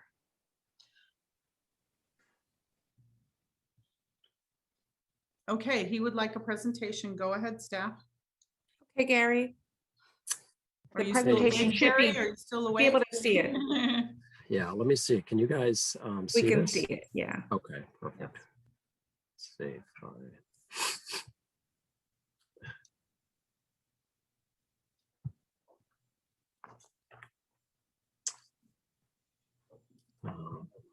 Okay. Good evening, Mayor and Council, City Manager, City Attorney. This is item 9, a public hearing on rates for potable water, sewer, and recycled water for fiscal year 21-22. Just a little background on our utility with 26,000 connections, 335 miles of mains, 21 active groundwater wells, 7 storage tanks with a capacity of just over 28 million gallons. We have 26,000 connections on sewer, and we have 288 miles of mains. And we are also co-owner of the regional wastewater facility with San Jose. On recycled water, we have 282 connections, and approximately 19% of total water sales in summer months. Water utility CIP for next fiscal year is 29.6 million. That's over the next, I'm sorry, that's the next 5 years. The largest expenditures over the next 2 years are going to be new and replacement wells and water main replacement. We still have the Sarah Tank project, which is a $10 million CIP, which we've been actively working on through COVID, and that should be done in November. So that's what we're focused on right now. Here's a couple of pictures of the Sarah tanks. We're actually on them. There's 3 tanks out there. We're actually on the last tank now. We just drained the number 3 tank, and we are in the process of refurbishing that. Then the sewer utility CIP, we have 171.3 million over the next 5 years. 110.3 million is the city of Santa Clara's contribution to CIP at the regional wastewater facility. Council approved 50 million line of credit for RWF capital costs back in May of 2020. And other projects that we're working on are condition assessment, system improvements, and capacity improvements. And we have finished the condition assessment. We're close. Actually, we're about 98% complete and should finish up in September. And out of that will probably come between $6 and $7 million worth of capital improvement projects. We have another lining project we're looking at. As you're aware, we finished the Great America Parkway lining project a couple months ago. Just want to mention partnership with Public Works too. We work hand in hand with them, and they manage many of our CIP projects related to condition assessment. Sorry, do this real quick. Sewer utility CIP. On the left slide are just a number of the projects that are going on at RWF. And on the right, there's a picture of digesters that are being rehabbed. The sewer utility CIP, I mentioned the GAP lining project that we completed a couple months ago. There's a couple of pictures of the liner going into the sanitary sewer system. So wholesale water rates, that's the biggest driver for water and recycled water rates. SFPUC adopted a 0 rate increase for 21-22. That will probably continue for maybe 1 or 2 more years. And then we're going to be looking at some increases at SFPUC. We are working with SFPUC trying to flatten those out so we don't get hit with a 9 or 10% increase in a couple of years. Valley Water adopted a 9.1% increase in groundwater charges for fiscal year 21-22 and a 15% increase in treated water surcharge. So the proposed rates, water rates here in Santa Clara, we're proposing 4% increase in the consumption charge from $6.43 per 100 cubic foot of water, which is our standard 740 gallons, to $6.69. That's an increase for an average user of $3.12.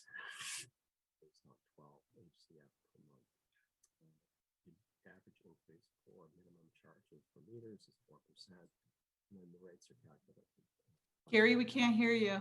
Oh, I'm sorry. Sorry. Okay. The rates are calculated to fund capital improvement programs, operations and maintenance, and needed reserves. A summary of the proposed rates for water, a 4% increase, as mentioned, $3.12 per month for a typical residential customer using 12 HCF. We're not proposing any increases for the general customers for recycled water. And on sewer, we're not changing the residential or commercial customer rates. So the only rate increase is for water. The rate assistance program, wanted to mention that it was, we're evaluating. It's been a year. It's been fairly successful. We have 391 participants that get a 25% discount on water and sewer portion of their bill. It was approved by council in July 2020. Funded by cell tower lease revenue. We have 2 cell tower leases at different locations, and that was approved. The lease renewals were approved recently, I believe last month, by council. So under the proposed rates for water and sewer bill, it would decrease from $124.81 to $93.61. And I want to thank SVP and Finance for helping us put that together. So we do have funding to continue the rate assist program, and so far it's working very well. So this is the water and sewer rate comparison.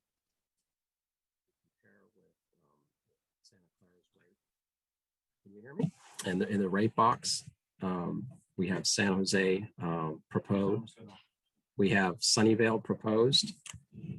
And we have San Jose Water Company, Mountain View, Milpitas, and Palo Alto proposed. So combined for water and sewer rate comparison, we are still the lowest compared with those cities.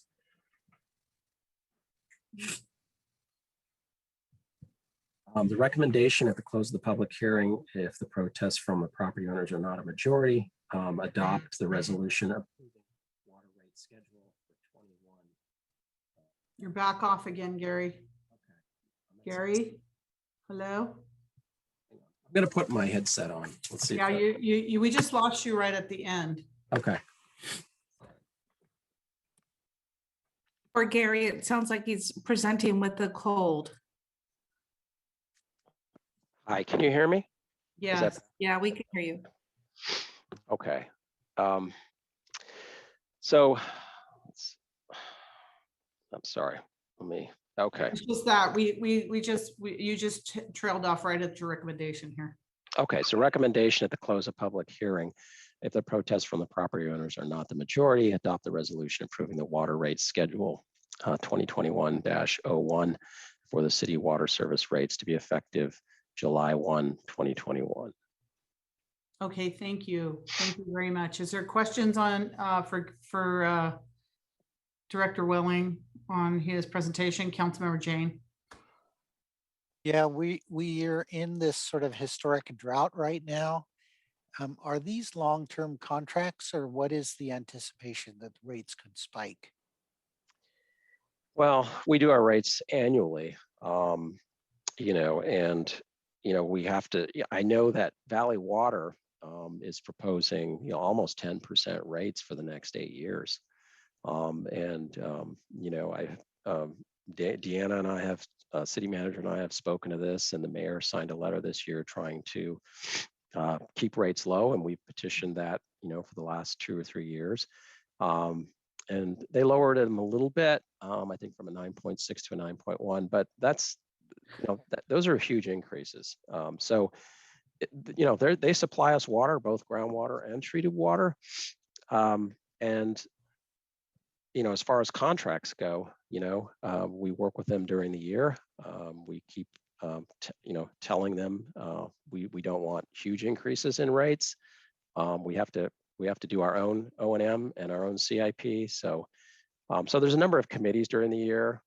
There's the Water Commission that Council Member Hardy sits on, and Council Member Watanabe. So there's opportunities there to interface with staff and electeds. So, and they do, both council members. So I really appreciate that. And so, yes, we don't foresee in the immediate future, the next 2 years, increases with SFPUC. But Valley Water for sure, they seem to be sticking with this almost 10% increase annually. Okay, Councilmember Hardy.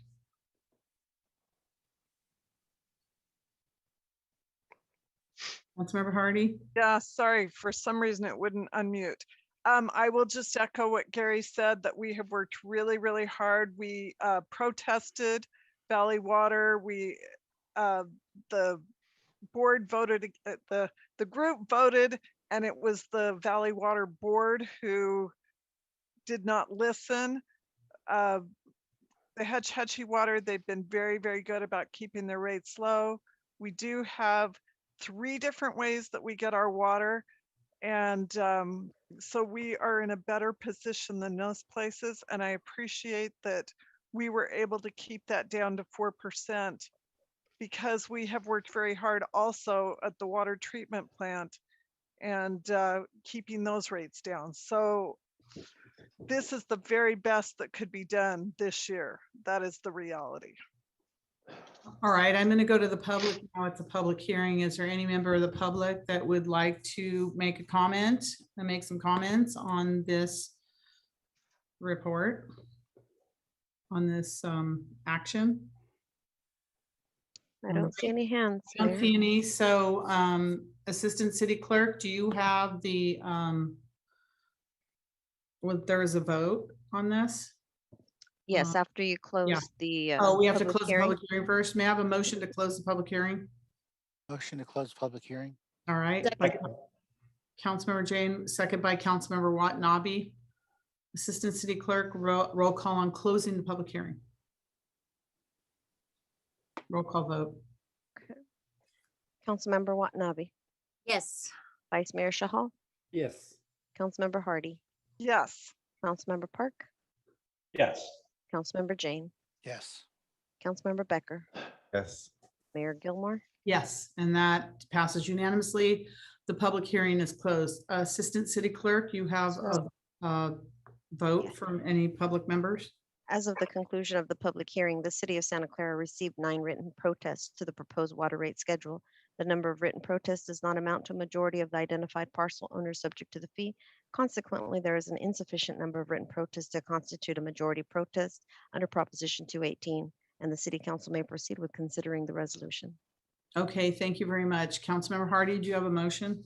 I have a motion to accept alternative 1, the resolution establishing the water rate schedule for 21, 22, 21. It should say 2102, I think. It says 2021-01. That's my concern. Should say 2021/22. Is what I think it should All right. say. Is there a second on that? Second. Oh, I don't know who did that, but there's a second somewhere in there, Nora. Yes, I heard Councilmember Jane. Was it Jane? Okay. All right. Then may we have a roll call vote, please? Councilmember Hardy's hand is up. Oh, sorry. I will lower that. Thank you. Councilmember Watanabe. Yes. Vice Mayor Shahal. Yes. Councilmember Hardy. Yes. Councilmember Park. Yes. Councilmember Jane. Yes. Councilmember Becker. yes. Mayor Gilmore. Yes. And that passes unanimously. Thank you, Director Welling. Since you're here, Director Welling, I'm going to ask that we go to number 8. We're just going to go a little bit backwards so that maybe you can get some rest after this by staying up so late. So this is a public hearing, which is action to approve 2020 Urban Water Management Plan, action to approve water shortage contingency plan. Director Welling. Okay, I've got a presentation. Pull this up. Everybody can see it. Yes, we can. Okay.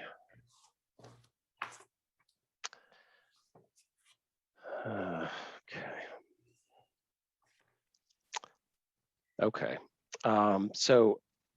Every 5 years we do a public hearing on and the last urban water management plan that we did was 2015. Let me just see if I can. Okay, 2015. This is 5 years later. We're doing 2020 urban water management plan. It's required by the state Department of Water Resources. And so I'm just going to jump into it. What is an urban water management plan? So as I mentioned, update every 5 years. Current and future water use is what we're looking at. Potable, non-potable supplies, water supply reliability, drought risk assessment, and water shortage contingency plan. And these are key components. On the right, there's a pie chart that shows the breakdown of our uses. We're about 54% residential. That includes single family and multifamily. And we average about potable water production of about 16.3 million gallons per day.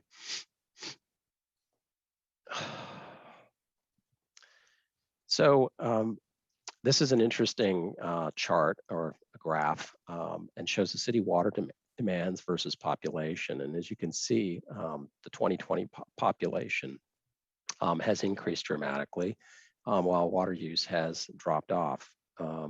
And our lowest water use was really 14 through 16, some 14 through 17 drought. We were almost at 28% reduced water demand compared to 2013, and residents and commercial users did a fantastic job during that last drought. But it does show, as you know, we have more efficient fixtures. Some of the large manufacturing facilities have moved out, large water users out of the city, but new development and generally residential, even commercial, is very efficient, and you see it here in this graph. SBX 7-7 compliance. The Water Conservation Act of 2009 required a 20% reduction in per capita use by 2020, gallons per capita per day. So our target was 186. We are currently at 2020, we were at 124, so we're well below that. And that is calculated utilizing population and annual gross water use. City water supplies, I mentioned it in the rate study. You know, number of miles, 335 miles, 7 storage tanks. The active wells that we have, 21. We have 3 imported water connections, 2 from SFPUC and 1 from Valley Water. And those are treated water connections versus groundwater. We have approximately 26,000 service connections, and we have 10 emergency interties with surrounding water agencies. And in the event of an earthquake or we had a potable water issue, it's like a mutual aid. We can utilize those agencies, or they could utilize us if needed. City water supplies. This is kind of the breakdown. You've seen this before. Potable water supplies are primarily from groundwater, from city wells, imported surface water from Valley Water, imported surface water from San Francisco Public Utility Commission, or also known as the Hetch Hetchy. Recycled water we get from South Bay Water Recycling, that's managed by the city of San Jose, and we offset 19% that would otherwise have been used, would have been potable water. So it's fairly impressive what the city's done over the years from a recycled water and purple pipe. And we're 59% groundwater, 19% SFPUC, and approximately 22% Valley Water imported. Recycled water, it's been in operation since 1989. System is owned by South Bay Water Recycling, operated and maintained by city staff, that's City of Santa Clara staff. We maintain our portions within city boundaries, and we are reimbursed for those O&M costs. 33 miles, I mentioned 19%, and the uses include irrigation, industrial process cooling, industrial process water cooling towers, and toilet flushing.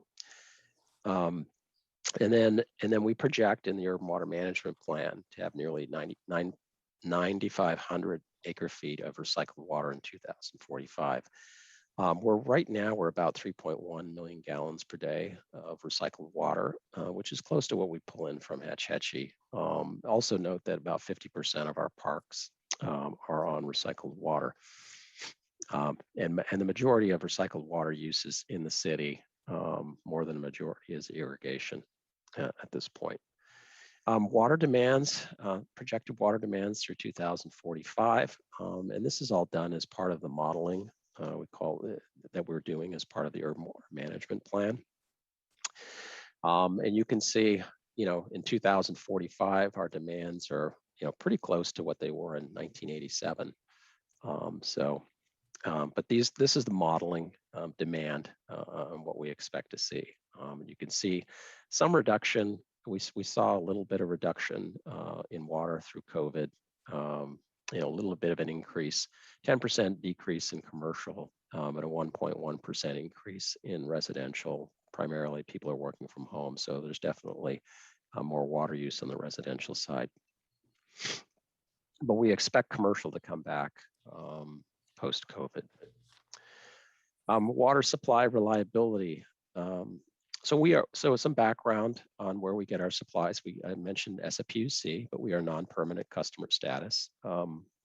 Potentially we could lose SFPUC supply after 2028.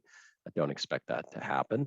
But our contract is through 2028, just like it was through 2018. SFPUC had to make a decision in 2018 to either reduce flows for Santa Clara, and San Jose is also a non-permanent customer.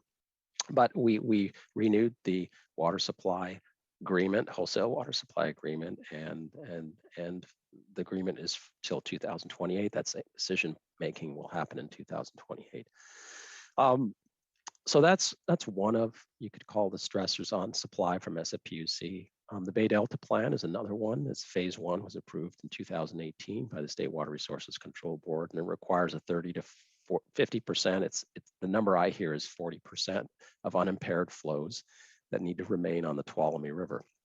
That plan has not been enacted yet, and supposedly will be enacted in 2023, but there are a number of lawsuits that will probably delay that rollout. But primarily we are looking at potentially a 47% reduction for the city, the way it's been calculated. And then Valley Water, no projected shortfalls for the urban water management plan. And then water supply versus water demand. Water supply planning is critical to long-term reliability and sustainability. On the bar chart on the left, in a normal year, you see the dashed lines going across. Those are our demands.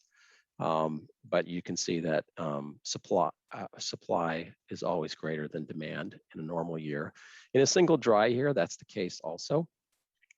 And the modeling was done 2025 through 2045.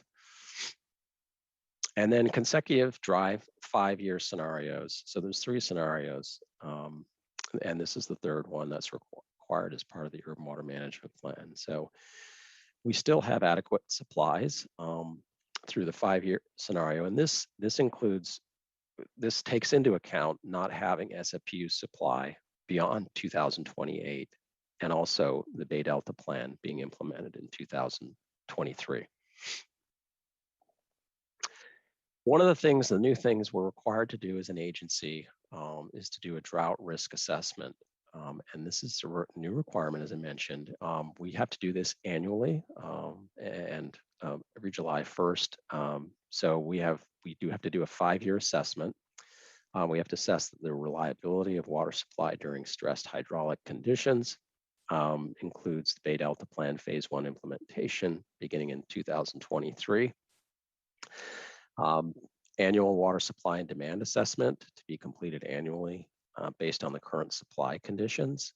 And then it can assist in the decision to activate a water shortage contingency plan, which is part of this presentation and there's a resolution for both urban water management plan and water shortage contingency plan.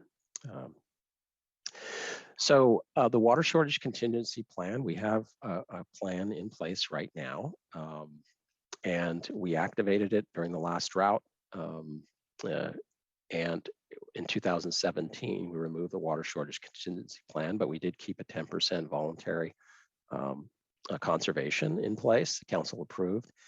The details and actions and measures we take into event of a water shortage condition, including enforcement. Previous water shortage contingency plans had 4 levels. They now have 6. And as I mentioned before, 20 to 30% reductions were implemented during the last drought, and we lifted that in 2017. We have the permanent water waste prohibitions still in place, even during non-drought years. So water conservation, as I mentioned, voluntary 10% reduction since the last drought, so 2017. We are currently 15.3% below in demand compared with 2013. So we're still doing very well. On June 9th, 2021, Santa Clara Valley Water District approved a resolution, the board approved a resolution declaring a water shortage emergency condition. So they called for water use restrictions. And primarily they want the governor to declare emergency in Santa Clara County, and they want to have access to emergency transfers, which they don't. Their state and Central Valley or federal supplies were cut over 50% this year, and that's why they're initiating the emergency condition. And in Santa Clara, we have to cut back. The requirement is 33%. Based on 2013 levels, or primarily their focus is on treated water. And so we'd have to cut back an additional 13% on treated water from what we currently take. And we have been adhering, they have had a 10% voluntary conservation as part of the portfolio they provide us, but that's on the treatment side, and we've been adhering to that 10%. So for us, it's just another 13%. So the other thing is we have a number of conservation programs. We partner with both Valley Water and then BOSCA, Bay Area Water Supply and Conservation Agency. And we use water-wise outdoor surveys available to help residents identify and prioritize improvements that may be eligible for rebates. Other programs, we have a rainbow program We have a $100 per residential utility count. We have a landscape conversion rebate program. Right now with Valley Water, it's $1. With Valley Water, it's $1 for us. And I think Valley Water is going to up that to $2. So it could be a total of $3 per square foot of lawn that you remove. We have gray water laundry to landscape, free water conservation items, faucet aerators, shower head, hose nozzles, toilet flappers. And we have other commercial rebates available for businesses, but we do partner very closely with Valley Water and Bosca. On these, I included our water and sewer utilities main line, and then we have a water waste hotline. We have a compliance group that is out and active in the community to educate, ensure that we're not wasting water. In summary, the city can meet projected water demands through 2045 in all scenarios. The city's water shortage contingency plan will be implemented in response to water supply emergencies and shortages. We did one public outreach meeting on June 9th at 6 p.m. Via Zoom. It was well attended, and the draft urban water management plan and water supply contingency plan, water shortage contingency plan have been available for review on our city website. So the recommendation is to adopt a resolution approving the 2020 urban water management plan, and then adopt a resolution approving the water shortage contingency plan.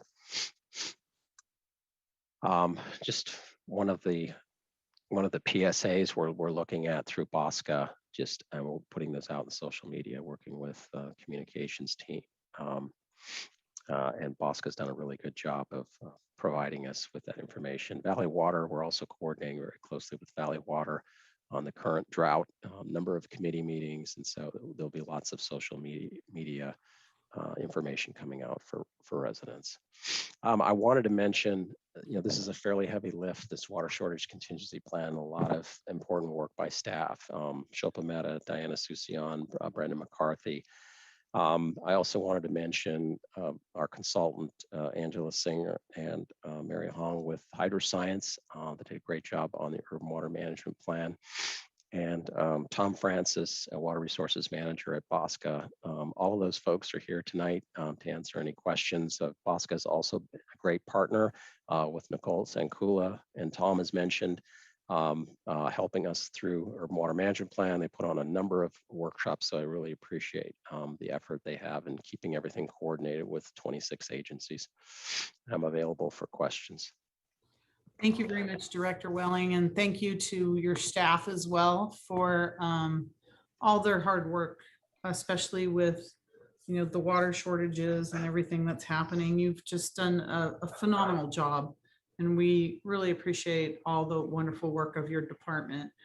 Water is so important to all of us, and it's a necessary element that is really takes a priority in our community. Councilmember Jane. Yeah, thank you, Director Welling. That was a lot of pages in the packet. Yeah. But if you go back to the and you and I have talked about this. You go back to the diagram showing the map of where the recycled water, the purple pipe goes. Yeah. So currently only 50% of our parks, city parks, are watered by recycled water. And, they have big lawns that we have a lot of play on. So we have to make sure we water very thoroughly. I guess my question is, what is the plan to extend this purple pipe? And I understand that there's kind of a shortage of recycled water at this point. Can you just address those two? Yeah. Oh, well, yeah, good question. We've been working with SBWR and City of San Jose to get increased allocations, and we were successful last year to get an increase in allocation.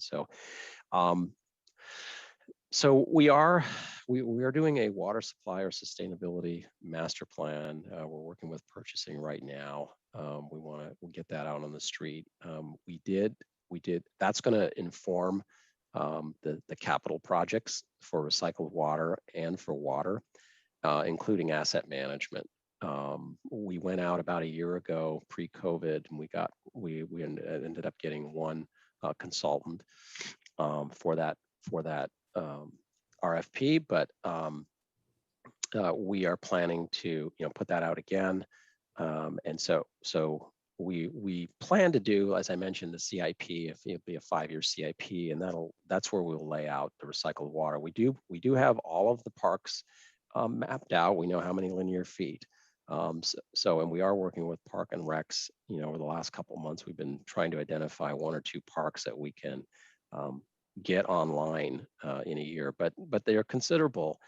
Some of the CIP for extensions, the costs could be $1 million to $2 million just to put on a park, for example, Earl Carmichael Park, which is a huge park. But that is our goal. So once we identify the CIP projects, and then we'll look at funding those.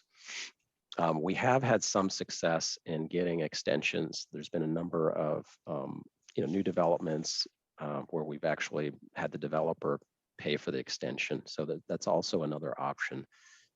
So we're doing hopefully do both, and we'll do those extensions out to the parks. But that's the plan. And as far as supply goes, we are working with San Jose, as mentioned. They are looking at a new CIP. They have to increase wet well pumps, et cetera, at the RWF. So we are having those conversations. There is demand. San Jose Water Company wants recycled water, and so does Milpitas. So there are some competitors out there, but we've got a good working relationship with them, and we've been successful in securing additional supplies. So I don't think it'll be necessarily an issue for the parks, and San Jose definitely wants to see more parks. Obviously, when you have dual plumb facilities and the system goes down, that's more of an issue for a facility. If you have a park and the system goes down, you basically can't water the lawn for a few hours or maybe a day, and it's not a big deal. So, but we are looking at on the CIP, we are looking at doing a reservoir for recycled water in Santa Clara, and that should help with reliability. Right now, we don't have a recycled water reservoir within the city, so that'll help when there are outages or breaks in the pipe. Thank you. Mm-hmm. Thank you, Vice Mayor Chahal. Thank you, Mayor. Thank you, Gary, for the report, and right on time. So I am the news in the past few weeks has been very alarming. If you look at the Colorado River, and some of the dams are down by more than 100 feet and historically down. So I know you all did all the projections, but keeping in view the news came out in last few weeks. So how confident are we about San Francisco Water, SFPUPC, and our Valley Water, that they will be able to suffice our needs going down? Yeah, well, that's a great question. You did question. all the projection, but Yeah. I'm just correlating it to that study, that news in the recent news. Yeah, these are projections, they are models. The reality could be somewhat different. You're right. So with Valley Water, it's imported water. That's where they're getting squeezed. They are not, as far as the basin is concerned, the basin, the Santa Clara Basin is in very good condition. They're actually encouraging people to pump more groundwater, and many cities have let their wells, they haven't maintained their wells, and so it's much easier just to have a turnout and take treated water than it is to have maintain wells and pump groundwater. So they're encouraging. So we're lucky here. We have 21 wells. We're looking at a refurbishment program, so we have a lot of flexibility in the city. But it doesn't mean that there isn't going to be pressures on groundwater if we have another dry year. And I was on the phone today with Valley Water. I had a conference call and with their staff, and basically interpreting what this emergency drought emergency condition is, this resolution that they put out. But they think that for Valley Water, we got to hope for a wet year, this next winter weather. We can get through the summer, but let's hope it's not dry like this past year, because that will be really the third dry year we'll have. And then we could have more cuts from Valley Water. That was the message. So there could be more cuts there. The drought is really the wild card in this. It depends how bad the drought is. We're 15% below 2013. In the last drought, 2014, 2017, we were able to reach almost a 30% reduction. So we can double our conservation pretty easily. Like I said, city residents and commercial users did a fantastic job last drought. So conservation is the cheap way. Not, you can build more projects, but conservation is certainly the tool, the behavior tool that we probably need to implement. SFPUC overall, they are about 88, 89% full, the Hetch Hetchy. They are not planning any emergency drought measures this year, but again, they're doing the same thing as an agency. They're looking at this next winter season.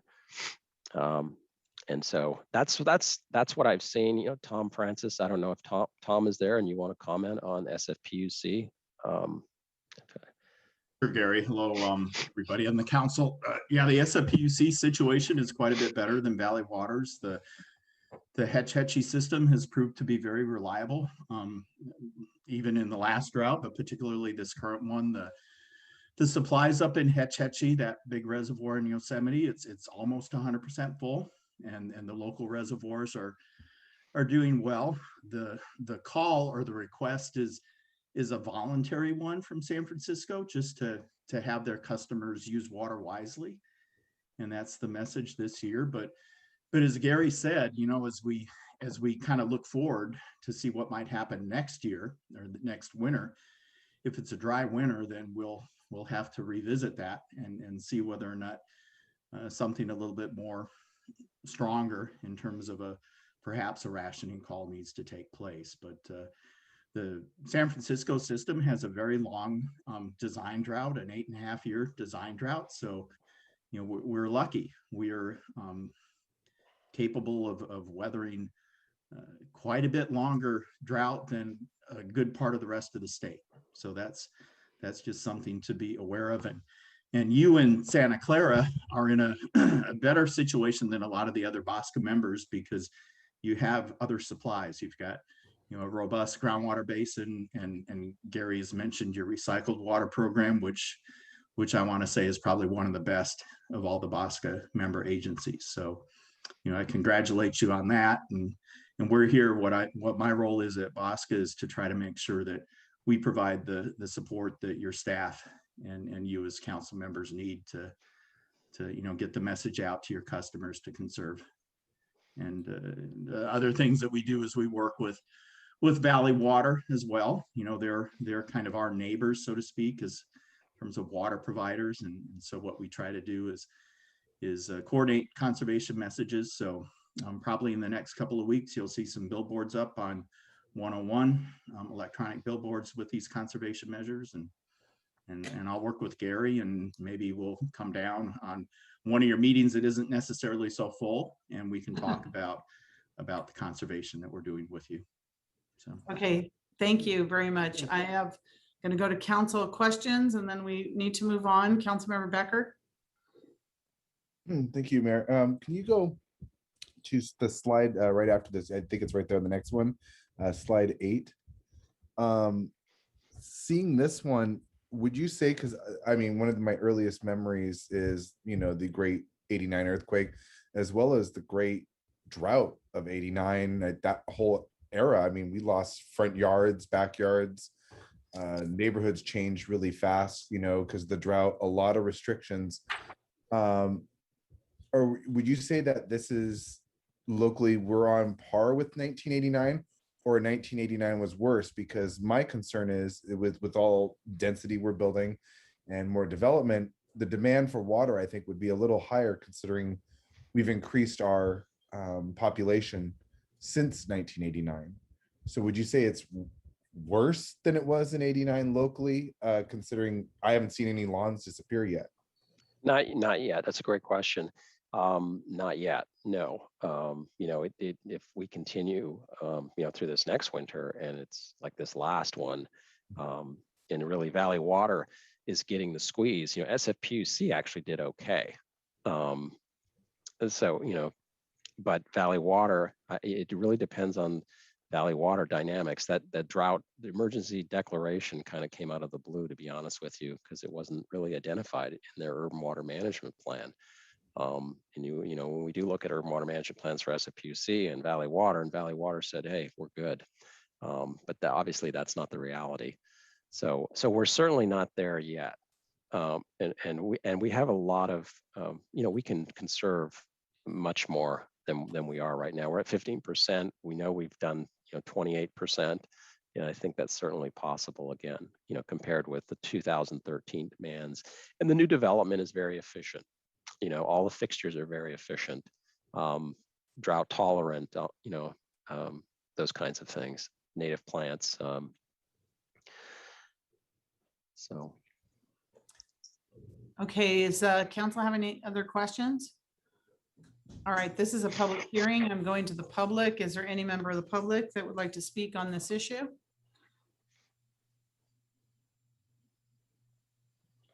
If not, let's go back. It's a public hearing. So may I have a motion to close the public hearing? Motion to close public hearing. Second. Second. A motion by Councilmember Watanabe, second by Councilmember Becker. Assistant City Clerk, roll call vote, please. Yeah. Member Watanabe. Yes. Mayor, if I could, real quick, I'm sorry. I had one typo on page 110, 8.1.2, where we have a 3%. It should be 16% for recycled water. If I could just have that in the record so we could make the modification. Thank you. Did you get that, Assistant City Clerk? Yes. Thank you. Thank you, Gary. Vice Mayor Shahal. Yes. Councilmember Hardy. Yes. Councilmember Park. Yes. Councilmember Jane. Yes. Councilmember Becker. Yes. Mayor Gilmore. Yes, that passes unanimously. May I have a motion to adopt the resolutions? Yes, making the motion to adopt a resolution approving the 2020 urban water management plan and adopt a resolution approving the water shortage contingency plan. Second. Thank you. We had a motion, a second. Councilmember Becker. All right. Assistant City Clerk, roll call vote, please. I have a seconder as Councilmember Hardy. Is that correct? Yes. Okay. Councilmember Watanabe. Yes. Vice Mayor Shahal. Yes. Councilmember Hardy. Yes. Councilmember Park. Yes. Member Jane. Yes. Councilmember Becker. Yes. Mayor Gilmore. Yes, and that passes unanimously. Thank you, Director Welling. I hope you feel better. Thank you for answering all these questions and going through both staff reports. Please go rest now. Thank you. Thank you, Gary.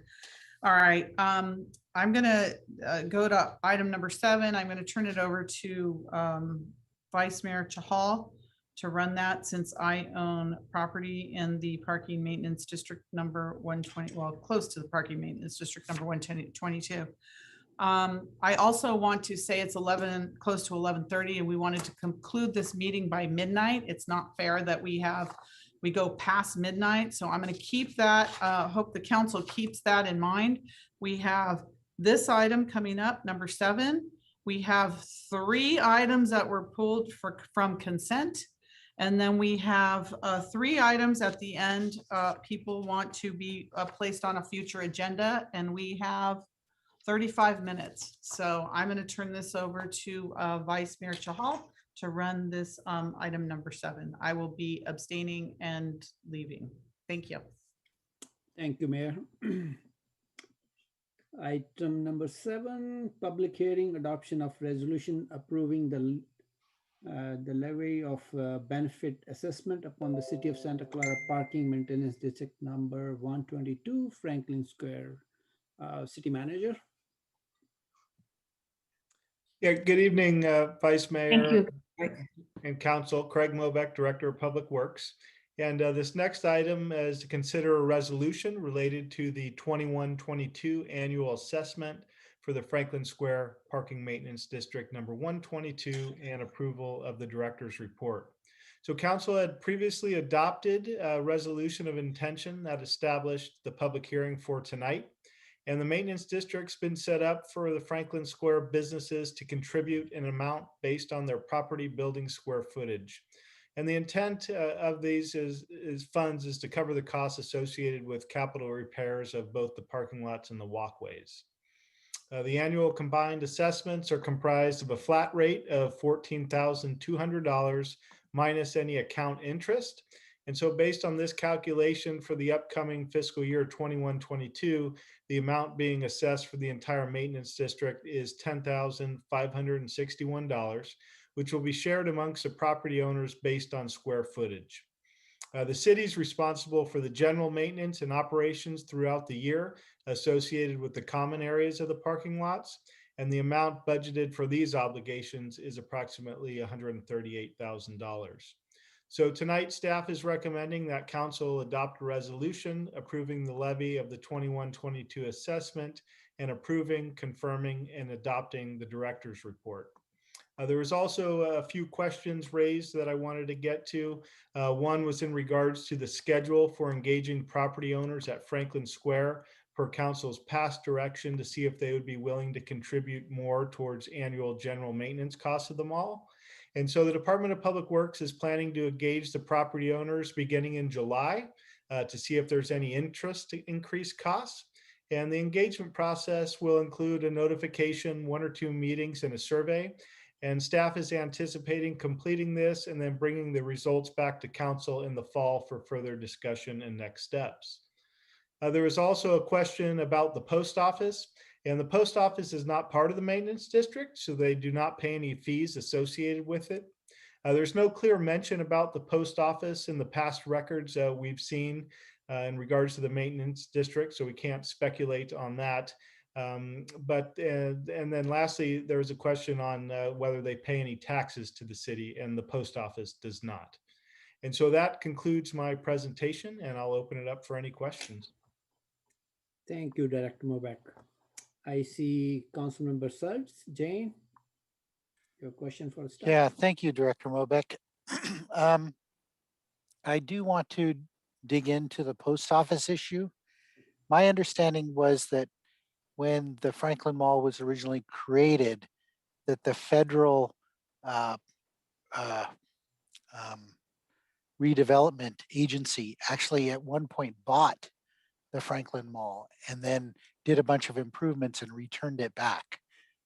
Do you expect that, do we know when the post office was built? Was it built at that time when the federal government basically refurbished the Franklin Mall and gave it back?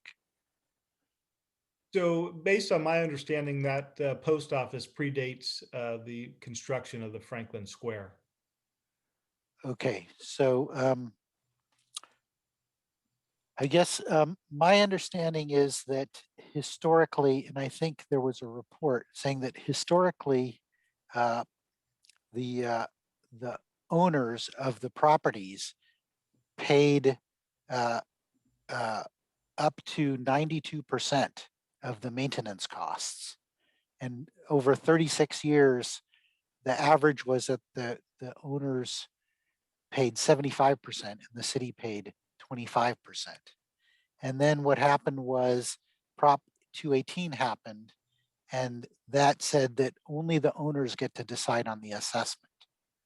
So I think at this point, the city has really no say in what the assessment is. The owners can just decide whatever they want to make it. And I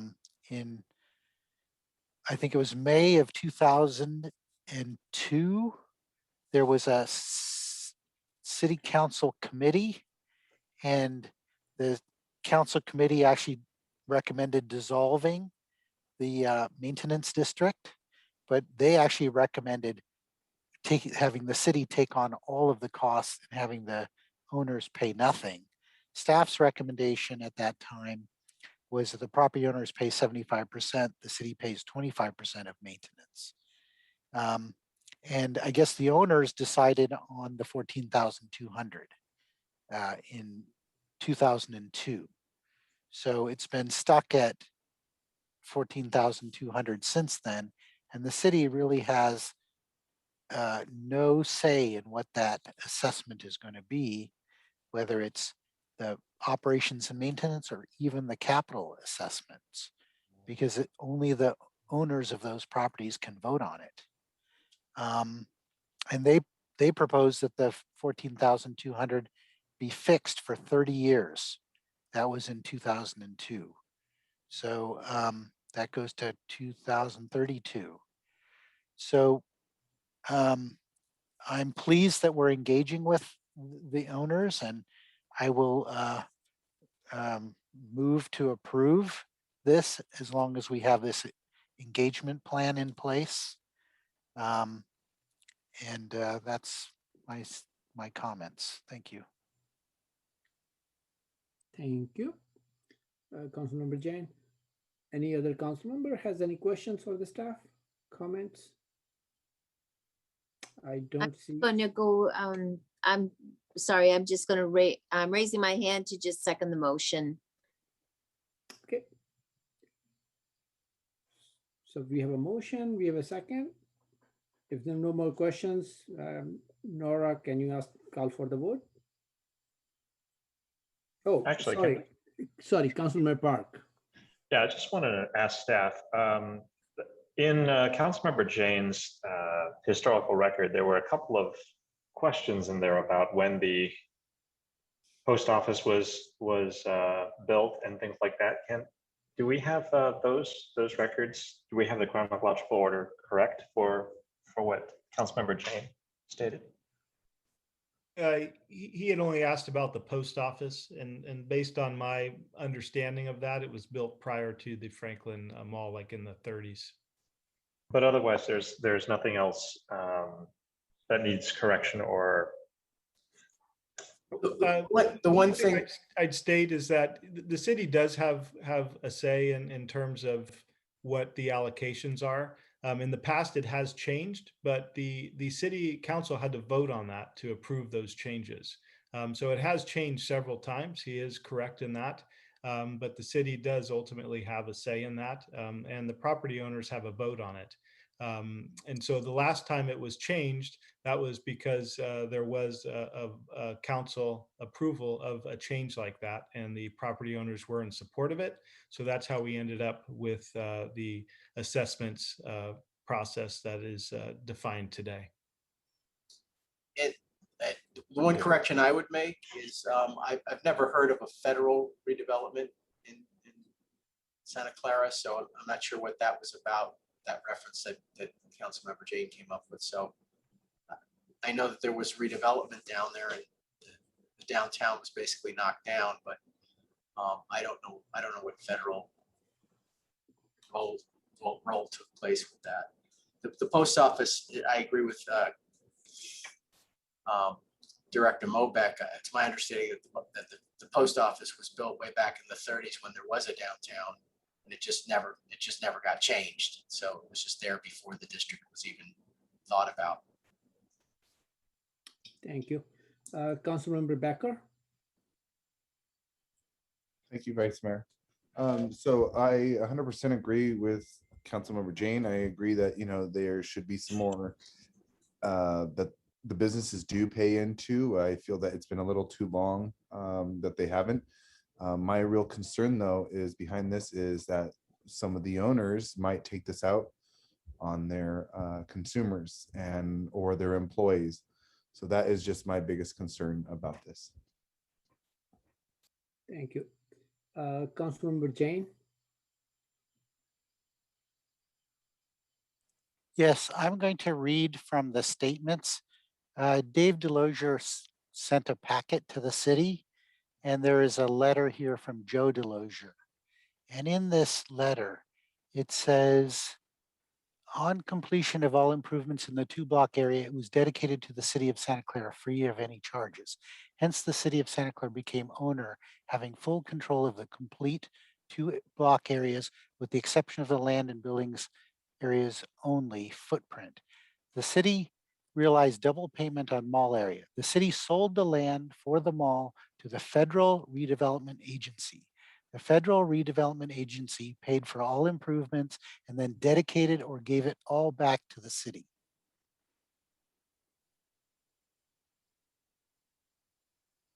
So staff, does that sound right? All I said was that's the first I've ever heard of it. I've never heard of that before. So I'm just, so I suppose from this person's memory, that's his understanding of what happened, but I've never heard of it before. That's all I was saying. Okay, and then my other question is, let's say the owners vote themselves to change their assessment to $1,000. If the city doesn't approve that, what happens? Wait, to vote, when you say their assessment from the current 14,200, if they lower it to that, they couldn't unilaterally do that without your approval. So what you're saying is that, but we can't change it. So they have to vote. They would have to, yeah. So if they voted to say lower it, council would have the final say in that. If they voted to increase their assessments and they were all in favor of that and they voted that way, then when it came back to council, you could approve that and then it would be increased. So what you're saying is that they start the process first by setting the value, and then we only can approve or disapprove it. And if we disapprove it, then what happens? So usually with these, like what happened the last time, there was a council subcommittee met with the owners. There was discussions on it. It ultimately went back to council. Council made a decision on it, and then the property owners got to vote. They approved it, and then it was passed. So the changes, that's changing the structure of the maintenance agreement, and that does require, if it's an increase, it requires them to vote yes, but it also requires the city council to finally approve that because you're changing the structure of the maintenance district. Okay, thank you. Thank you. Councilmember Watanabe. Thank you. I just wanted to just say thank you to David Delosier for providing these documents to us. They were very informative and provided a really good timeline to see how the maintenance district came about, very historical documents. And then the other thing I just wanted to state was that this is a public hearing. So before we move forward, it is a public hearing. Thank you, council member. If no more council questions, okay. Okay, I see Councilmember Backer, you lowered your hand. If anybody in the public, Nora? I do not see any hands, Vice Mayor. Okay, thank you. I see Councilmember Backer. Yeah, so one question. Mr. Delosier did have a conversation with me. And he stated in the conversation that the city should be covering all of it because it's city land. Does what Councilmember Jane, maybe it's just the lateness of the hour, but does what Councilmember Jane said in that letter, does that supplement what that means? Or maybe I'm just a little confused. Yeah, I mean, well, I guess that's his own personal views in what he described. Okay. Okay.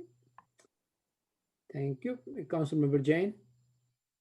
Another question? Yeah, I just wanted to say that for the El Camino Real, what we're doing is we're creating these activity zones, and there will be public space in those activity zones. And like we've done with many other redevelopments, those public areas, and this will be true at the related city place, will be maintained by the owners of that area. Now here we have kind of a unique situation where the parking lots and the walkways, I mean, the parking lots at Mervin's, the parking lots at Related are owned by those owners. They have to pay property tax on that. they have to maintain it.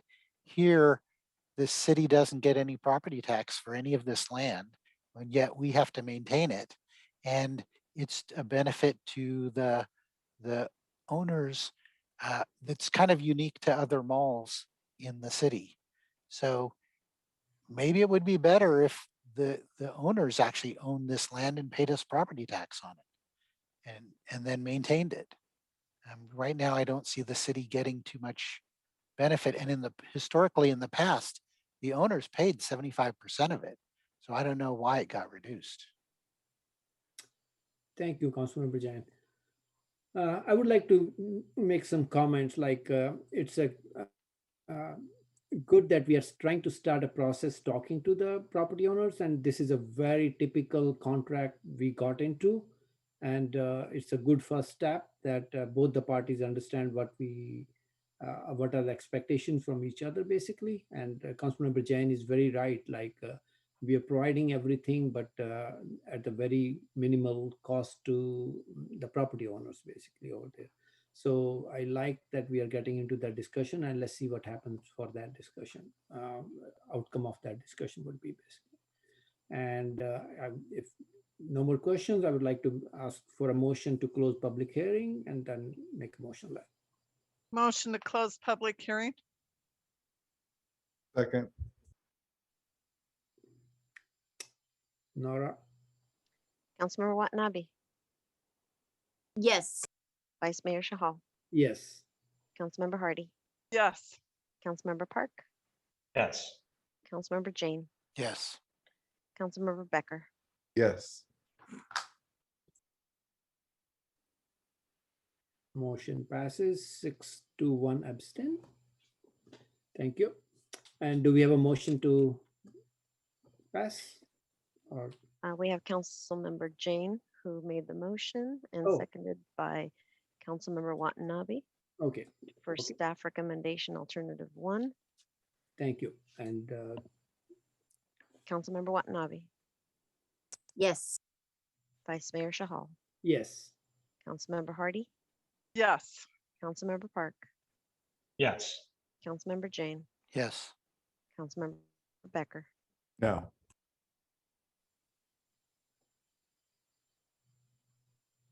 Okay, motion passes 5-1, 1 absent. Thank you. And can I have the mayor back to take care of the proceedings going further? Yes, we're letting her know. Thank you.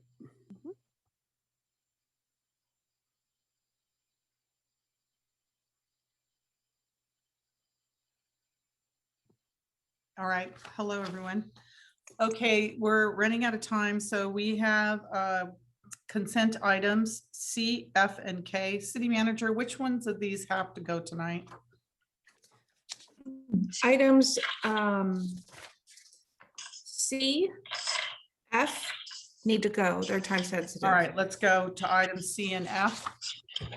Because I want to be sensitive to staff. I don't want to go past midnight. So Councilmember Jane, you pulled item C. Yes, I did. And that is, hold on a second.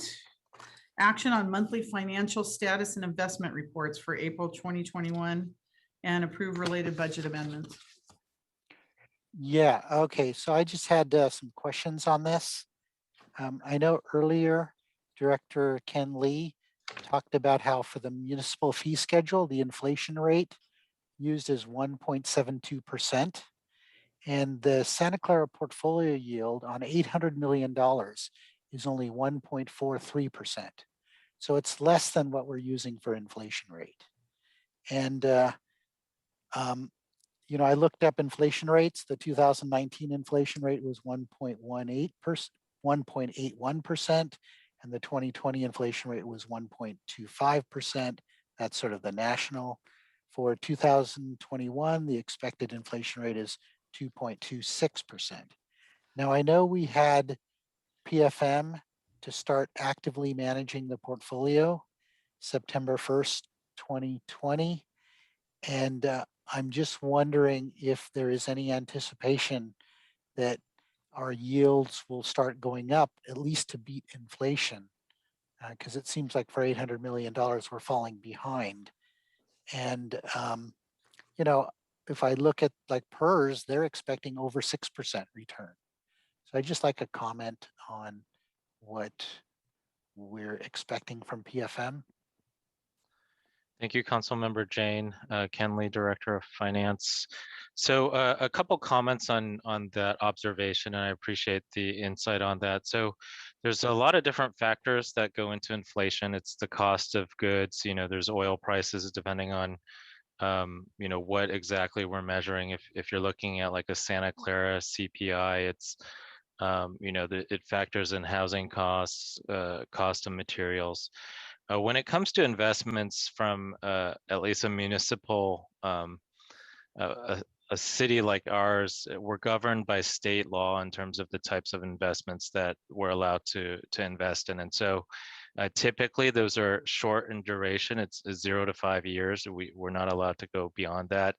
And then in terms of the types of investments, it's very safe investments. So treasuries, some of the corporate notes, different agencies. And so I think it's a little bit of an apples and oranges comparison, looking at kind of the inputs of what drives CPI versus what we can control from an investment perspective, given state limitations. Now, PFM, as they've been brought on late last year, has been part of a larger shift to areas of our portfolio away from treasuries that would have greater yield.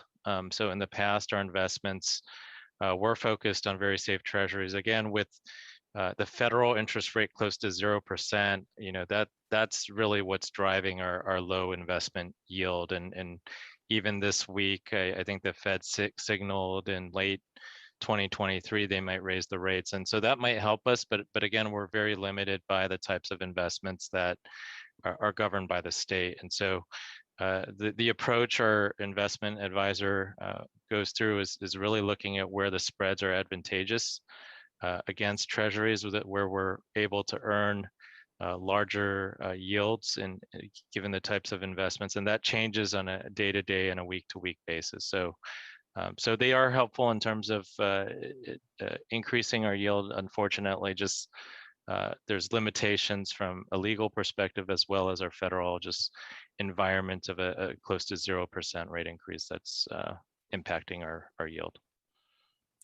Okay, thank you. I would like to move to approve this. Move to note and file. Okay. And is there a second? Second. Is there any public comment on this? All right, seeing none, Assistant City Clerk.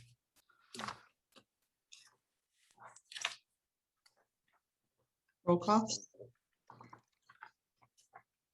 Councilmember Watanabe, Yes. Vice Mayor Shahal, Yes. Councilmember Hardy, Yes. Councilmember Park. Councilmember Park. Yes. Thank you. Councilmember Jane, Yes. Councilmember Becker, Yes. Mayor Gilmore. Yes. That passes unanimously. Okay, item 3F. Councilmember Jane, you also pulled this one. Action on second amendment to the loan agreement with Westwood Ambassador Apartments, Charities Housing Development Corporation of Santa Clara, to extend the affordable housing requirements for 41 rental units within the project location at 2602 Newhall Street. Yeah, I just had a very minor request of the developer. And I know that they're looking at removing wall heaters and installing new PTACs for heating and cooling. And, you know, these are low-income apartments, and heat pump PTACs are available, and they use about 1/3 the energy of electric resistance PTACs. So this would save on the energy bills of the people living in these apartments. And so I just had a request of the developer, whether they had considered that and whether they're intending. It wasn't clear from the document whether they were going to use the heat pumps. So this is for the loan agreement. I don't know if there's anyone from Charities Housing here that could even answer this. Is Sarah Erickson? Are you from Charities? Sarah is with Yeah, Okay. this is Andrew Crabtree, Community Development Director. And Sarah is with Charities Housing, so she can address that if you like. But I'll also just say quickly that they have confirmed with us that it is their intent to use the heat pump unit. Okay, that sounds good. Let's go to Sarah and ask Sarah that as well. Sarah, go ahead, Sarah. Yeah, we are replacing the gas wall furnaces with packaged terminal heat pumps. Thank you. So hopefully that answers the question, Councilmember Jane. That's it. I would like to move staff's recommendation. Okay. Approve and authorize. Second on that. Second. All right, motion second. Is there any member of the public that would like to speak on that? Thank you, Sarah, for hanging in there for so long. We appreciate it. Seeing none, Assistant City Clerk, roll call. Councilmember Watanabe, Yes. Vice Mayor Shahal, Yes. Councilmember Hardy, Yes. Councilmember Park, Yes. Councilmember Jane, Yes. Councilmember Becker, Yes. Mayor Gilmore. Yes. And that passes unanimously. All right, okay, we're getting close. 3K, action on a resolution acknowledging receipt by City Council of a state mandated compliance report on required annual fire inspection at certain occupancies. Councilmember Jane, you pulled this one too. I did. I see that there's 1,300 inspections that happen yearly on these, which is done by the fire department. So I'm wondering about cost recovery, whether we're getting full cost recovery on these, and sort of like what's the average cost to these facilities. And it could actually be homeowners. It could be some duplexes, I believe, for these inspections. And then it's a lot of inspections. Do other cities have the same problem? So I had those 3 questions. City staff, are you prepared to answer those now, or is that a separate agenda item? We can come back with an information memo if that's easier, that just responds to easier. questions. Is that fine, Councilmember Jane? Because we're only acknowledging receipt of this report. Yeah, right? yeah. I mean, I'm fine with getting a report. I had posed these questions earlier, but I'm fine to get just an email or a report later on this. So I would move staff's recommendation to adopt a resolution acknowledging receipt of the report. Second. All right, is there a second? We have a motion and a second.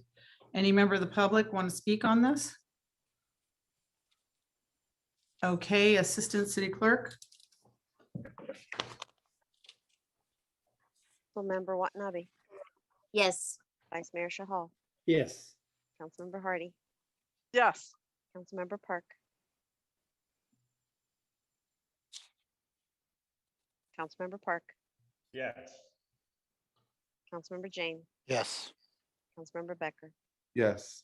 Mayor Gilmore. Yes, and that passes unanimously. And I know we're going to talk about meeting management in the future, but I'm going to use the last item as an example that from Charities Housing, that was a pretty simple question about the wall heaters. That could have been emailed. Sarah waited hours and hours and hours to answer that one thing at midnight. I think if we can get some of these questions earlier and get them answered, we don't, have to have people waiting for hours when that was a pretty simple question to answer. All right, Mayor, now, Madam Mayor, I did email that question. and it was answered, but you pulled it and asked it anyway. So It she had wasn't to answered stay. before this meeting. Okay. That was a simple question. I'm just saying that's an example of, people shouldn't have to wait till midnight. I just don't think that's fair. So I'm moving on with the agenda. So it is midnight now. We have 3 items that people are asking 3 different items to have their items come back on a future agenda. So if we could be disciplined to either say yes or no on a future agenda, and I know we have public members here, then we'll move on. Otherwise, I'd like to ask, because I told our staff, you know, it's, we are going to try to be out by midnight because it's reasonable. Everybody has early meetings tomorrow. They're interviewing for a new librarian, and we all have things to do. And we have to work. So I know we have people that have waited all night long. I don't mind hearing from the public, but we can't go on for hours. Are we, council, going to be disciplined to say yes or no on the agenda? If not, I'm going to ask that we adjourn this meeting. Councilmember Becker. I believe we can be disciplined, but I definitely do want to hear the written petition of item A from Mr. Mazzetti, and there's a bunch of members from the public. Okay. Okay. Well, let's do item A and then continue B and C, because we can't, I see all the members of the public. So may I have a motion to continue B and C to the next meeting? All motion. Second. Okay, we got a motion and a second to continue B and C to the next meeting. We'll hear item A as long as we're disciplined. Remember, there's people down here and we have to be fair. Any other comments on that? Any members of the public? All right, city clerk, roll call vote, please.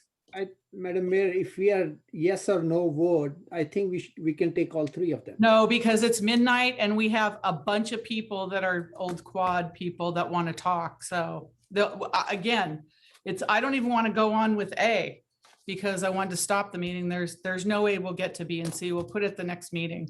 Then neither of those items are time sensitive. All right, roll call vote, please. Madam Mayor, may I just confirm, was that maker of the motion Becker and seconded by Watanabe? I think so. Yeah. Sorry. Councilmember Watanabe. Yes. Councilmember Vice Mayor Shahal. No. Councilmember Hardy. Yes. Councilmember Park. Councilmember Park. No. Councilmember Jane. Yes. Councilmember Becker. Yes. Mayor Gilmore. Yes. Thank you. That passes 5-2. All right, written petition A, action on a written petition submitted by Robert Mazzetti II, requesting to discuss amendment number 3 to the exclusive negotiation agreement by and between the city, VTA, and Republic Metropolitan and LLC for the proposed project located at 500 South Benton Street, assessor's parcel number 230-08061, 230-08078. Mr. Mazzetti, it's a written petition. Go ahead. Are you here? Oh, I hope he's here. I hope he is. Okay.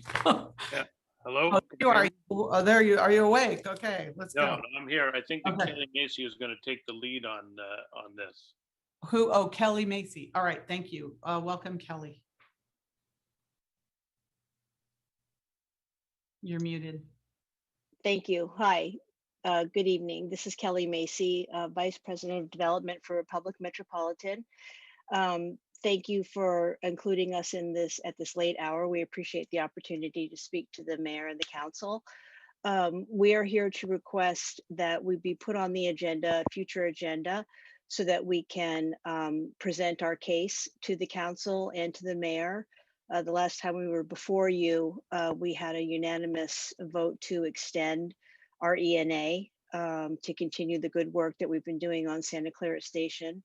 And we would like to request the chance to come before you again and talk about the project and the process. Okay, thank you. Council, Vice Mayor Chahal.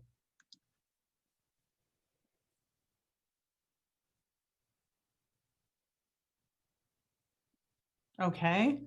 Any member of the council? Again, it's an action to put on a future agenda. Okay, I'll go to the public and then I'll come back to the council. Any member of the public want to speak on, and again, the action is whether or not this should go on the agenda. We're not going to be talking about the actual project and the elements in the project, whether or not this should go on a future agenda where we can talk about it, hopefully at a reasonable hour. Okay, Kelly, okay. Adam, go ahead, Adam. Good morning, Mayor and Council.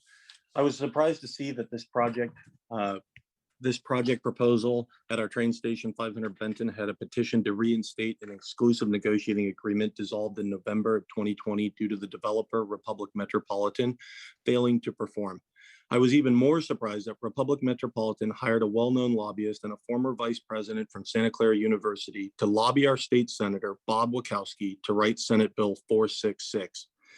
This would allow a single property in question to bypass the Surplus Land Act, a well-established process to meet state and regional housing goals. This council has discussed the importance of ethics and transparency multiple times. Having a developer use political influence to bypass laws and serve their own special interests does not meet those values. We should complete a precise plan for the station area like we have and are currently completing for many crucial areas within the city. This would allow the community to create a vision for the area and the ability for the city to issue an RFP in order to get the best offer for the use of the land.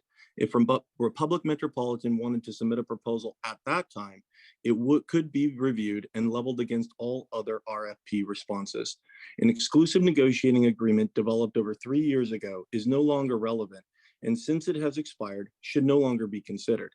We have just heard tonight about the budget deficit the city is facing, and every asset available should be leveraged to cover that deficit, not given away to private entities for their personal gains. I ask this council to reject this petition, agendaizing the discussion to reinstate the ENA tonight and maintain Santa Clara as the center of what's possible instead of becoming the center of what's profitable.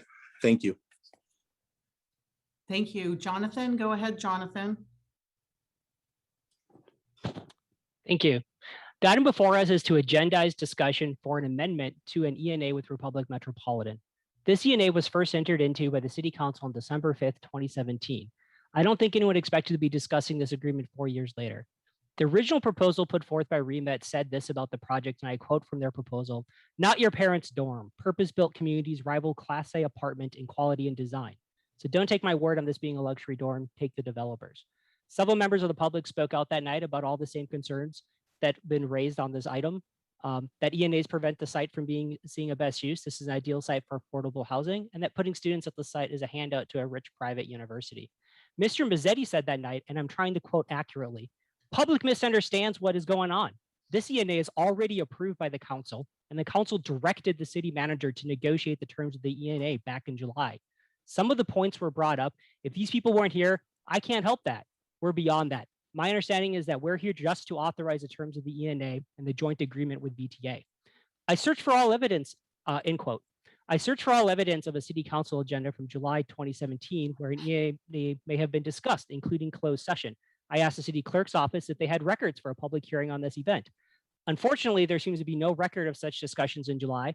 The only hearing to reference this item prior to December was the January 2017, which was a closed session. So prior to that night in December, the public really had no idea what was going on with this development.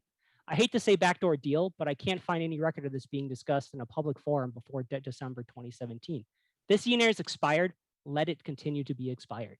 Let's start this over as a transparent process, one that doesn't require a state law like SB 466 to legalize, along with a full station area plan so we get the best use of this site. Thank you. And then one last note, please refer to the council meeting on December 5th, 2017, approximately 6 hours and 6 minutes in to get Mr. Mazzetti's comments. Thank you.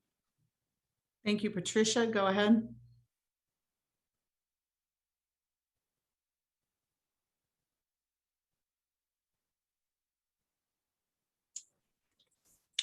Thank you, Mayor and Council. I urge the Council not to agendize the item in question for further discussion.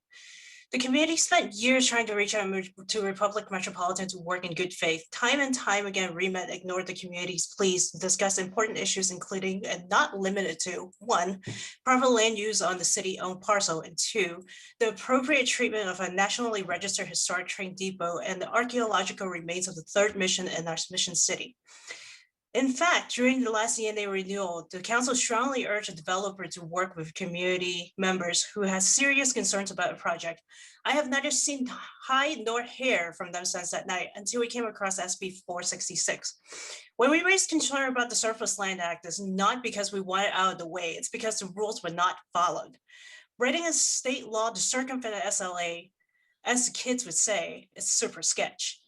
they're clearly showing that they have not listened to the community and would rather drag State Senator Wachowski's reputation through the mud than to work with the residents. What we need is to let this ENA remain expired and start up a much needed station area precise plan. This petition is reminding me of that ex who didn't listen to you for years, left you, and now it's calling you day and night to try to get back together. Girl, have some self-respect. Don't pick up the phone.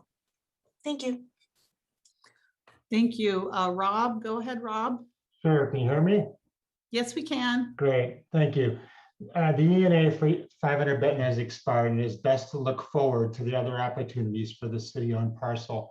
As a city, I believe we must follow the Surplus Land Act for this parcel, but it would be most prudent to first develop a precise plan for the station area to figure out the best development mix for the area.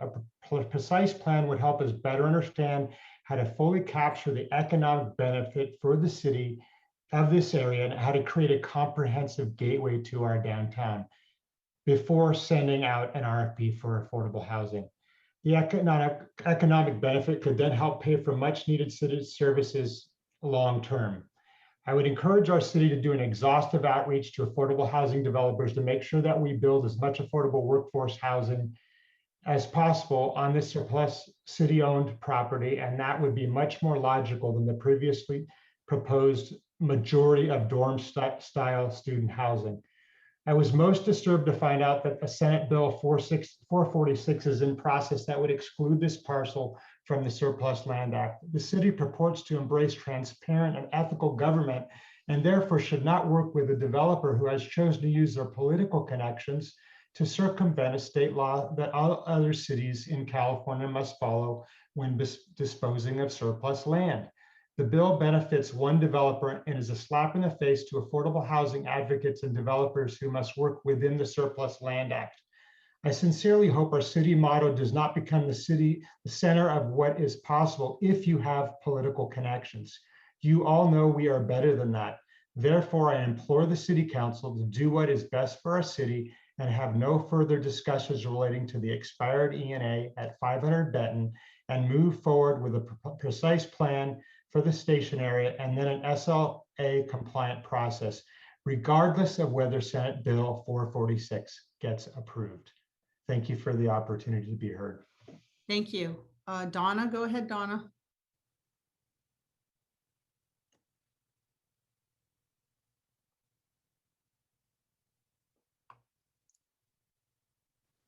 Go ahead, Donna. You're muted. Yes, go ahead. Oh, still muted. There you go. There you go. Thank you. Good evening, Mayor, Council.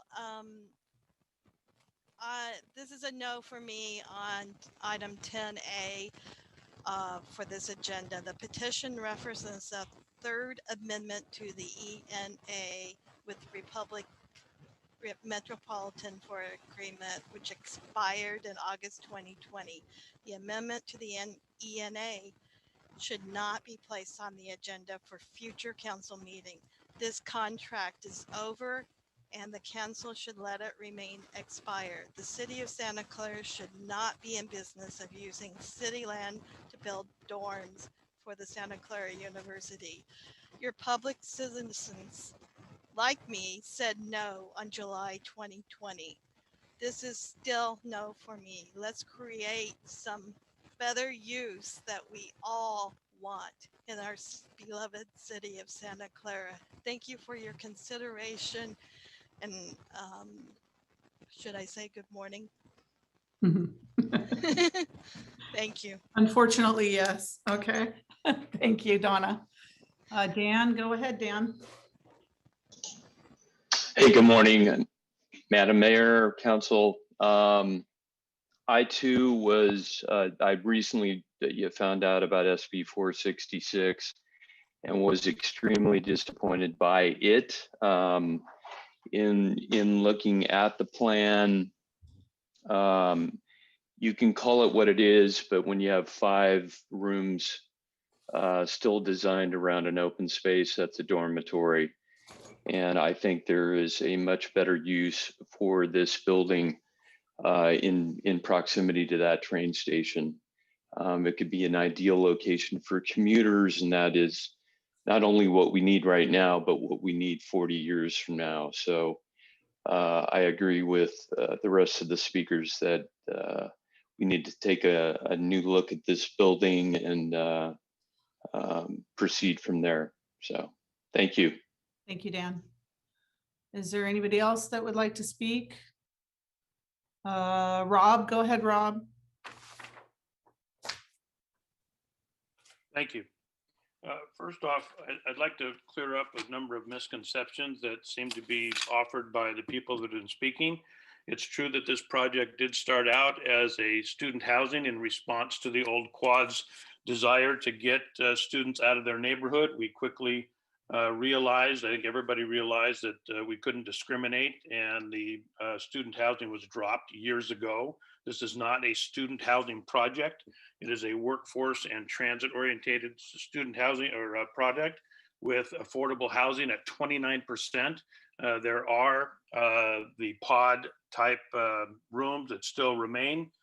Those rooms can be used by many people that are not students, particularly people that live out of town and can't afford to work here and live out of town and can't afford to live here by any other means.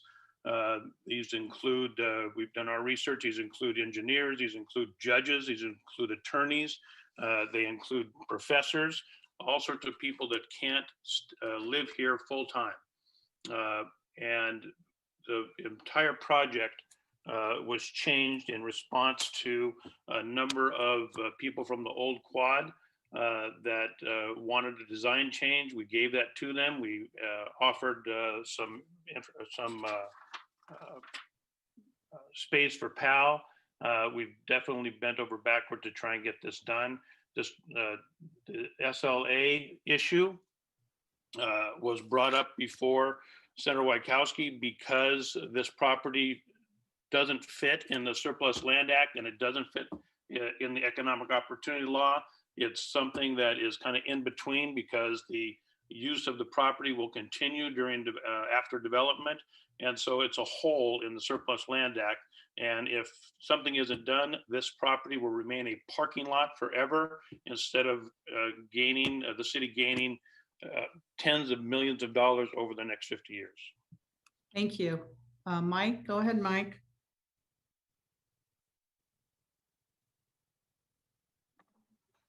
Yeah, thank you, Mayor and Council, and good Wednesday morning. I think this item should be agendized. This project will produce revenue surpluses to the city of over $600,000 a year.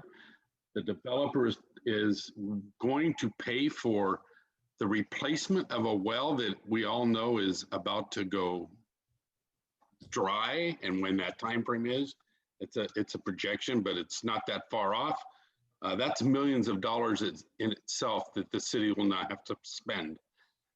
Some of the earlier speakers talked about the city being strapped budget-wise. Well, you know, if we have a developer that with a project that's going to bring over $600,000 a year into our coffers, hey, I think the least we can do is put this on an agendized item and get it talked about a little further.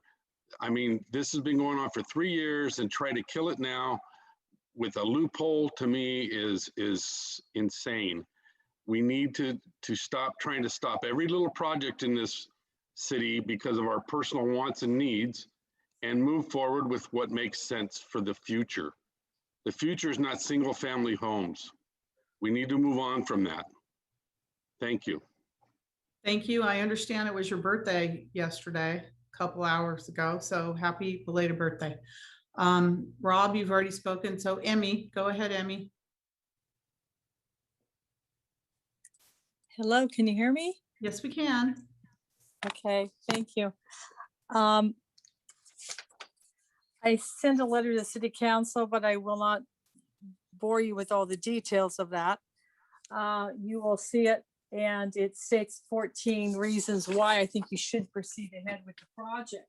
This is nothing new. It's been, should be re-agendized. This hour is late.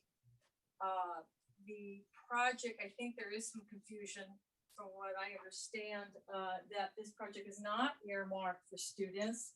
but you do have a concept in this plan, or the developer does, for a pod concept. So individuals could, adults share a unit and still be able to be in an affordable situation with other people. The project has the developers, I have asked questions, and then they have met with folks in the old quad, have changed, designed, redesigned, have listened to my concerns about the compatibility and functionability as it relates to the historic train station across the way, and have met with them and have made changes. Anyway, I'm sorry, we're talking specifically about agendizing this for a later time. But in closing, this is not the first time that Senate bills and Assembly bills have come through. This has been done before in our city with Hope Rehabilitation Services off Lafayette Street. There's special legislation that was approved at Mission College that was sold to that property. So this is not new, and this is not a slap in the face, in my opinion. It's looking at an opportunity that might be able to move this project forward and have a collaborative project with the VTA in our city. So anyway, I'll wrap it up there. Thanks for allowing me to share. Good night, everyone. Good night. Thank you. Thank you. Is there anyone that would like to speak that hasn't spoken already? Okay, so Assistant City Clerk, you have some e-comments? Yes, I do, Madam Mayor. ahead. First e-comment is from Juan Moyoli. Dear Mayor and Council, we shouldn't even be discussing 10A in this evening's meeting. The petition references a third amendment to an ENA with Republic Metropolitan for an agreement which expired in August 2020. The horse is dead. We should no longer be discussing this. The city of Santa Clara should be using this city land for more comprehensive projects that work with the surrounding area and benefits all the citizens of the city. End of comment. The next comment is from John Dietrich. The project does not fit the area, having little to no historic district planning. The project is too tall to fit into the area by the historic Santa Clara Depot, police station, and hotel. Republic is not a quality partner for the city of Santa Clara because of their poor attitude with the public. Design not realistic. The parking to support commuters using Caltrain is being cut more than half. A half of a parking space for each bed will never work. Where are all the extra cars going to park? End of comment. The next comment is from Casey Hiat. I support the staff recommendation that an amendment to the ENA should not be agendized for a future council meeting. This contract is over and the council should let it remain expired. The city of Santa Clara should not be in the business of using city land to build luxury dorms for Santa Clara University. End of comment. Next comment is from Kay Amon. This item should not be on the agenda again as it does not follow standard criteria for development. The previous decision not to proceed with this project should stand as there are too many unresolved issues with the plan. End of comment. Next comment is from Bev Romick. I respectfully request that you not agendize further discussion on this item, please. End of comment. Next comment is from Paul Rebello. Item 10A on today's 622 agenda. The petition has an amendment to an ENA for an agreement that's expired, which should stay expired. As a city with a history of dubious real estate ventures, we can be more thoughtful and do better than our past. Would love our council to consider wider options for the city land, especially with the foresight of the future BART station, something more inclusive than a high rent dorm. I support that an amendment to the ENA not be agendized. Thank you. End of comment. Next comment, Robert Fitch, Mayor and City Council. We need more housing. The proposed construction of housing at the Santa Clara train station is one of the most appropriate locations for additional housing in our community. It is good design to add housing adjacent to this transit hub. This project makes sense and also increases the supply of affordable housing. Please speed approval of this project. I strongly support this request. End of comment. And the last comment is from Susan Hinton. Vision Zero's goal to reduce traffic-related deaths and accidents is laudable, though sadly the strategies advocated are lopsided.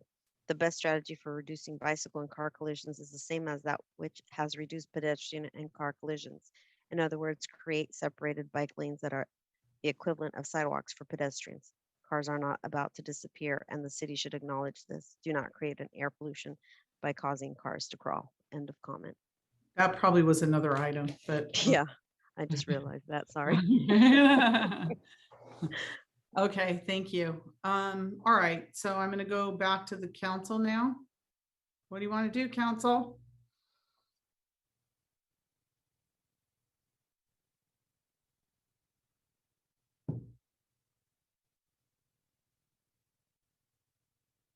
Councilmember Jane.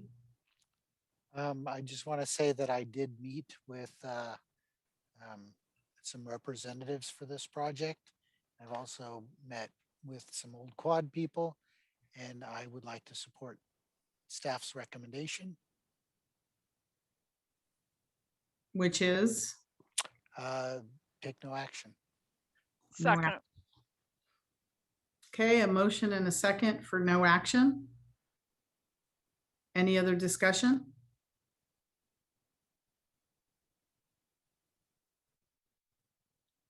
I'm gonna make a comment. I think it should be put on the agenda, at least for discussion, because I don't think we've had a big discussion with this council on this project. There's a lot of physical restrictions on this project, and it's gonna require, if we don't move the water tank, a Swiss cheese development. So I think that I think you need to know more about the project before you completely turn it away. So those are my comments. We don't have time to talk about it tonight, but it's a very complicated project, not just for this development, for any development in the future that I'm not sure you're all aware of. All right, any other comments on this? I'll be voting against the motion. Any other comments? Councilmember Becker? Yeah, I just wanted to state for the record that I did too meet with Republic, Chris Shea and Ed McGovern, as well as members of the community, Adam Thompson, Jonathan Evans, and just wanted to declare that for the record. All right. If there's no other, Councilmember Watanabe. Thank you, Mayor. Yeah, just quickly, I met with Chris Shea, and I believe I attended an online meeting last summer when the project was first presented, and I have to say there have been a lot of misstatements made about the project and the goal for which it would be used, and you know, the intent was, you know, listening to the residents that, you know, have talked about, you know, concerns and having student housing, and this seemed like a wonderful project, plus the ability for workforce housing more than anything else, and affordable housing. So I'm sorry that it sounds like it's not going to get agendized, and I'm sorry that it's not going to have another opportunity to at least come before and let everybody hear the whole thing out, because 5 minutes or 10 minutes doesn't really do it justice. So that's all I have. Thank you. Thank you. Anyone else? All right, Assistant City Clerk. Roll call Councilmember vote. Watanabe, No. Vice Mayor Shahal, Vice Mayor Shahal,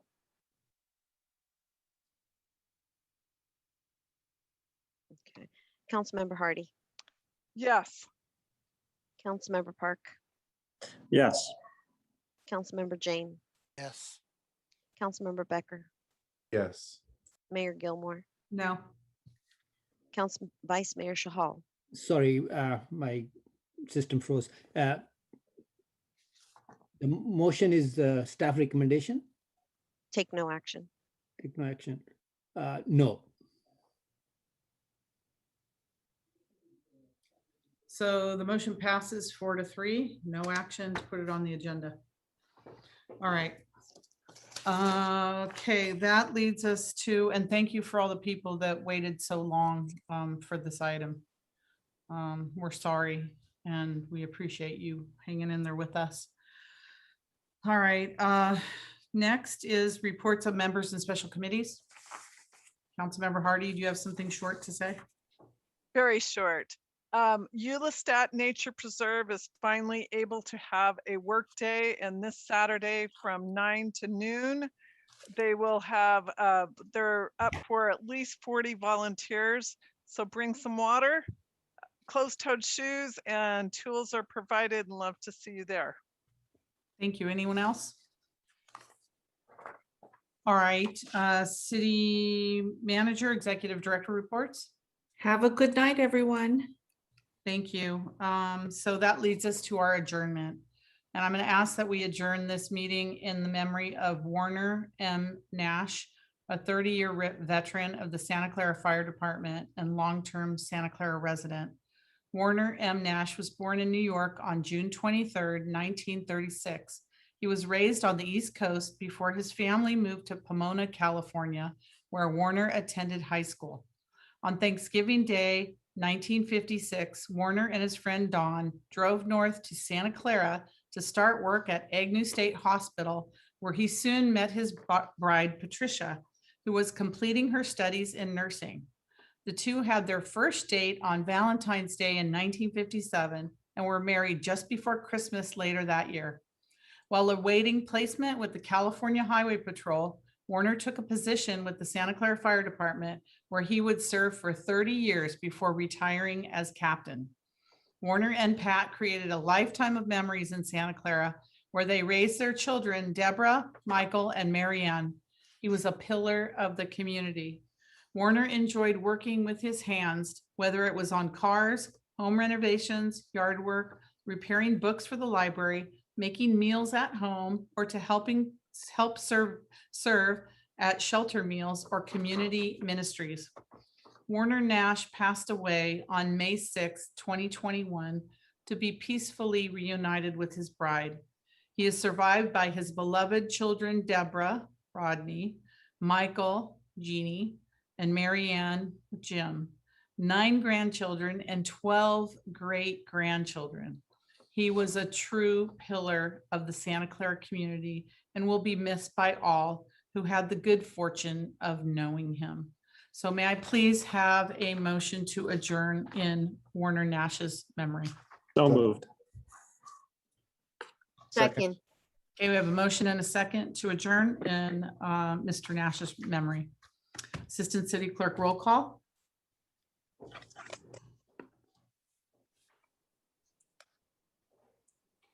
Okay. Councilmember Watanabe, Yes. Vice Mayor Shahal, Yes. Councilmember Hardy, Yes. Councilmember Park, Yes. Councilmember Jane, Yes. Councilmember Becker, Yes. Mayor Gilmore. Yes. And that passes unanimously, and this meeting is adjourned. Good evening, everyone.